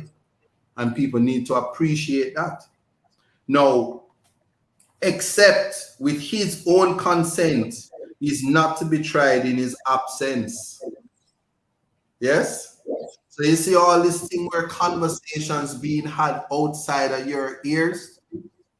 Try know the Constitution say you are supposed to be there, and unless you do the following, you conduct yourself in the court as to render the continuance of the proceedings in your presence impracticable, and the court has ordered him to be removed and the trial to proceed in his absence, or you abscond during the trial. Those are the only circumstances where they can try you in your absence. Remember that. Now, an accused person who is tried for a criminal offense or any person authorized by him in that behalf shall be entitled, if he so requires, and subject to payment of such reasonable fee as may be prescribed by law, to be given for his own use in a reasonable time after the judgment, a copy of any record of the proceedings made by or on behalf of the court. So you know what that means? When they make decisions against you, they're to provide you with the documentation, a copy of all that has happened, including the transcript, including orders made by the court, so that you can appeal. So going back to what the gentleman who called had said to Dr. Devon and Mr. Will said, when you lose, it's not so losing go. You might lose at first instance, and then you go to the Court of Appeal, and then when you're dissatisfied, then you go to the Privy Council and you say, white people, help me. Albeit, we hear one person say we need to do away with the Privy Council, and one say we need the CCJ, and person saying we need our own. The important thing is we need the ability to have fresh eyes so that we go right up and outside of political influences and anything like that. We just need persons unrelated and to be able to look at situations objectively. Fresh eyes. So the next thing is that any person convicted of a criminal offense shall have the right to have his conviction and sentence reviewed by a court, the jurisdiction of which is superior to the court in which he was convicted and sentenced. That is the importance of appeal. And the Constitution protects you in terms of your appeal. Even though you are convicted, the matter is not it has not ended until the fat lady sings at your final appellate jurisdiction. So persons are to proceed with caution in terms of how they feel, because many persons would have been convicted, and when they go to the Court of Appeal looks at the case and said your rights or the trial was not conducted properly, or there was not sufficient evidence, and you're no longer convicted. And when that happens, you hit them with the taxpayers who sometimes have to pay because of the wrongful conviction. So we are to understand the system and understand that all I'm saying is right here, due process. It is in the charter, and that's why I speak of how robust the charter is. Now here's the tricky one, because in the law asks about the big six. It could be big seven, could be more, but right now it's the big six. Here's the trick of why it was so important. Anyway, let me just read it and it speaks for itself. No person who shows that he has been tried by any competent court for a criminal offense and either convicted or acquitted shall again be tried for the offense or for any other criminal offense of which he could have been convicted at the trial for the offense, save upon the order of a superior court made in the course of appeal proceedings relating to the conviction or acquittal. And no person shall be tried for a criminal offense if he shows that he has been pardoned for that offense. No, it simply means that when persons exercise certain powers given to them, it may very well be that after that power is exercised and cannot be questioned, that persons are free from facing the fire a second time around because there has been some adjudication in the matter. So that's a matter for persons in terms of the way forward if they're found to have to face criminal charges and someone decides that they don't need to. It goes on to say that provided that nothing in any law shall be held to be inconsistent with or in contravention of this subsection by reason only that it authorizes any court to try a member of a defense force for a criminal offense, notwithstanding any trial and conviction or acquittal of that member under service law. But any courts to trying such a member and convicting him shall, in sentencing him to any punishment, take into account any punishment awarded for him under that service law. So that's for the military man. 10 says that no person shall be held guilty of any criminal offense on account of any act or omission which did not, at the time it took place, constitute a criminal offense. So keep that in mind. And then no penalty shall be imposed in relation to any criminal offense or in relation to an infringement of a civil nature, which is more severe than the maximum penalty which might have been imposed for the offense or in respect of that infringement at the time when the offense was committed or the infringement occurred. So, in other words, there is no retroactive application, or can be no retroactive application. For instance, the persons who were charged with gun crimes, possession of gun crimes before the law change, can't be sentenced under the new gun law if it's going to be more. And in this situation, the mandatory minimum is now 15 years. The Constitution says you have to try them and convict them under the old law, notwithstanding that there's a new law. So, if at the time of sentencing of a person who is convicted of a criminal offense, the penalty described by law for that offense is less severe than the penalty that might have been imposed at the time when the offense was committed, the less severe penalty shall be imposed at the time of sentencing. So even then, the court is saying when it's something beneficial to you, you are to be given the new benefit. So they are not to take away a benefit from you, but if something new happens, they're to give it to you. That is how due process works in its entirety. And I'm stopping there because I'm going to deal with the religion and the marriage next week before we talk about the application for redress. After we do religion and marriage, you see how the Constitution mix up? It tell you about due process, then it tell you to find God and then who you can marry.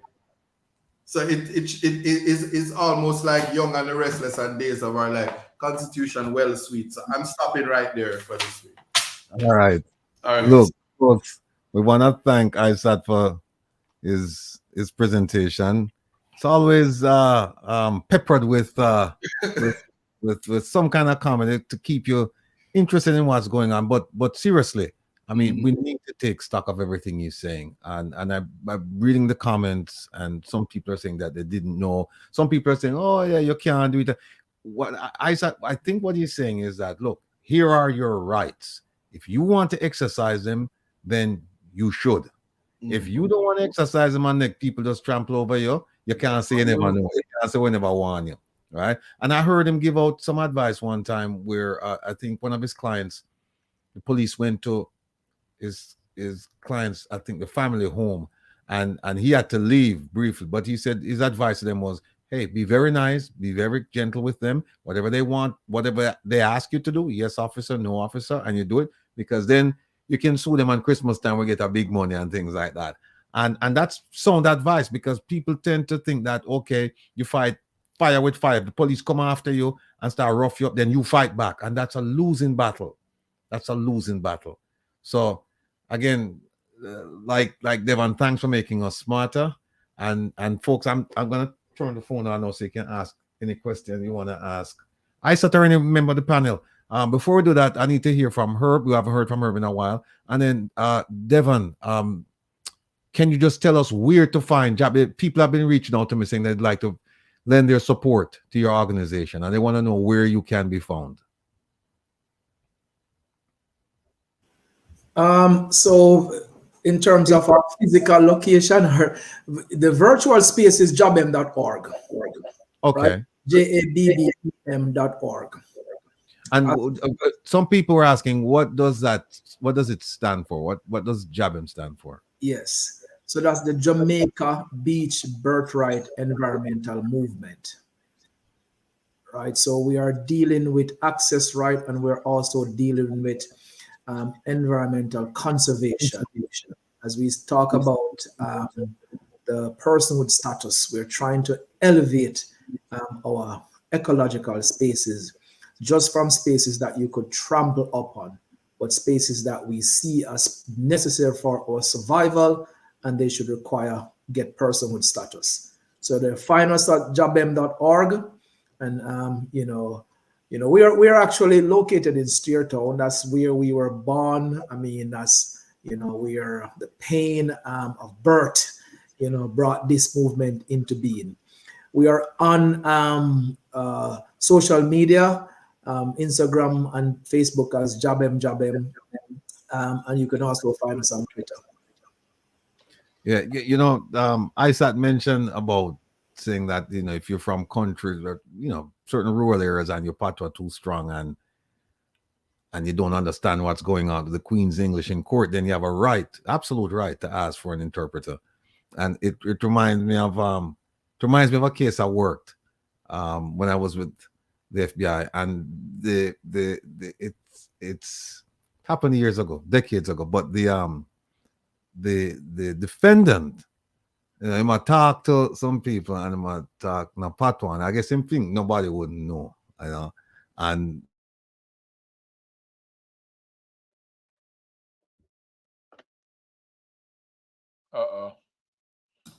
In pause, anytime it can get nice, I'm Pina zapping. I promise you. Hopefully he will break out of it in a minute. He will. Come back to us with.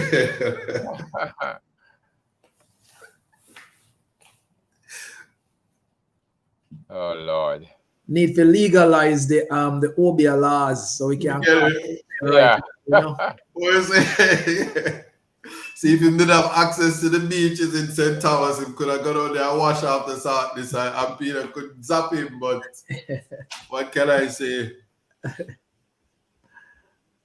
Definitely not coming back right now. No, he's coming right back, man.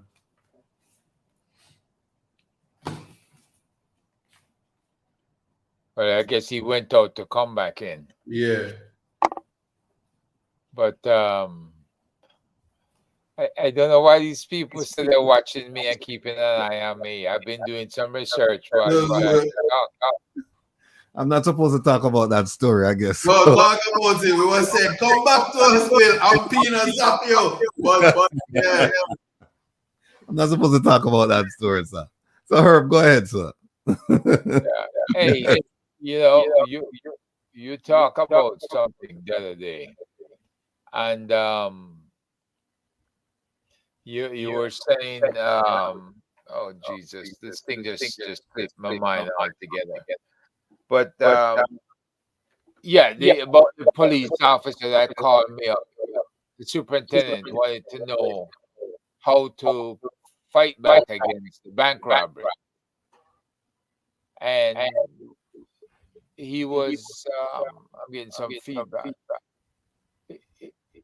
He was asking specifically what you had to say. He wanted to know what you had to say, but you pretty much said it when you recommended that the commissioner speak to the general from the Hawks. Yeah. All right. Mm-hmm. Now, had the superintendent gone and spoken to the general himself, he would have had a better understanding of how to push back against bank robberies, especially those ATM machines and Brinks trucks. Mm-hmm. But they just had another robbery this past week, and it's only a matter of time before more people get killed in these robberies. So, at what point does the commissioner of police believe he will serve the best interest of the JCF by asking South Africa about the best practice when it comes to intercepting or investigating these type of robberies? What techniques are they using? Because I'm sure what I was telling him about the signal intelligence and about looking at the phones that were pinging off the towers before and after the robbery, you should be able to locate at least two people talking to each other. Now, you might come up with 50 different persons talking to each other, but at least you can take 5,000 phone calls and narrow it down to the people who are speaking to each other via the phone.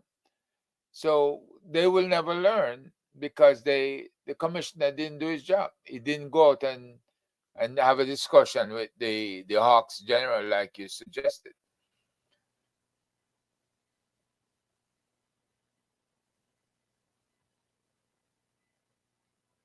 Can't hear you right. Sorry about that. Yeah, that was a missed opportunity, and I hope that through the well, I don't want to say interference, but there is an MP, senior MP, who reached out to me, and he said, "Look, we'd love to talk to this man." So I put them in touch, and we'll see what happens. But it's one of those things. I mean, this guy has a tremendous amount of experience when it comes to cash in transit heists, when it comes to bank robberies, when it comes to homicide investigations, a whole range of things. And I don't want to pat myself on the back, but I greased the skids for them. I said, look, I spoke to the man, and I said, look, based on our friendship of so many years, I'd like you to help my country. And I'd also like to see if my country can help you, because it's a two-way street. And he said, fine, not a problem. He said, I'll gladly speak to them. I didn't know he was there last week. He got there on Monday. He was there Tuesday, Wednesday, Thursday, and he left on Friday. Nobody contacted him. I spoke to him on Sunday when he got home. And he said, I'm still here. And, if they want to talk to me, I'll welcome it. So I hope that this senior MP, that he will do what he promised to do, and that they'll reach out to him and they'll talk to him. And like I said, I've got lots more people like that I can introduce them to. It's not a problem. But Angela said that they will never. I said, let me ask you a question about due process. You talk about due process, you talked about double jeopardy as well, but you talked about it in a criminal setting. I don't recall if you spoke about it in the administrative setting. Do you have due process in the administrative setting? Like, for example, in a work-related situation where you feel like, the person is discriminated against you because of your religion or your disability or your sex or whatever. How does that work in that setting? How does it work? All right, so like I said, I did speak of section 16.2, and I can repeat it because it says, in the determination of a person's civil right and obligation, or of any legal proceedings which may result in a decision adverse to his interest, he shall be entitled to a fair hearing within a reasonable time by an independent and impartial court or authority established by law. So it shows you that when I said it earlier, I said when you work somewhere, I echoing. So I don't know if you want to mute while I respond. Yeah. So whenever there is a hearing or some decision is taken, even if you were to get fired, they're to give you a hearing for whatever the reason is, or they're demoting you or transferring you. That is going to be important. So that's what section 16.2 is about in terms of civil rights. The double jeopardy, there's no double jeopardy in terms of civil cases, because as you know, the double jeopardy is to keep somebody out of losing their freedom, and that wouldn't take place in the civil setting.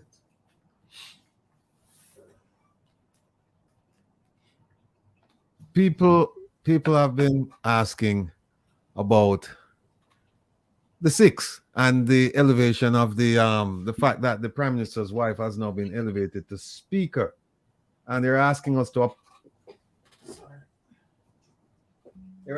opine on what actually took place. Now, I don't know, Isaac, because you're there and you're under their jurisdiction. I don't want to get you into any problems, but Herb, let me start with you. You want to hazard a guess as to why, or render an opinion as to why the Prime Minister's wife is now the Speaker of the House of Representatives, beyond the fact that she was the de facto number 2 person?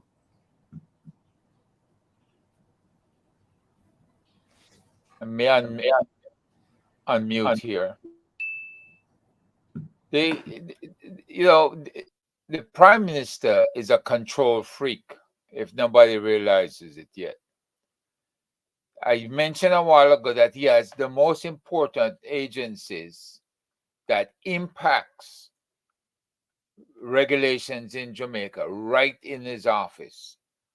So he controls that. With all the noise that Jabem and everybody else has been making about the environmental issues, he has failed to move. He's not moved by those arguments. So he controls everything by having the key agencies in that office, Hart and the other one with the loans for housing and stuff like that. He controls all of that, and the wife controls the building of houses and all that good stuff, right? The bottom line is they're partners. They're partners in controlling the economy, in controlling the building, in controlling the planning and the development, right? She has interests in finance. She has interest in housing development, right? So they make a very good partnership until they can run into a legal problem that overwhelms them. And that doesn't seem like it's about to happen. But the bottom line is she's there because she makes a good partner. So whatever the skullduggery is that they're up to, she, as an accountant, has been able to support him very well. That's my 10 cents worth on the situation. But I can't see any other reason why he would have made her the deputy speaker so she could learn from that position. And having learned and observed well, she's now in a position to become speaker. And so if and when the Integrity Commission comes with more evidence on him, then it's going to be a fun time. It's going to be interesting to see who they hand the package to then. Let me just say, Douglas Before can I respond? Sure. Yeah, I'm not pouring any favor. I'm not a laborite. But I must say this. Have you looked at that side of the fence? She is the most competent person to actually take that position. It's just so unfortunate, her choice of husband, or we wouldn't be having this conversation. But I must tell you this, her in her own right, she should be celebrated. She's a dark-skinned woman who has paved the way for herself. She shouldn't be crucified because of her choice of husband. That's why we're going to talk about marriage next week. But I must say respectfully, I know I'm joking it out, but I can't help myself. But she is competent. I like her. He had nothing to do with her being nominated or being voted for, but in her own right. And nothing in our laws says that a husband and wife can be in parliament, brother and sister, father and son. It is in there like Dynasty and Falcon Crest. So she can run our house. When in America, people was loving Hillary and was loving Bill. Give her a blind man. I like her, and power to the black women, strong black women for getting positions and them staying like. All right. Let me just say to Douglas Allen that he said they don't want any help from you, Ratty. Please get that and stop embarrassing yourself, my brother. I would be very surprised if Marky G offers you the police commission work. Douglas, I'm not sure, or Dougie, I'm not sure if you understand, if you know about my history or if you understand it, but I applied 3 times for the position of police commissioner, twice because the government of Jamaica asked me to put in for it, and the 3rd time because a sixth form group that I made a presentation to, Woolmer's Boys School, they asked me to do it. So that's why I did it. Now I've offered self and service 3 times. That's enough. I have no ambition to accept any position or power in Jamaica. I am perfectly fine where I am. Trust me on that, Douglas. Because here I've found my calling. This is my niche. I've realized that from this platform, I don't have to account to anybody. I don't have to, except if somebody wants to sue me for defamation. That's going to be difficult because truth is a perfect defense to that. And that's what I try to do all the time. I try to bring up my documents. So let them fight the documents. If you notice, I don't say, Isa tell me that, Herb said that, Devon said that, him neighbor tell him that, so and so and so on. So I stay away from that, right? That's not my training. That's not my style. Even though sometimes, we may end up doing it, but as a regular course of action, that's not my style. So I have no interest in the police commissioner's position. I've said before that if they want me to help as a consultant, I gladly will. But I don't want any salary. I'm going to take that. I want them to take that money and establish a scholarship fund for inner city children or to help out with some of the inner city schools, depending on how much they want to pay me. But I cannot accept money from my Jamaican people. Cannot. Because you are the primary reason why I am. There's a concept in Africa, it's called Ubuntu. I am because you are, right? And it's the same thing. I can't take money from Jamaica because Jamaica made me who I am. Cannot do that. That would be dirty. No, regarding the the speaker's position. This week, I was approached by a very dear friend of mine, a Labourite, an MP, and he said, "Listen, he said you're on the platform, and this is a quotation, and you're espousing this dirty, stinking anti-JLP rhetoric, about my party and about the prime minister's wife." And I listened. I took the tongue lashing. I mean, me and him are friends, you know. So I took the tongue lashing, and then when he was finished, I said, "Oh." Then he said, "You said that you have a file, and you got it because of it's in public domain, something to that effect." And when he was finished, I said to him, "So let me see if I understand. You're chastising me because I said I have a file, and the information is in the public domain. No, there's a lot wrong with that, because if it's in the public domain, you yourself can get it. So I don't know why you're arguing with me. What you should do is go find it and then look at it and say if it's true. And then you can come back and tell me, don't say it because, don't say certain things because it's not true. But the idea that you're going to chastise me because I say I have information that's in the public domain." Then he said to me, "Yeah, and you said that you have a file." I said, "Yes, I do have a file." And he was very quiet. And I said, "Hello?" And he says, "Yeah." And I said, to continue the conversation, "I do have a file." And I said, "I have a file, and in that file, I have pictures, I have a report, and I have letters concerning the Prime Minister's wife." And I said, "I received this file from Jamaica, and I received this file a while back." I said, "No, what I'm going to do, and I can promise you this, is that I'm not going to release this information until I go back to the people who gave it to me, and then I'm going to ask them if the information is still current and if the information is still accurate and if I can still release the information. And once I hear yes to all three questions, then I will." And he was very quiet. So I've reached out to the folks already, and we're supposed to have a conversation this weekend. And so, stay tuned. But here's my take on the Prime Minister's wife being elevated to that position. I think she was set up. I think if I were advising her, I'd tell her don't take the position. She was the de facto number 2 because she's the head of government business in the House of Representatives. So by virtue of that position, she was a number 2 person. But look at the pressure that's going to come upon her right now. Because now everyone is saying, okay, we've got rid of the speaker who didn't want to table and release the names. Now we have you. And we're hoping that you're independent, right?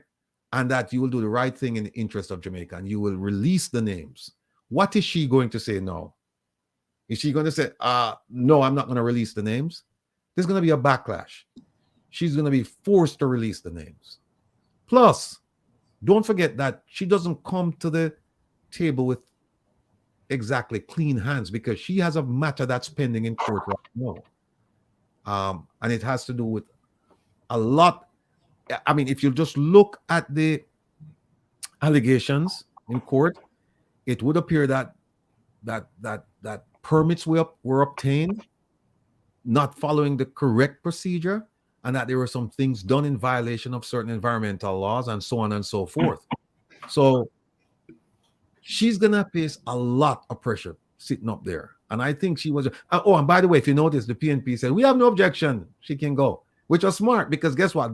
They're not supposed to know the names of the 6 because that report was released to only 4 people. That report was released to the clerk. It was released to former Speaker Dalrymple Philibert. It was released to the Prime Minister's wife. And it was released to the President of the Senate, Tom Tavares Finson. I don't see anything anywhere that it was released to any member of the opposition. So they're not supposed to know. So they can't raise any objection now saying, let's just say for the sake of this conversation. Let's just say for the sake of the conversation, right? And this is where I go to one of my alleged branches, that the Prime Minister's wife is one of the 6. Let's just say she's one of the 6. Now, would that be a smart thing for her to take this position? It wouldn't have been. So I have to say that maybe she's not one of the 6 because, as I said, she's a smart woman. She's a self-made woman. Beautiful woman. She's a beautiful woman. Empress. Strong in her own right.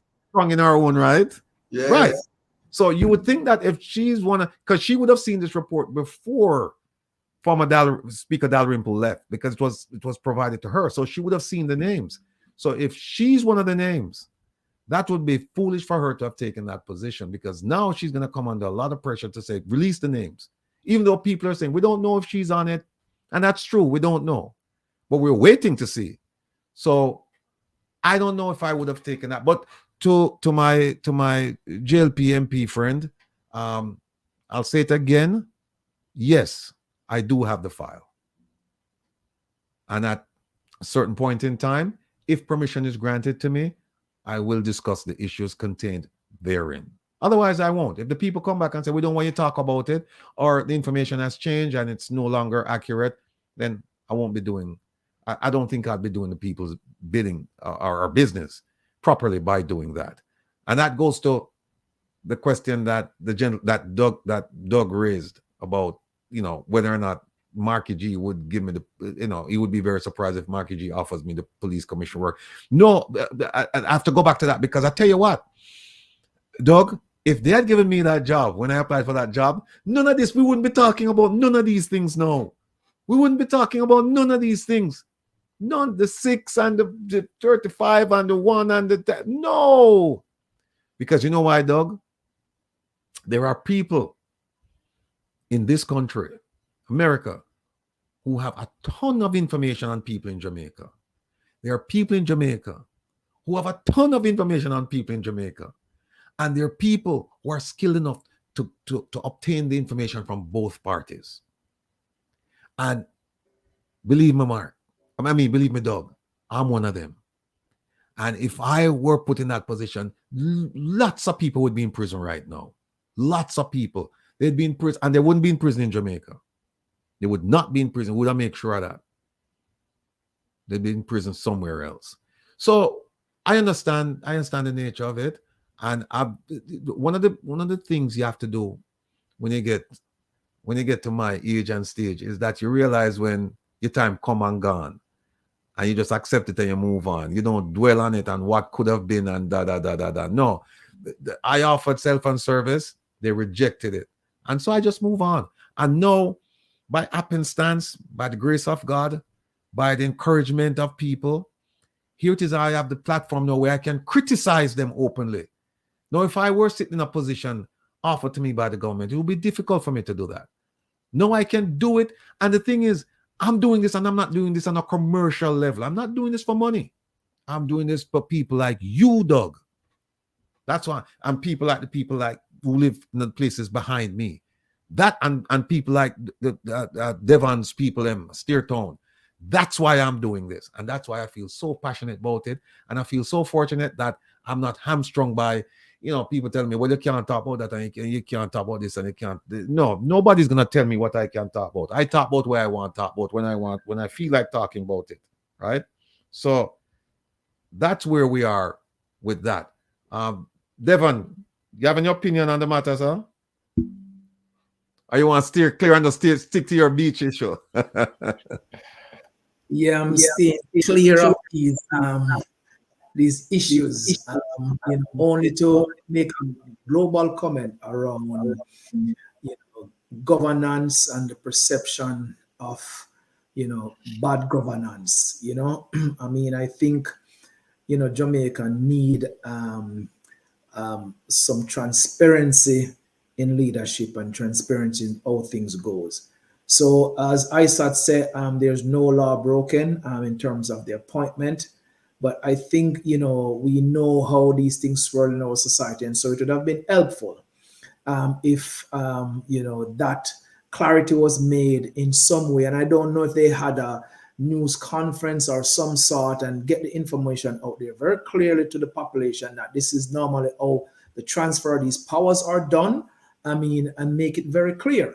And I think, if the society now deems that we do not want to see any kind of nepotism exists within our government, especially where power is concentrated or decisions are made, then it is for our policymakers to shape those things, because, we cannot be imprisoned by laws. We evolve and mechanism put in place to, to carry, the separations of powers and not the consolidation of them in spaces. So I think there's a lot to be learned from these things. We need to act upon them, because the interest is, that we govern in very transparent ways and that these governance are equitable, because I think corruption and the perception of it are big drivers of inequality in our society and leads to other problems. And people become disenfranchised in the system, don't trust the system, and that's not helpful. So I think the flow of information, the openness, needs to come along,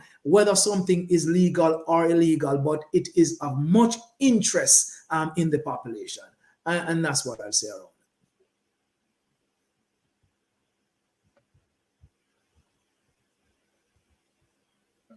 Remember to unmute, Mr. Ratty. Hear a lot of people Yes. all the time from Jamaica, and this is one of the real issues that many Jamaicans might feel in the pressure. And I'm going to hit the point right on the top. Water. We have 3 million people in Jamaica. But you can imagine every week some district or community get water lock off. And there's no solution. All you can hear when you hear something, or the pump isn't working. But come on, can somebody really realize that we have so much pump problem? Okay. You All right. see what I'm saying, Chief? Yeah, man. I fully understand what you're saying. Look, thanks for the comment. All right. All right. Take care now. But Carla, wouldn't it make sense, Carla, that instead of asking KFC in the next boat, you ask a pump and a tank? We always have water lockout problem from time immemorial. All right. Caller, go ahead, please. Yeah, Mr. Rattigan, and bless up yourself. Yeah, man, thank you for when me hear someone said that you do for help out Jamaica. Mr. Buchanan, bless up yourself, and Mr. Taylor, Mr. Nelson. Yes, sir. Yeah, brother. You have a question for it. Thank you so much for your remarks. Gone. I'm happy for you that when me know say the man them where they're pan show and man that appears come and campaigning and say something to better for Jamaica, just a campaign for one party or the other. No, I like this. What we're not really talking about and thing. As you gentleman was saying about water, Mr. Buchanan said the right thing. Water problem in Jamaica from way back when. I'm 62 now, and me remember from me born come see people with water problem until now. Special some of the people from up in a junction, St. Elizabeth, we have water problem from Haitian tea. Okay. Can I just talk about this? So there's a coastal community, Steertown, sits right up against Rolling River. All right. Steertown water primarily comes from the government. A massive treatment plant was put in place just above the space. You find water problem in Steertown because of, you have heavy rain, we get a gravity feed system, turbidity in the line, and shut the line of the infrastructure. But what never happened is that the tourism sector never water and steered the road from the tourism sector. And all they need to do is to connect the water system, the Steertown water system. So when that kind of we have to shut that line because of COVID, the community will consistent water. So that's decisions that needs to be made, and it's not an expensive process because both systems are just less than a mile apart. So there are solutions that can be put in place that water and lock off is not such a big problem. The infrastructure needs to be improved. And we're a country of land, wood, and water with massive amount of underground aquifers. And we just need people of forward thinking to come up with a real good network, a real good map out all these networks and put this in place so we can solve some of these ways. Because of just bad governance, just people just not really know how to string an infrastructure system together, and that's why it's continuing right now.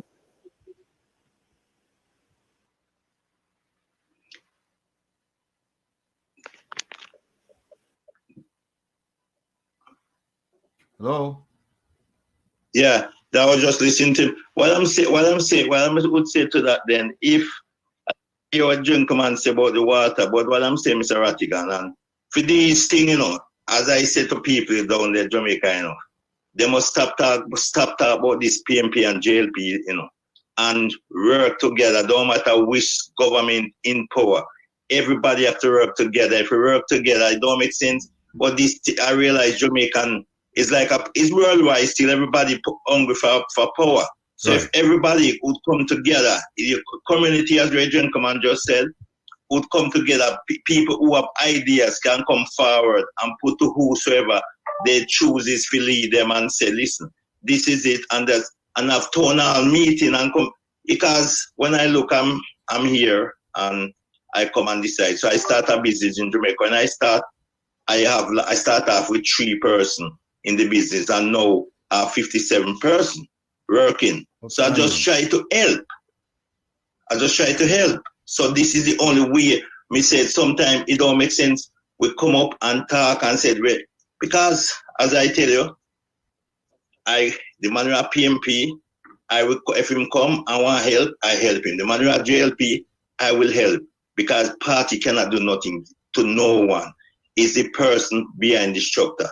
That's why I said I bank on see my grandmother, ban PMP, and me come and say, listen, me I take a different road from you, mama. So what I'm going to do, I'm going to be a Jamaican, and I take a different road. I never voted.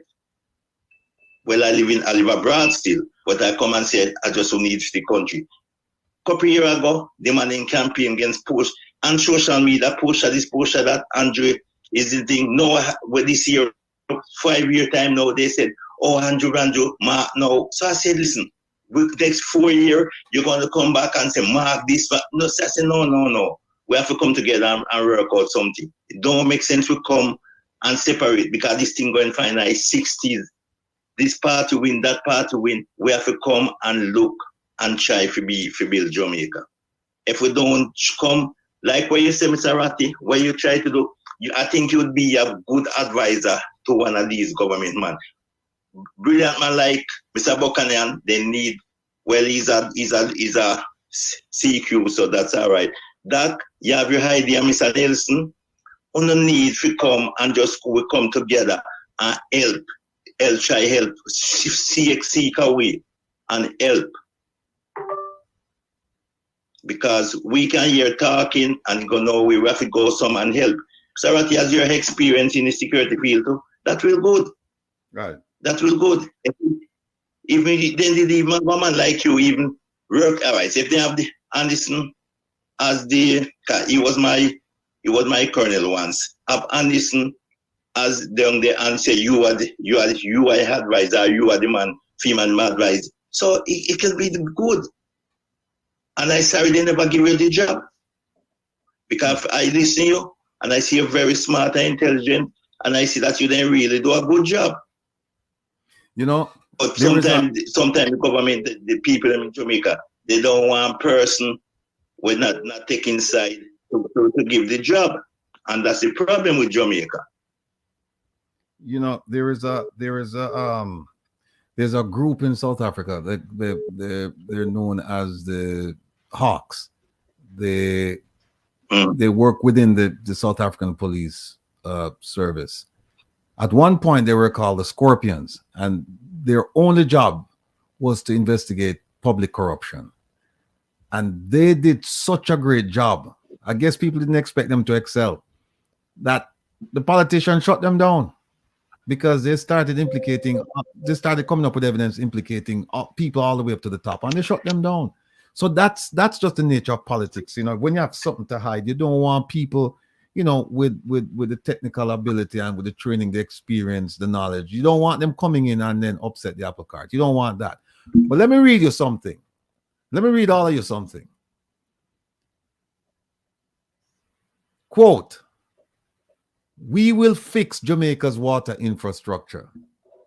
We will make strategic capital investments in water. Jamaica is not short of water. This government does not know how to manage it.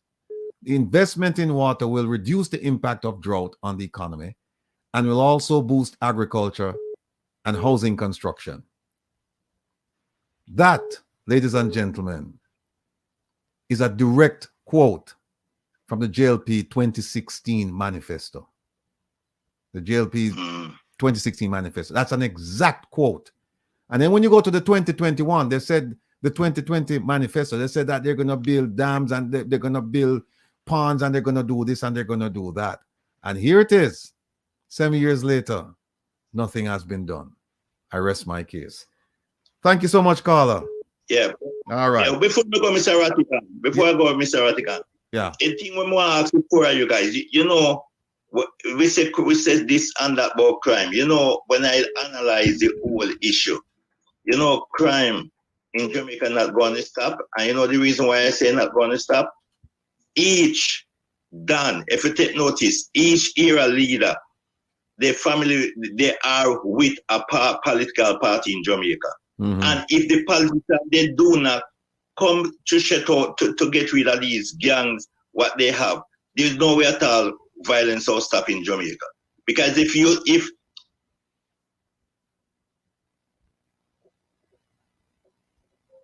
Call you there? While he's out, just so we keeping up with the current affairs, Matthew Samuda, he rolled out how much billions will be needed to make the 2030 improvements of the water infrastructure. We also allotted $7 billion for the water program, and I guess fixing the dams or upgrading dams and water pumps, and they're providing more water. So they are pumping money into the waters. They say they're pumping the money, but at the same time, we must realize that they're also allowing these massive buildings in the corporate area alone. I'm not even going to talk about rural areas. And so it will always seem as if nothing is happening, and we'll always have water shortage because we build more than we improve in dams, and the private sector is doing more. You heard Dr. Devon speak about the water pipeline for the tourist side and not connecting it to Steertown and stuff like that. So in terms of the water, what I know Trinidad has done, their minister, what they did was to issue water tanks and to have catchment areas. It was raining today. There's some things that the citizen has to do to make sure them protect themselves. Like water is life. If you wait on government, who is more interested in fixing roads than providing for the people, you're gonna just need for bathe. Can't send you go bathe in a beach, so you have to catch your own water. And so I'm being very serious in terms of some of the things that you have to do for yourself. And water tanks is an investment that has to be made for a household because of our reality. I see I'm getting first in the comments again because people are thinking and saying because the water hasn't been fixed for so long, it don't need to be fixed in 2023. The reality is that we are a third world country. Never forget that. And if you're in the diaspora, donate water tanks if you can to persons in those areas that cannot afford it because the government isn't doing it. But these are some things. It's almost like if I say I cannot imagine a household without a tank and a pump, you're gonna say, "Oh, you sound like you're uptown." But that's where we need to get because our Caribbean country, our neighboring Caribbean countries would have done that. That is our reality. And climate change and all of that is making drought a reality. So even if we had the facilities, the rain will fall, we're welcome. That's just my comment on that. You know, a lot of comments and mentioned. I'm not sure how we can resolve that. Caller? Yes. All right. Look, let me grab another call, but thanks for calling in. All right. All right. Good. All right. Yes, caller. Go ahead, please. Yes. Good night, Mr. Rattigan. Big up yourself. Good night, Herb. Thank you guys for your service to our great country. Big respect to your panel. I have a question. Regarding the Constitution of Jamaica. Now, in America, when there's a gag order it's normally come from a judge. Like, for example, 2 weeks ago, the judge in DC ruled a gag order against Trump. Well, is there anything in the Constitution of Jamaica that permits the prime minister to, enforce a gag order? Shouldn't that come from the judge, the courts, the judiciary? Is that unconstitutional? And if it's unconstitutional, then isn't it okay for those who have access to the names of the 6 to release it? Thank you. Have a blessed day. I said. The way how the legislation is set up, there is a gag order, which is the law. And if you release it, you would be actually be breaking the law, and you will be subject. You would become a criminal. And believe me, if you break the law, they're going to prosecute you. So, in relation to that, we have the doctrine of separations of powers, and since the Integrity Commission is a creature of Parliament, and not the Constitution, they are bound by the lawmakers, and it would be a breach of the law. We wouldn't want to breach the law. What I will answer you and say, though, is, and I'm not defending it, but common sense will tell us that the first opportunity, and I'm not going to make reference to her as a prime minister, but the first opportunity that Madam Speaker gets, she's going to release the names. And I just feel like we on this show don't watch enough Days of Our Life and Falcon Crest and Dynasty to know that when people have their own ambition, sometimes if marriage not working, I'm not saying that it's not working, they move on and they must protect them own selves. And when the chips fall where they're made, maybe the only thing they're married to is a political career. So we just never know. I'm not saying anything. I'm just putting that out there that sometimes we have to just watch and give people the opportunity to be the best versions of themselves without tying them down. And that's the Constitution promotes individuality, and we should allow people to flourish in difficult spaces to become, like how diamond is compressed. That's all. That's what I'm gonna say about that. But no, in terms of the gag order, the courts can issue gag orders, but this is a statutory gag order on the Integrity Commission.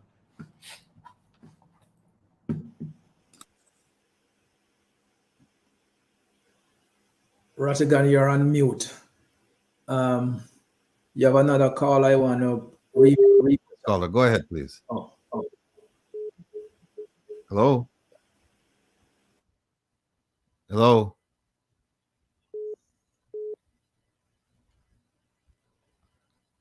Hello? Hello. Good evening, Mr. Rattigan. Yes, sir. Good evening. And your panel. Good evening to your panel too. I just want to make a short little thing to you. It has to do with why we have so much problems with administration in Jamaica and the government. It has to do with, one, agencies. There are no agencies. MPs should not be getting money to give to people to bury their dead. It should be done through an agent. As much so in many other areas that they are doing stuff, they should not be doing it. It should be done through an agent. And this is the reason why we have a problem, because if it's done through an agent, then the people in the agents are held to a certain level of responsibility. The other part of it also is that the MPs they should not hold any parliamentary, like the ministerial position, because they are not qualified. Very few of them are qualified. And if you have to bring somebody, and this I see this as a problem in both parties, they have to bring somebody with the requisite qualification to put in a member of parliament seat, and it creates problems. So I think we need to look at, there has to be a restructuring of the whole governance situation there, including the constitution and how it's done, because that is why we have so many problems, because there are no clear set way of doing anything. When you have a problem, you find the MP. The MP takes the people's money and give it to you for whatever, because you give him a story and he likes it. It should not be done that way. You should be referring them to an agent. The other thing, this came to mind because I was watching the JLP's thing They had an online thing, and I heard Mrs. Hall is telling people stuff about her, how they do things, and how they were basically saying how they do things and how they are swamped with work. These stuff, they should not be swamped with them, because the Social Development Commission, they take over the work from that. The Poor Release Department, they are doing that. I mean, so we're spending money in double, over and over. So we need to structure our organizations out there in such a way that they don't overlap each other. And members of parliament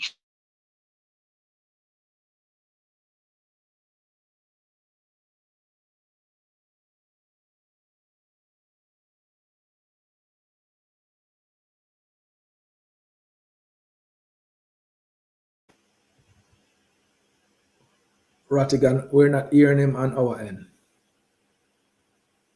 somebody has to do it for them, but we can do it. I will just hang up to listen to your reply. Okay? All right, sir. Good. Yeah, he was just talking about restructuring government to deal with the issues. First of all, let me just say to Karen and all of the people who have made a donation, thank you very much. Much appreciated. Going back to the question, he's talking about restructuring government to be responsive to the issues. And he was pointing out that that's probably one of the reasons why, maybe the main reason why we have so many issues. It's a structural issue. And he spoke about the Constitution.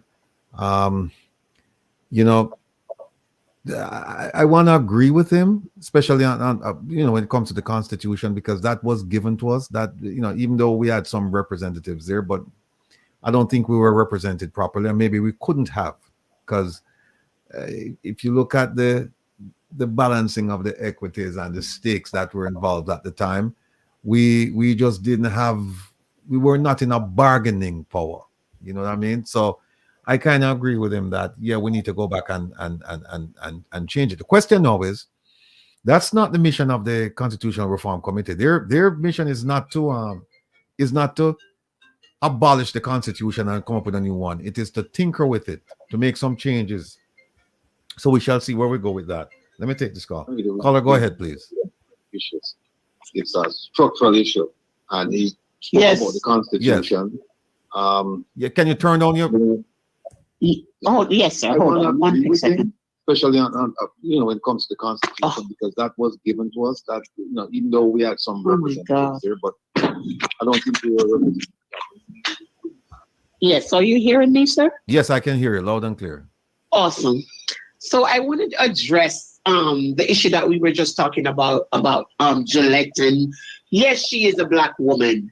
And I take no offense to anything the other people were saying. Yes, she's a Black woman and she's a mother.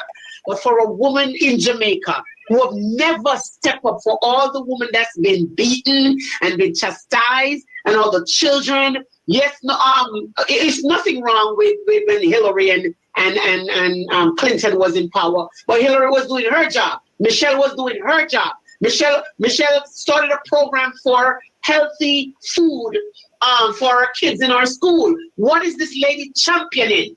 Is it all about getting wealthy for themselves? How are you not standing up for the woman of Jamaica? There's no woman, nothing in, coming from those powerful women in parliament, when it comes on to taking care of our women in Jamaica. I don't care what position she want to hold, but if your name is corrupted and things are calling against your name, your moral ethics should say, you know what, let me fall back and watch what's going on and let somebody else doing it. When she was getting in there, they were giddy-headed with all the other people around her. Some woman got to stand up for other women. And she was not doing that. We don't care what position she want to hold. If she's qualified for it, go for it. 7 years into parliament and you guys are billionaires, what is that saying about our country? And if people don't say something like, compliment them for what they're doing, yes, compliment her for went to college, do all of that.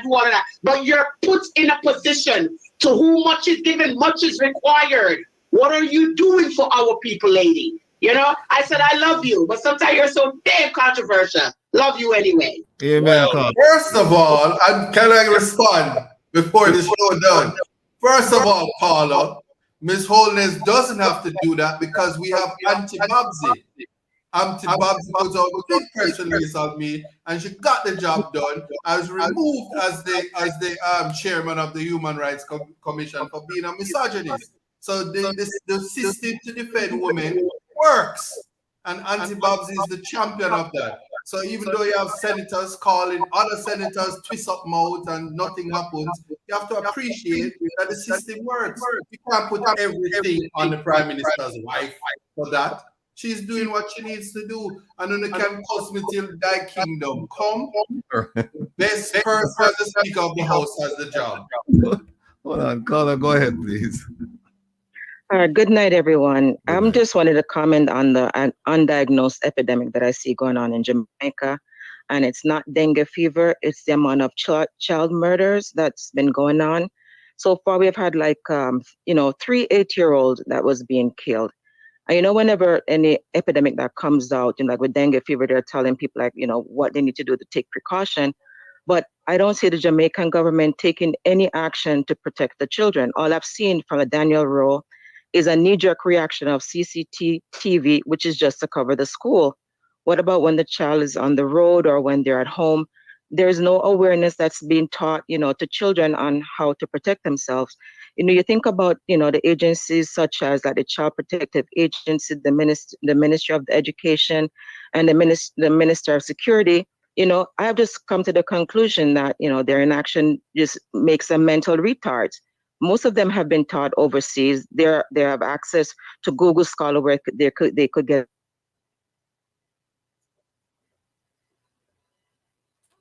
Hello? Hello? Hi, can you hear me? Yes, I can hear you now. Mm-hmm. Right. No, I'm saying they could have done research. Most of them they studied overseas and they have access to Google Scholar. Exactly, and peer-reviewed articles, on how they could, make application, to have better things to protect the children.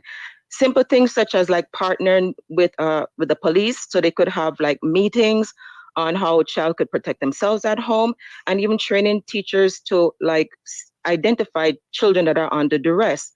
Because if we're trying to, make Jamaica into the country in the future in terms of getting rid of corruption, the children have to be prepared for that, so the cycle of trauma or whatnot will just keep repeating itself, and then the children will not be, prepared for it. So just what your thoughts are in terms of this is something that just keeps going on and nobody's addressing it. Thank you. All right, thank you so much. Before we answer that, hold on, let me grab this call. Caller, go ahead, please. Good night, Mr. Ratty. Yes, sir. Good night to the panel and everybody. Mm-hmm. What I want to find out, right?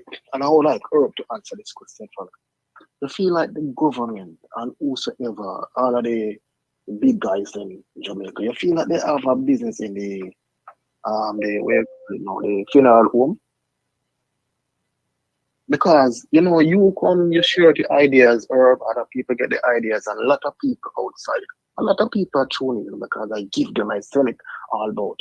And what happened now? These people, I said, but we have good people like this town of Jamaica, and nobody in the government sector don't take these things and put it to use and help the country. Look like them have a business in the mark business and things like that, because poor people spend money big on dead and etc. Your style and for say look like them have them thing there. That's why I can't look at it and say because they don't need to do it. See a man coming and Google Gaga and people look at the man and say, hey, it's not what you recommend I could have done to do it. You understand me I say? And it really look bad, it's bad, man, it's bad. Yeah, I know, I understand, and that's why we're here, because if they were good, we wouldn't be here. Huh? No, I understand, and I appreciate it's what you're saying. Bad. I look on it when I say, man, I wonder if them have the thing because poor people spend money on dead. And I say, no, if you kill three over this and call me over, I say, so Baba dead and there's something that we send our food, go give them an empty right. And empty there. And it's bad, man, it's bad. Sometimes, right. All right, so well, look, thanks for the call and for you to share your views with us. Yes. All right, then. Cool. Isaac, you want to go back to the the Herb, even Devon, if you wanna go back to the caller before this call where they talk about the killing of children and that it's almost at an epidemic level, and there doesn't seem to be. Let me take that one, Ratty. Go I'll ahead. take both of them as a matter of fact. Okay, I get some feedback. Let me mute my. Let me mute.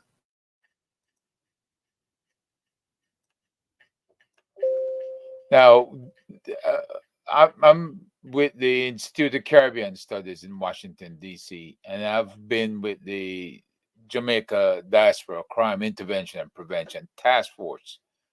One of the things we addressed in 2016 had to do with not just the Safer Cities, which today has become Project Star, but we address also the trafficking issues with missing children. I just got a report on missing children, and one of the things that can't tell the difference with the missing kids is whether or not they need to declare them dead.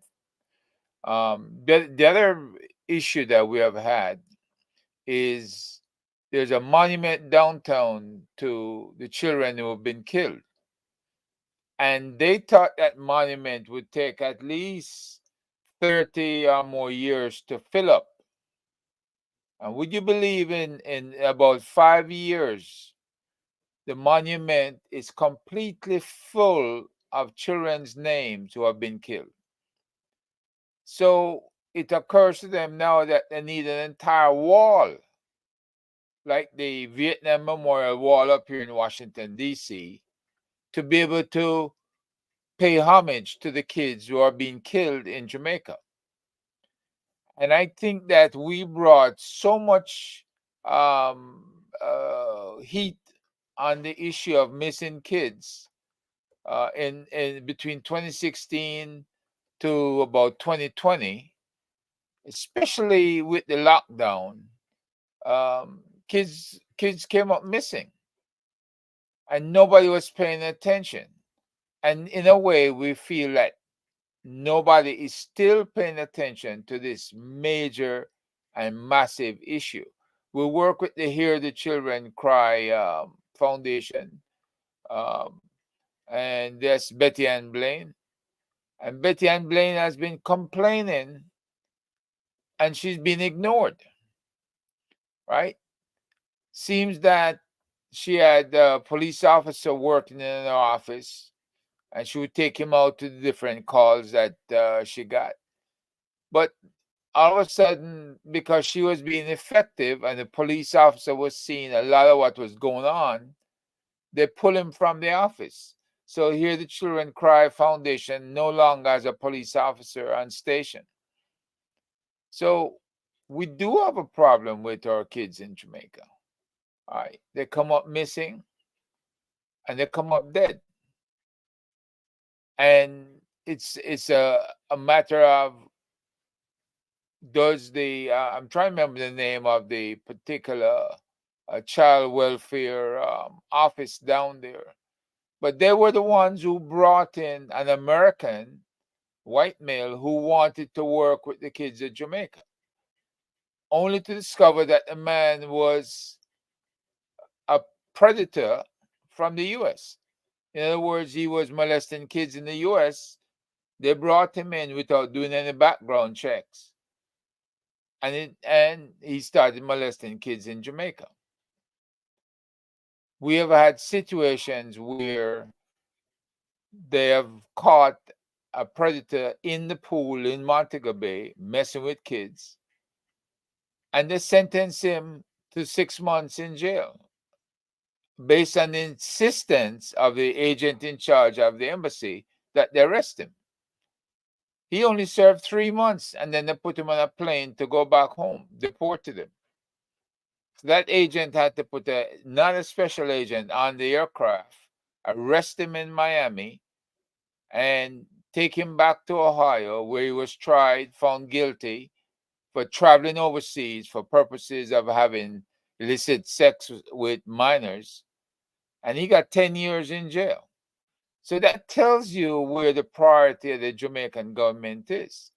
You check out how many of these predators that said they came to Jamaica for the purpose of having illicit sex with minors, and you clearly see that the government has failed to put these guys in a long-term prison, maybe down at Towers Street, and then that would spread the news back to the US of the filthy, dirty conditions in jail that you have to endure, right?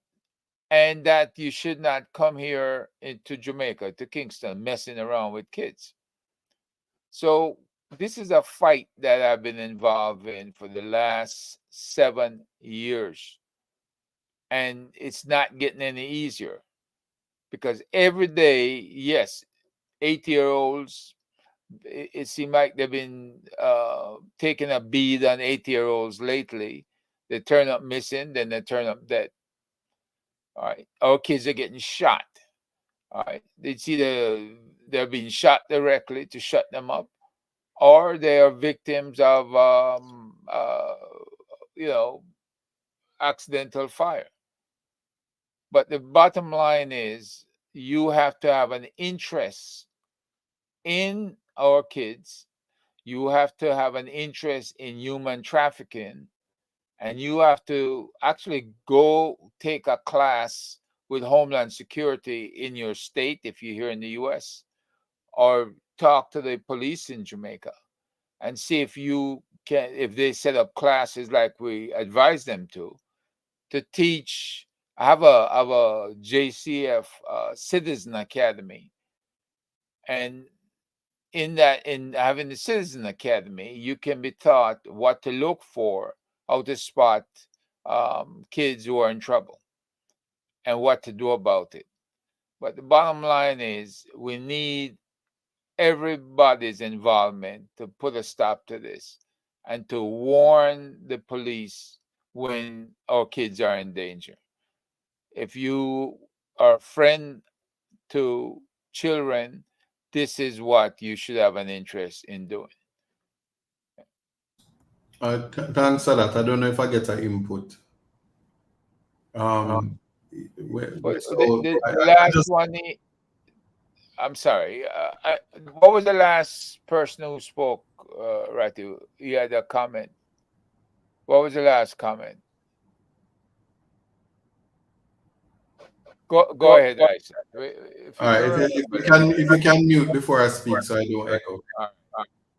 All right, so here's the reality. We have a Child Care and Protection Act. When it comes to children, Ratty, you're speaking, but you're muted. I'm gonna tell you, this thing that killed me. The Herb, yeah, but the guy was the gentleman was talking about coming in and providing assistance and helping the government address some of the issues that are pressing. So it was more a comment than a question. It was just a comment. So I answered this comment. That's all. Okay. All right, Isaac, go.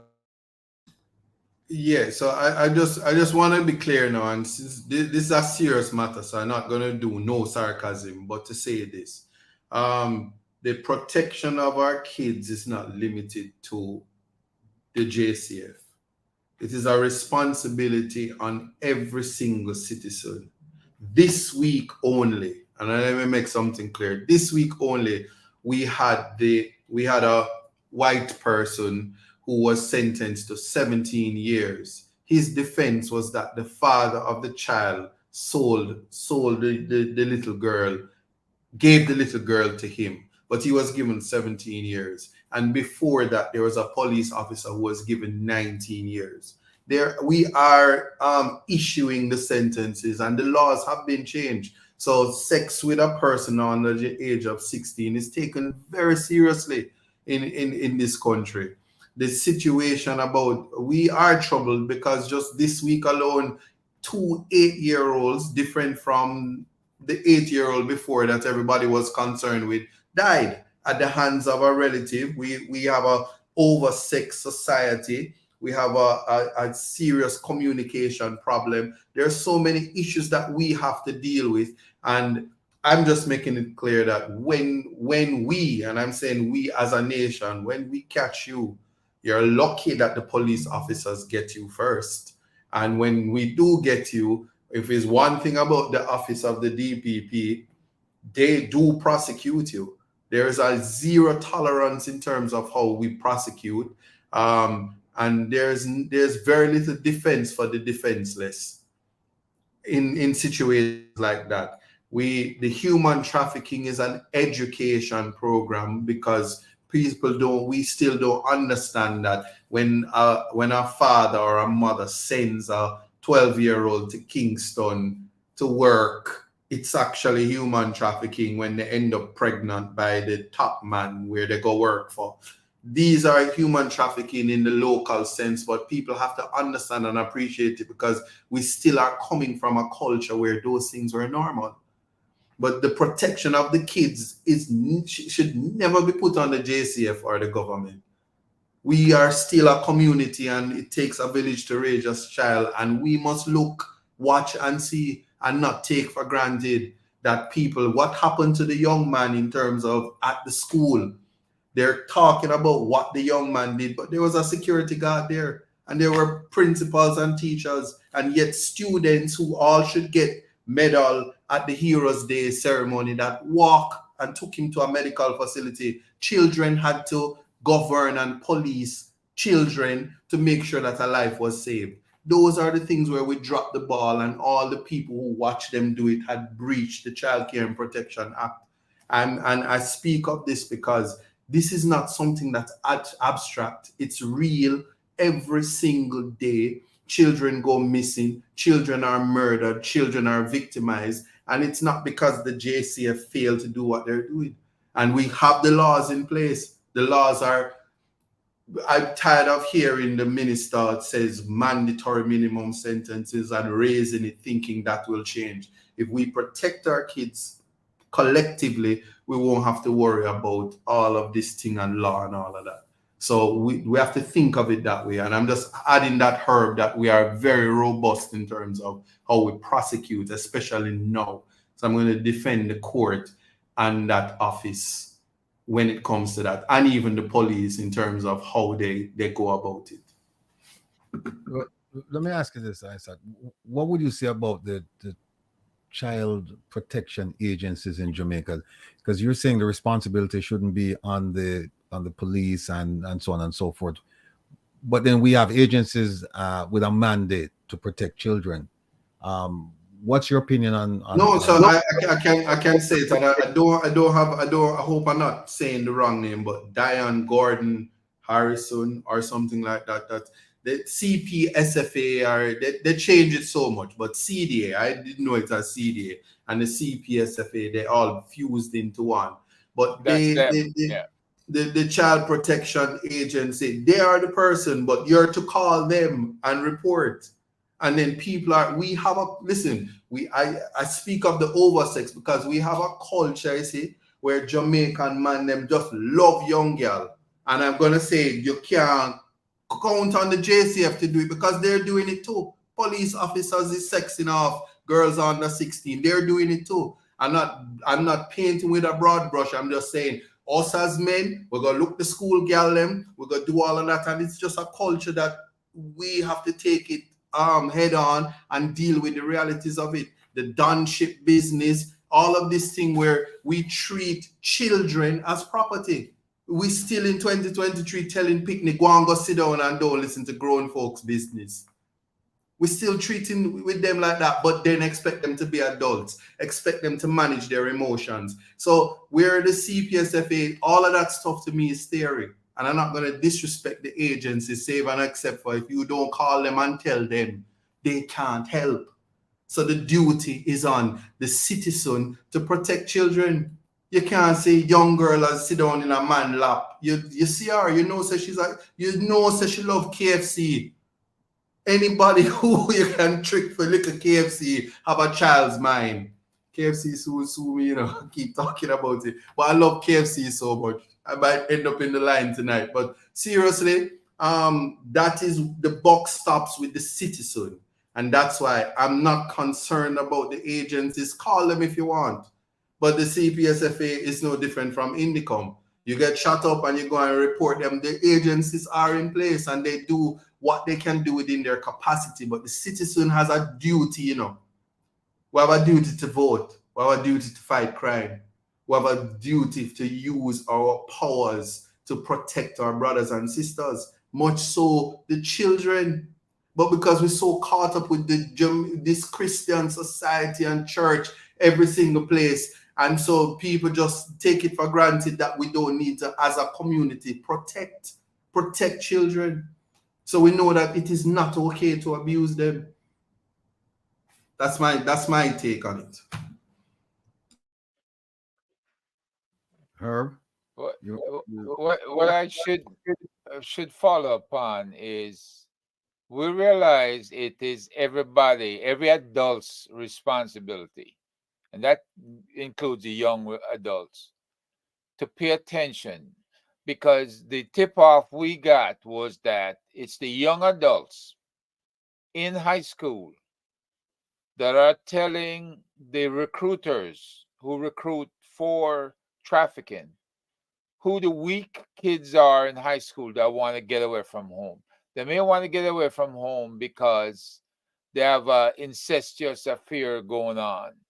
They might want to get away from home because in that community, an adult is messing around with them and they feel intimidated. And when they want to get away, they don't realize that they're going from the frying pan into the fire.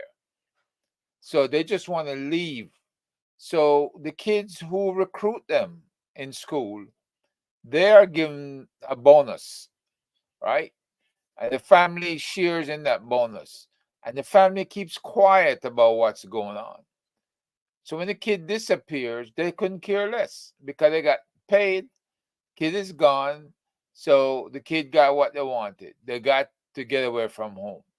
But they don't know whether or not that child is a victim of organ harvesting, meaning they remove the kidneys or what they remove from them. They don't know whether or not that child is a victim of sex trafficking or some forced labor situation. And they don't know what country that child is going to end up in. So that's the situation we're in when we don't pay attention and we couldn't care less, right? Now, when you witness kids with an adult and the adult is dragging them along, and I suggested to the police in Jamaica, when you make any kind of stop, if there's an adult and an underage child in the vehicle, if you're going to ask the adult for ID, and you're going to you should also concurrently ask that kid what their name is, because the kid is going to, and if the adult tries to intercede, you stop them and you say, I'm speaking to the kid, not to you, right? That's the only way that aggressive patrol person can identify who's in the car and whether or not that person belongs in that car, right? There's just so many things. The staging areas for the kids who are being trafficked is usually some low budget hotel or motel, or they may have a safe house where they take all these kids to. So when you see a gathering of kids at a certain home, and these kids are not from the same family and they're new to the area, you should get curious and you should make the phone call. It's better to be embarrassed, which you won't be embarrassed. You make that phone call, you might be saving a life. That is the bottom line with human trafficking.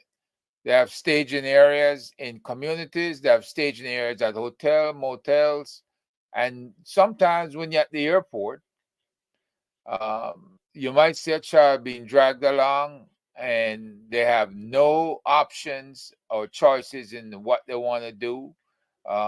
It doesn't seem like a child who is willingly going along. you can also make your observations at the airport.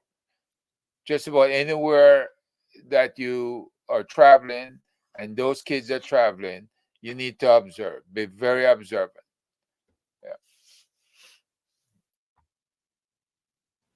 Yeah. Devon, you have anything you want to say regarding that subject matter? Yeah, no, it's a very troubling issue in the society right now.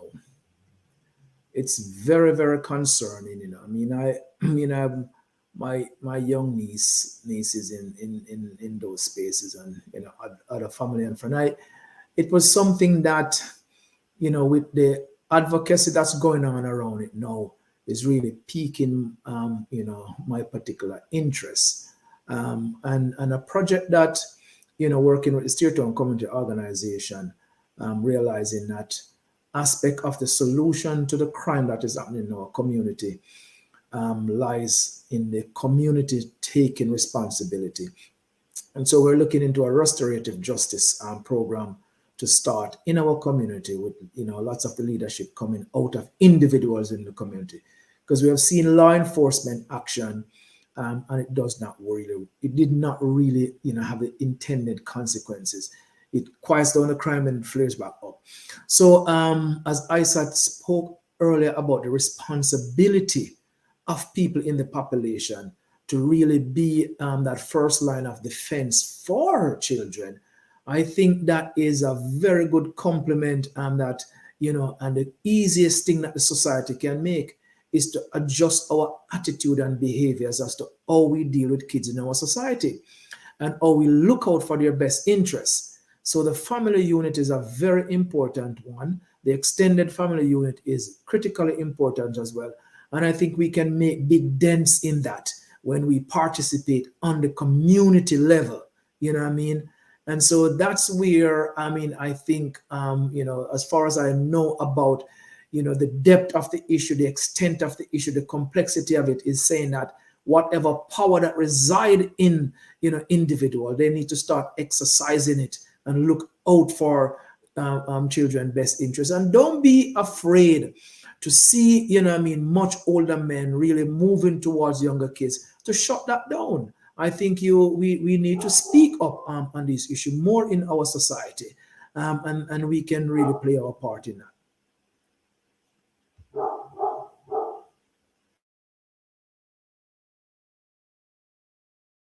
Remember to unmute, Mr. Rattigan. When Kevin leave me alone, bound to do this. But yeah, some people are they're taking issue with Mimi, and so Mimi, let me ask you a question, because they're asking me to ban you. But let me ask you a question. What's your position on the issue? Because I see you're talking about family values, and I'd like to hear more about it, because it's just you're saying that Bob Marley. I guess you're saying Bob Marley is not a good example.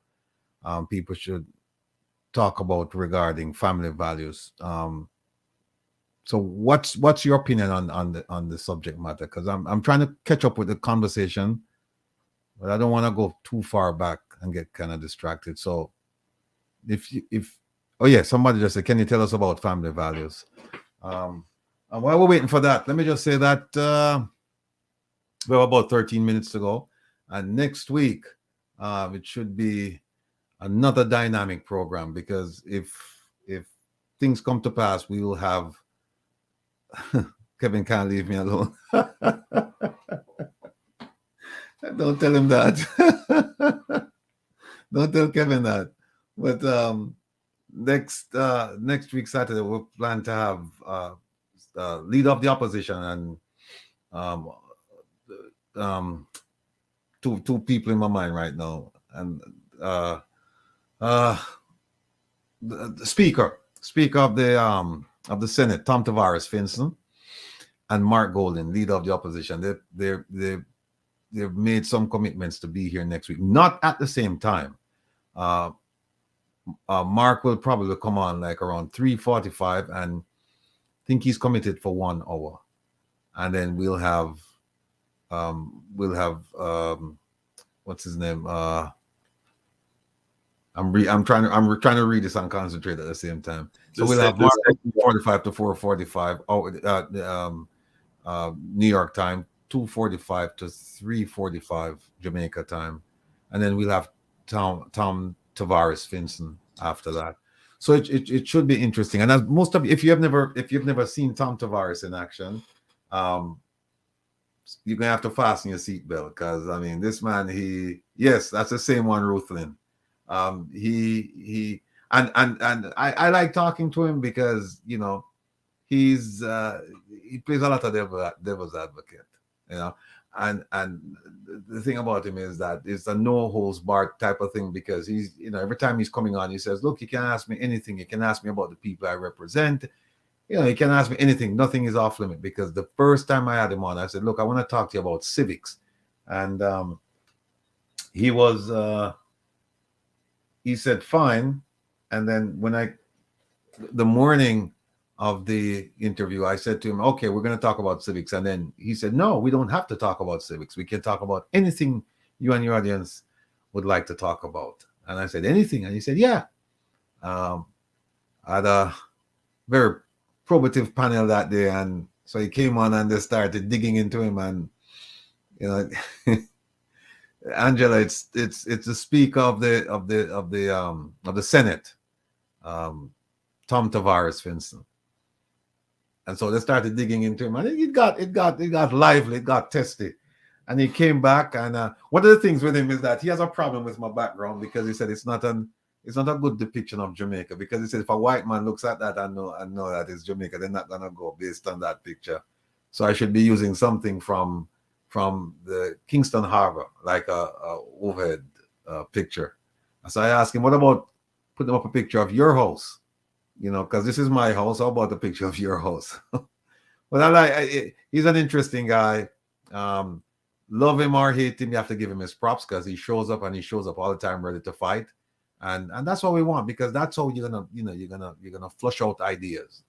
I have to set some ground rules with him though, because Tom is the kind of guy. Tom will agree not to interrupt speakers, and then once you start talking, Tom, and if you get on their skin where he feels like he has to say something, he won't let it, he won't let it go. He'll just get on there. And then we're gonna have the leader of the opposition, Angela. Mom is the word. So,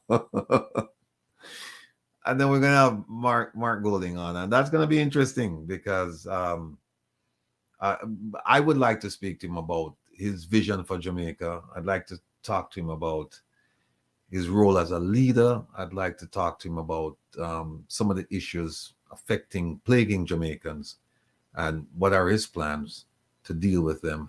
And when I say plans, I'm kind of like giving him a heads up right now that we're talking about concrete plans, not just I'm looking at the 2020 GLP manifesto here, and it's saying we will. And, from my days in the FBI, whenever I say we will, we know they won't, because unless you have a firm deadline in there saying, we will do it by this time, people, they just do it whenever they feel like doing it, or sometimes they just don't do it. And it's not measurable, it's not reasonable, and we don't even know if it's attainable until you put deadlines in there. And so I want to hear from him specifically what his plans are to help the middle class, to help the poor, and to help the expanding poverty-stricken class. So that should be interesting. And then we're going to have ISAT again as well. Herb, of course, will be here. I don't know if John will be around. I know he was trying to make it today, but he had a family commitment, and so he wasn't able to make it. And of course, we want to thank Devon for showing up today, because he's made us, as I said several times, he's made us much smarter about the issue regarding beach access, because by and large, I find that Jamaicans, this is not an issue for them, and it's not an issue for them because they don't know that it's an issue. They just accept it that we can't go there, and that's it. But it doesn't have to be that way. And so kudos to him for bringing it to our attention and educating all of us. And so what I'd like is for all of us who listen to him, listen to his passionate presentation, is to take that to our neighbors and our friends and our relatives and explain to them that we do have or we should have a right to access our beaches. And it shouldn't be just, kept in a pristine condition for people coming from overseas to spend money. And most of the money is not even in Jamaica anyway. We know that. So Jamaica is not even benefiting from it. So having said that, I'll just go around the table here and just get some words from the panel before we close out. And who wants to go? Who wants to go first?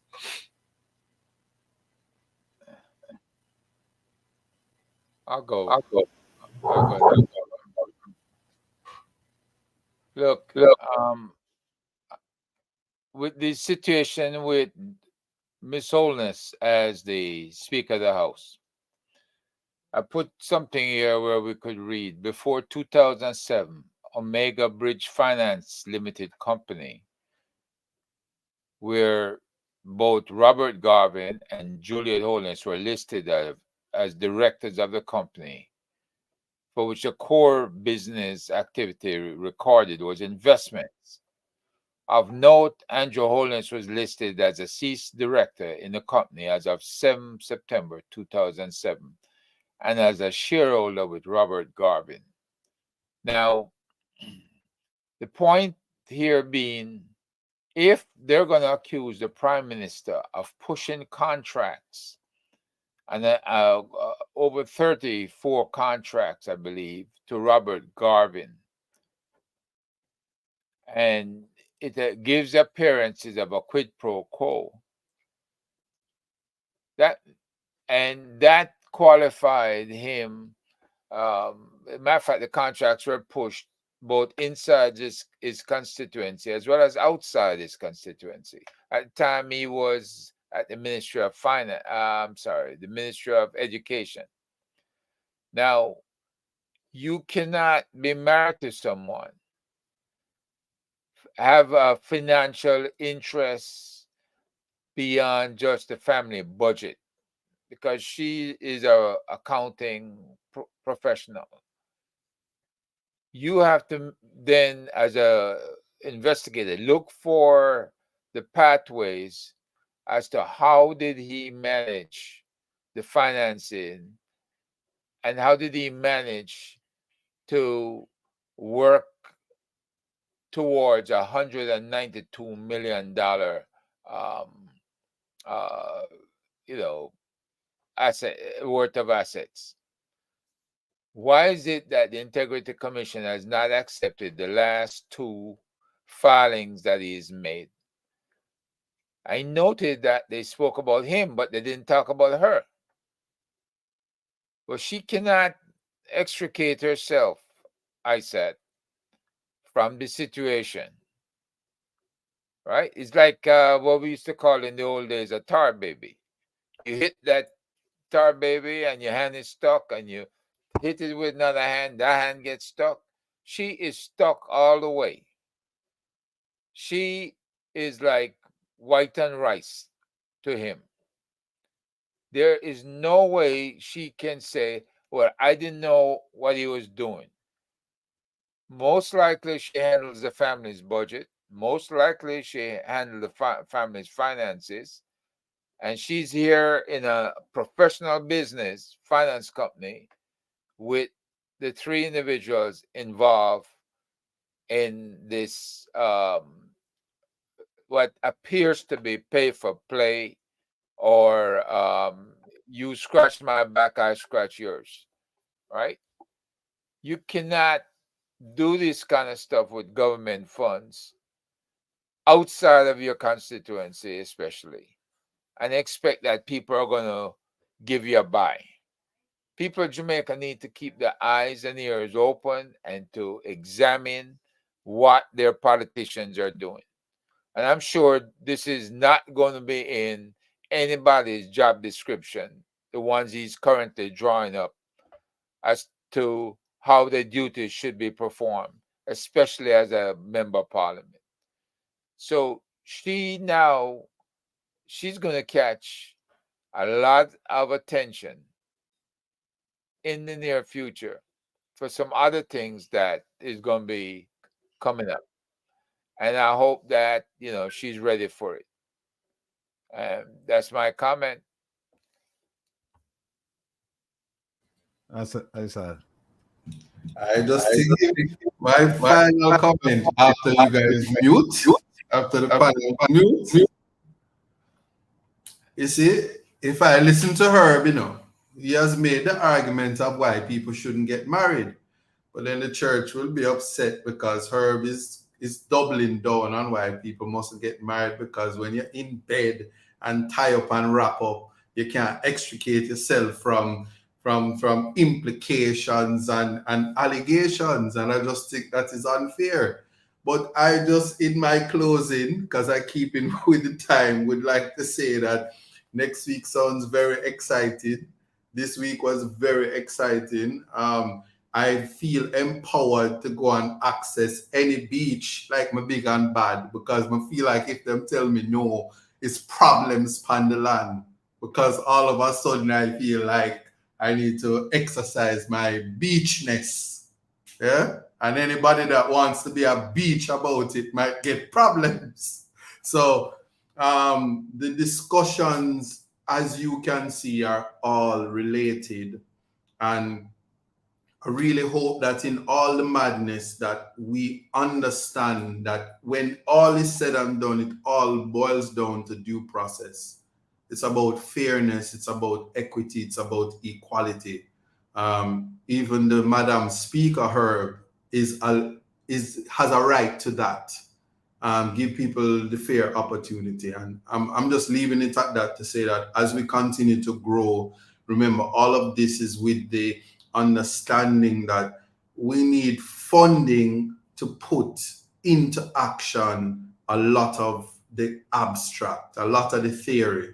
And so if Kevin were here, he would put the account number up on the screen while I'm talking, and I would bust a tune and sing out the show while bringing in the donations. But just understand that what Mr. Rattigan is doing is to empower that, or to give effect to that.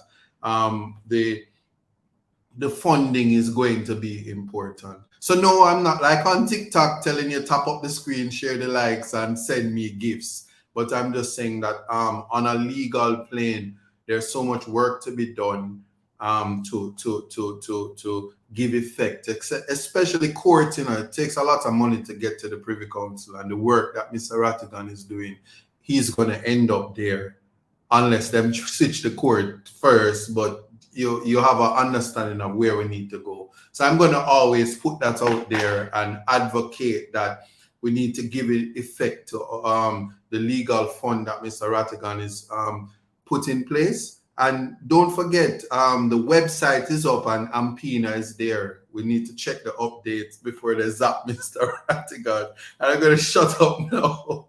But I love the comments. All the people cursing me. I'm not going to talk about the church. The church don't like me. Leave me alone. Have a good night. Thank you, sir. Devon. Yeah, well, give thanks to be part of this panel. I mean, it's always really great to sit down with the ones who truly understand the issues. And collectively, I hope the people see that with this togetherness, all of our ideas, rest in our society. And with the right people sitting down around the table with the interests of the nation, we can get the job done. What we do really need is the people to be engaged with the process, because without engagement from the public, we will not get anywhere. So don't see these issues as disconnected. The issues around rights are connected in many spaces. Maybe your right today, my right tomorrow, another person's right. So we need to understand fundamentally that is through our collective responsibility in solidarity with each other that we're going to really bring forward a new Jamaica. I've always mentioned to people that I'm an organ donor.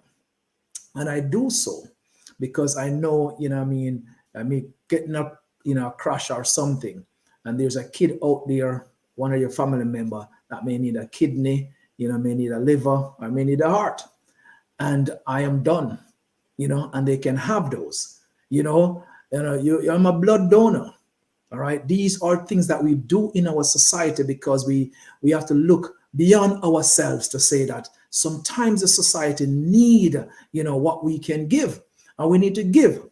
And so I need to recognize people within the beach advocacy space, such as Kabu Mahat Karu from IRFM, who has really been pushing this issue for many, many years. You know, she is a champion in the beach access movement, and she has given Jabem, you know, a space in the beginning to get its advocacy out there.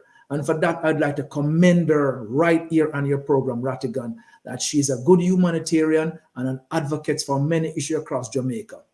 I want also to commend Dr. Carlin Cooper for writing around about this issue for many, many years in the Jamaica newspaper. All right. John Maxwell is another champion who have always talked about these issues. And also to Diana McCullough from the Jamaica Environmental Trust has been involved in these issues. Maziki Thame, who have really been writing about these structural issues within our society and recognize those individuals that have keeping, you know what I mean, the fire burning in our society.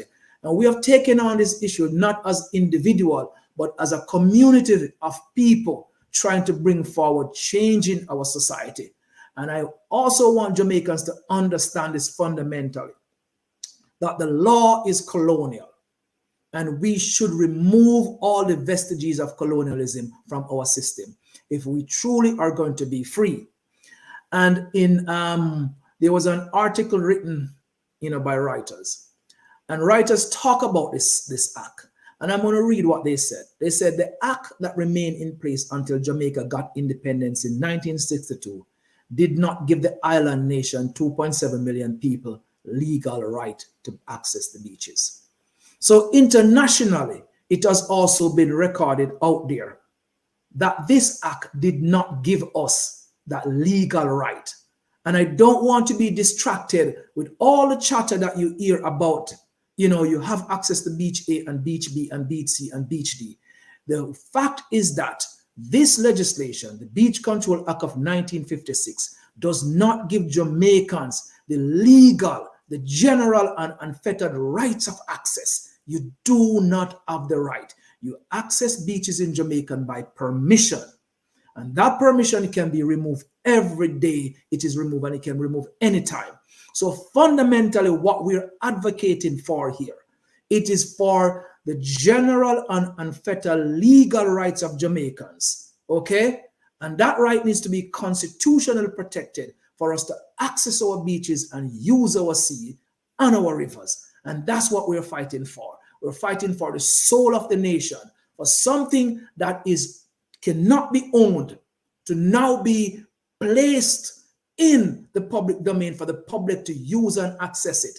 And it must not be used as an economic engine only for the wealthy and for the neo-colonialists and the capitalists. It must be there for our kids. We must conserve it. We must protect it. It must be there for future generation to access and use. And that's what we're talking about. Fundamental rights. We cannot live in a country where rights are not protected. We cannot live in our countries where there's no equality, where equity does not reign. And that's what we're talking about. And we are not going to stop until this is a reality. We need a legislative change. It is going to be political. And I'm going to say to you, Jamaicans, beach access and the fundamental rights to access the beach is on the ballot in the next local government election and in the next general election. And you need to hold your official accountable to it and accept no compromise, because none is required. You fundamentally have the power in your democratic right to vote. So get out there and let your voice be heard. And Jabem will always be here advocating for this. We need you on board. Check us out. We'll get in the dogfight with you. Fundamental rights. That's what we need. Look, I want to thank all of you, especially Devon, for that impassionate speech. And just to let him know that the One Jamaica Legal Defense Foundation will join in the fight, because we believe that it is one worth fighting for. It's a worthwhile cause, and it's going to benefit all of us. Beyond that, I cannot improve upon anything that he said or anything that the other two panelists said. So with that, folks, it's been great. Tomorrow, check me out on Waterhouse Vibes, 4 to 6 New York time, 3 to 5 Jamaica time. And then we have the regularly scheduled Wayne Lonesome Town Hall meeting from 7 to 10, 6 to 9 Jamaica time. Until then, I'll see you. Take care. Be well. Tune in tonight, midnight. Relax with the Rebel. When I'll dance off on the 2 point. Gentlemen, thank you so much for being here. We talk soon. Give thanks. Bless it.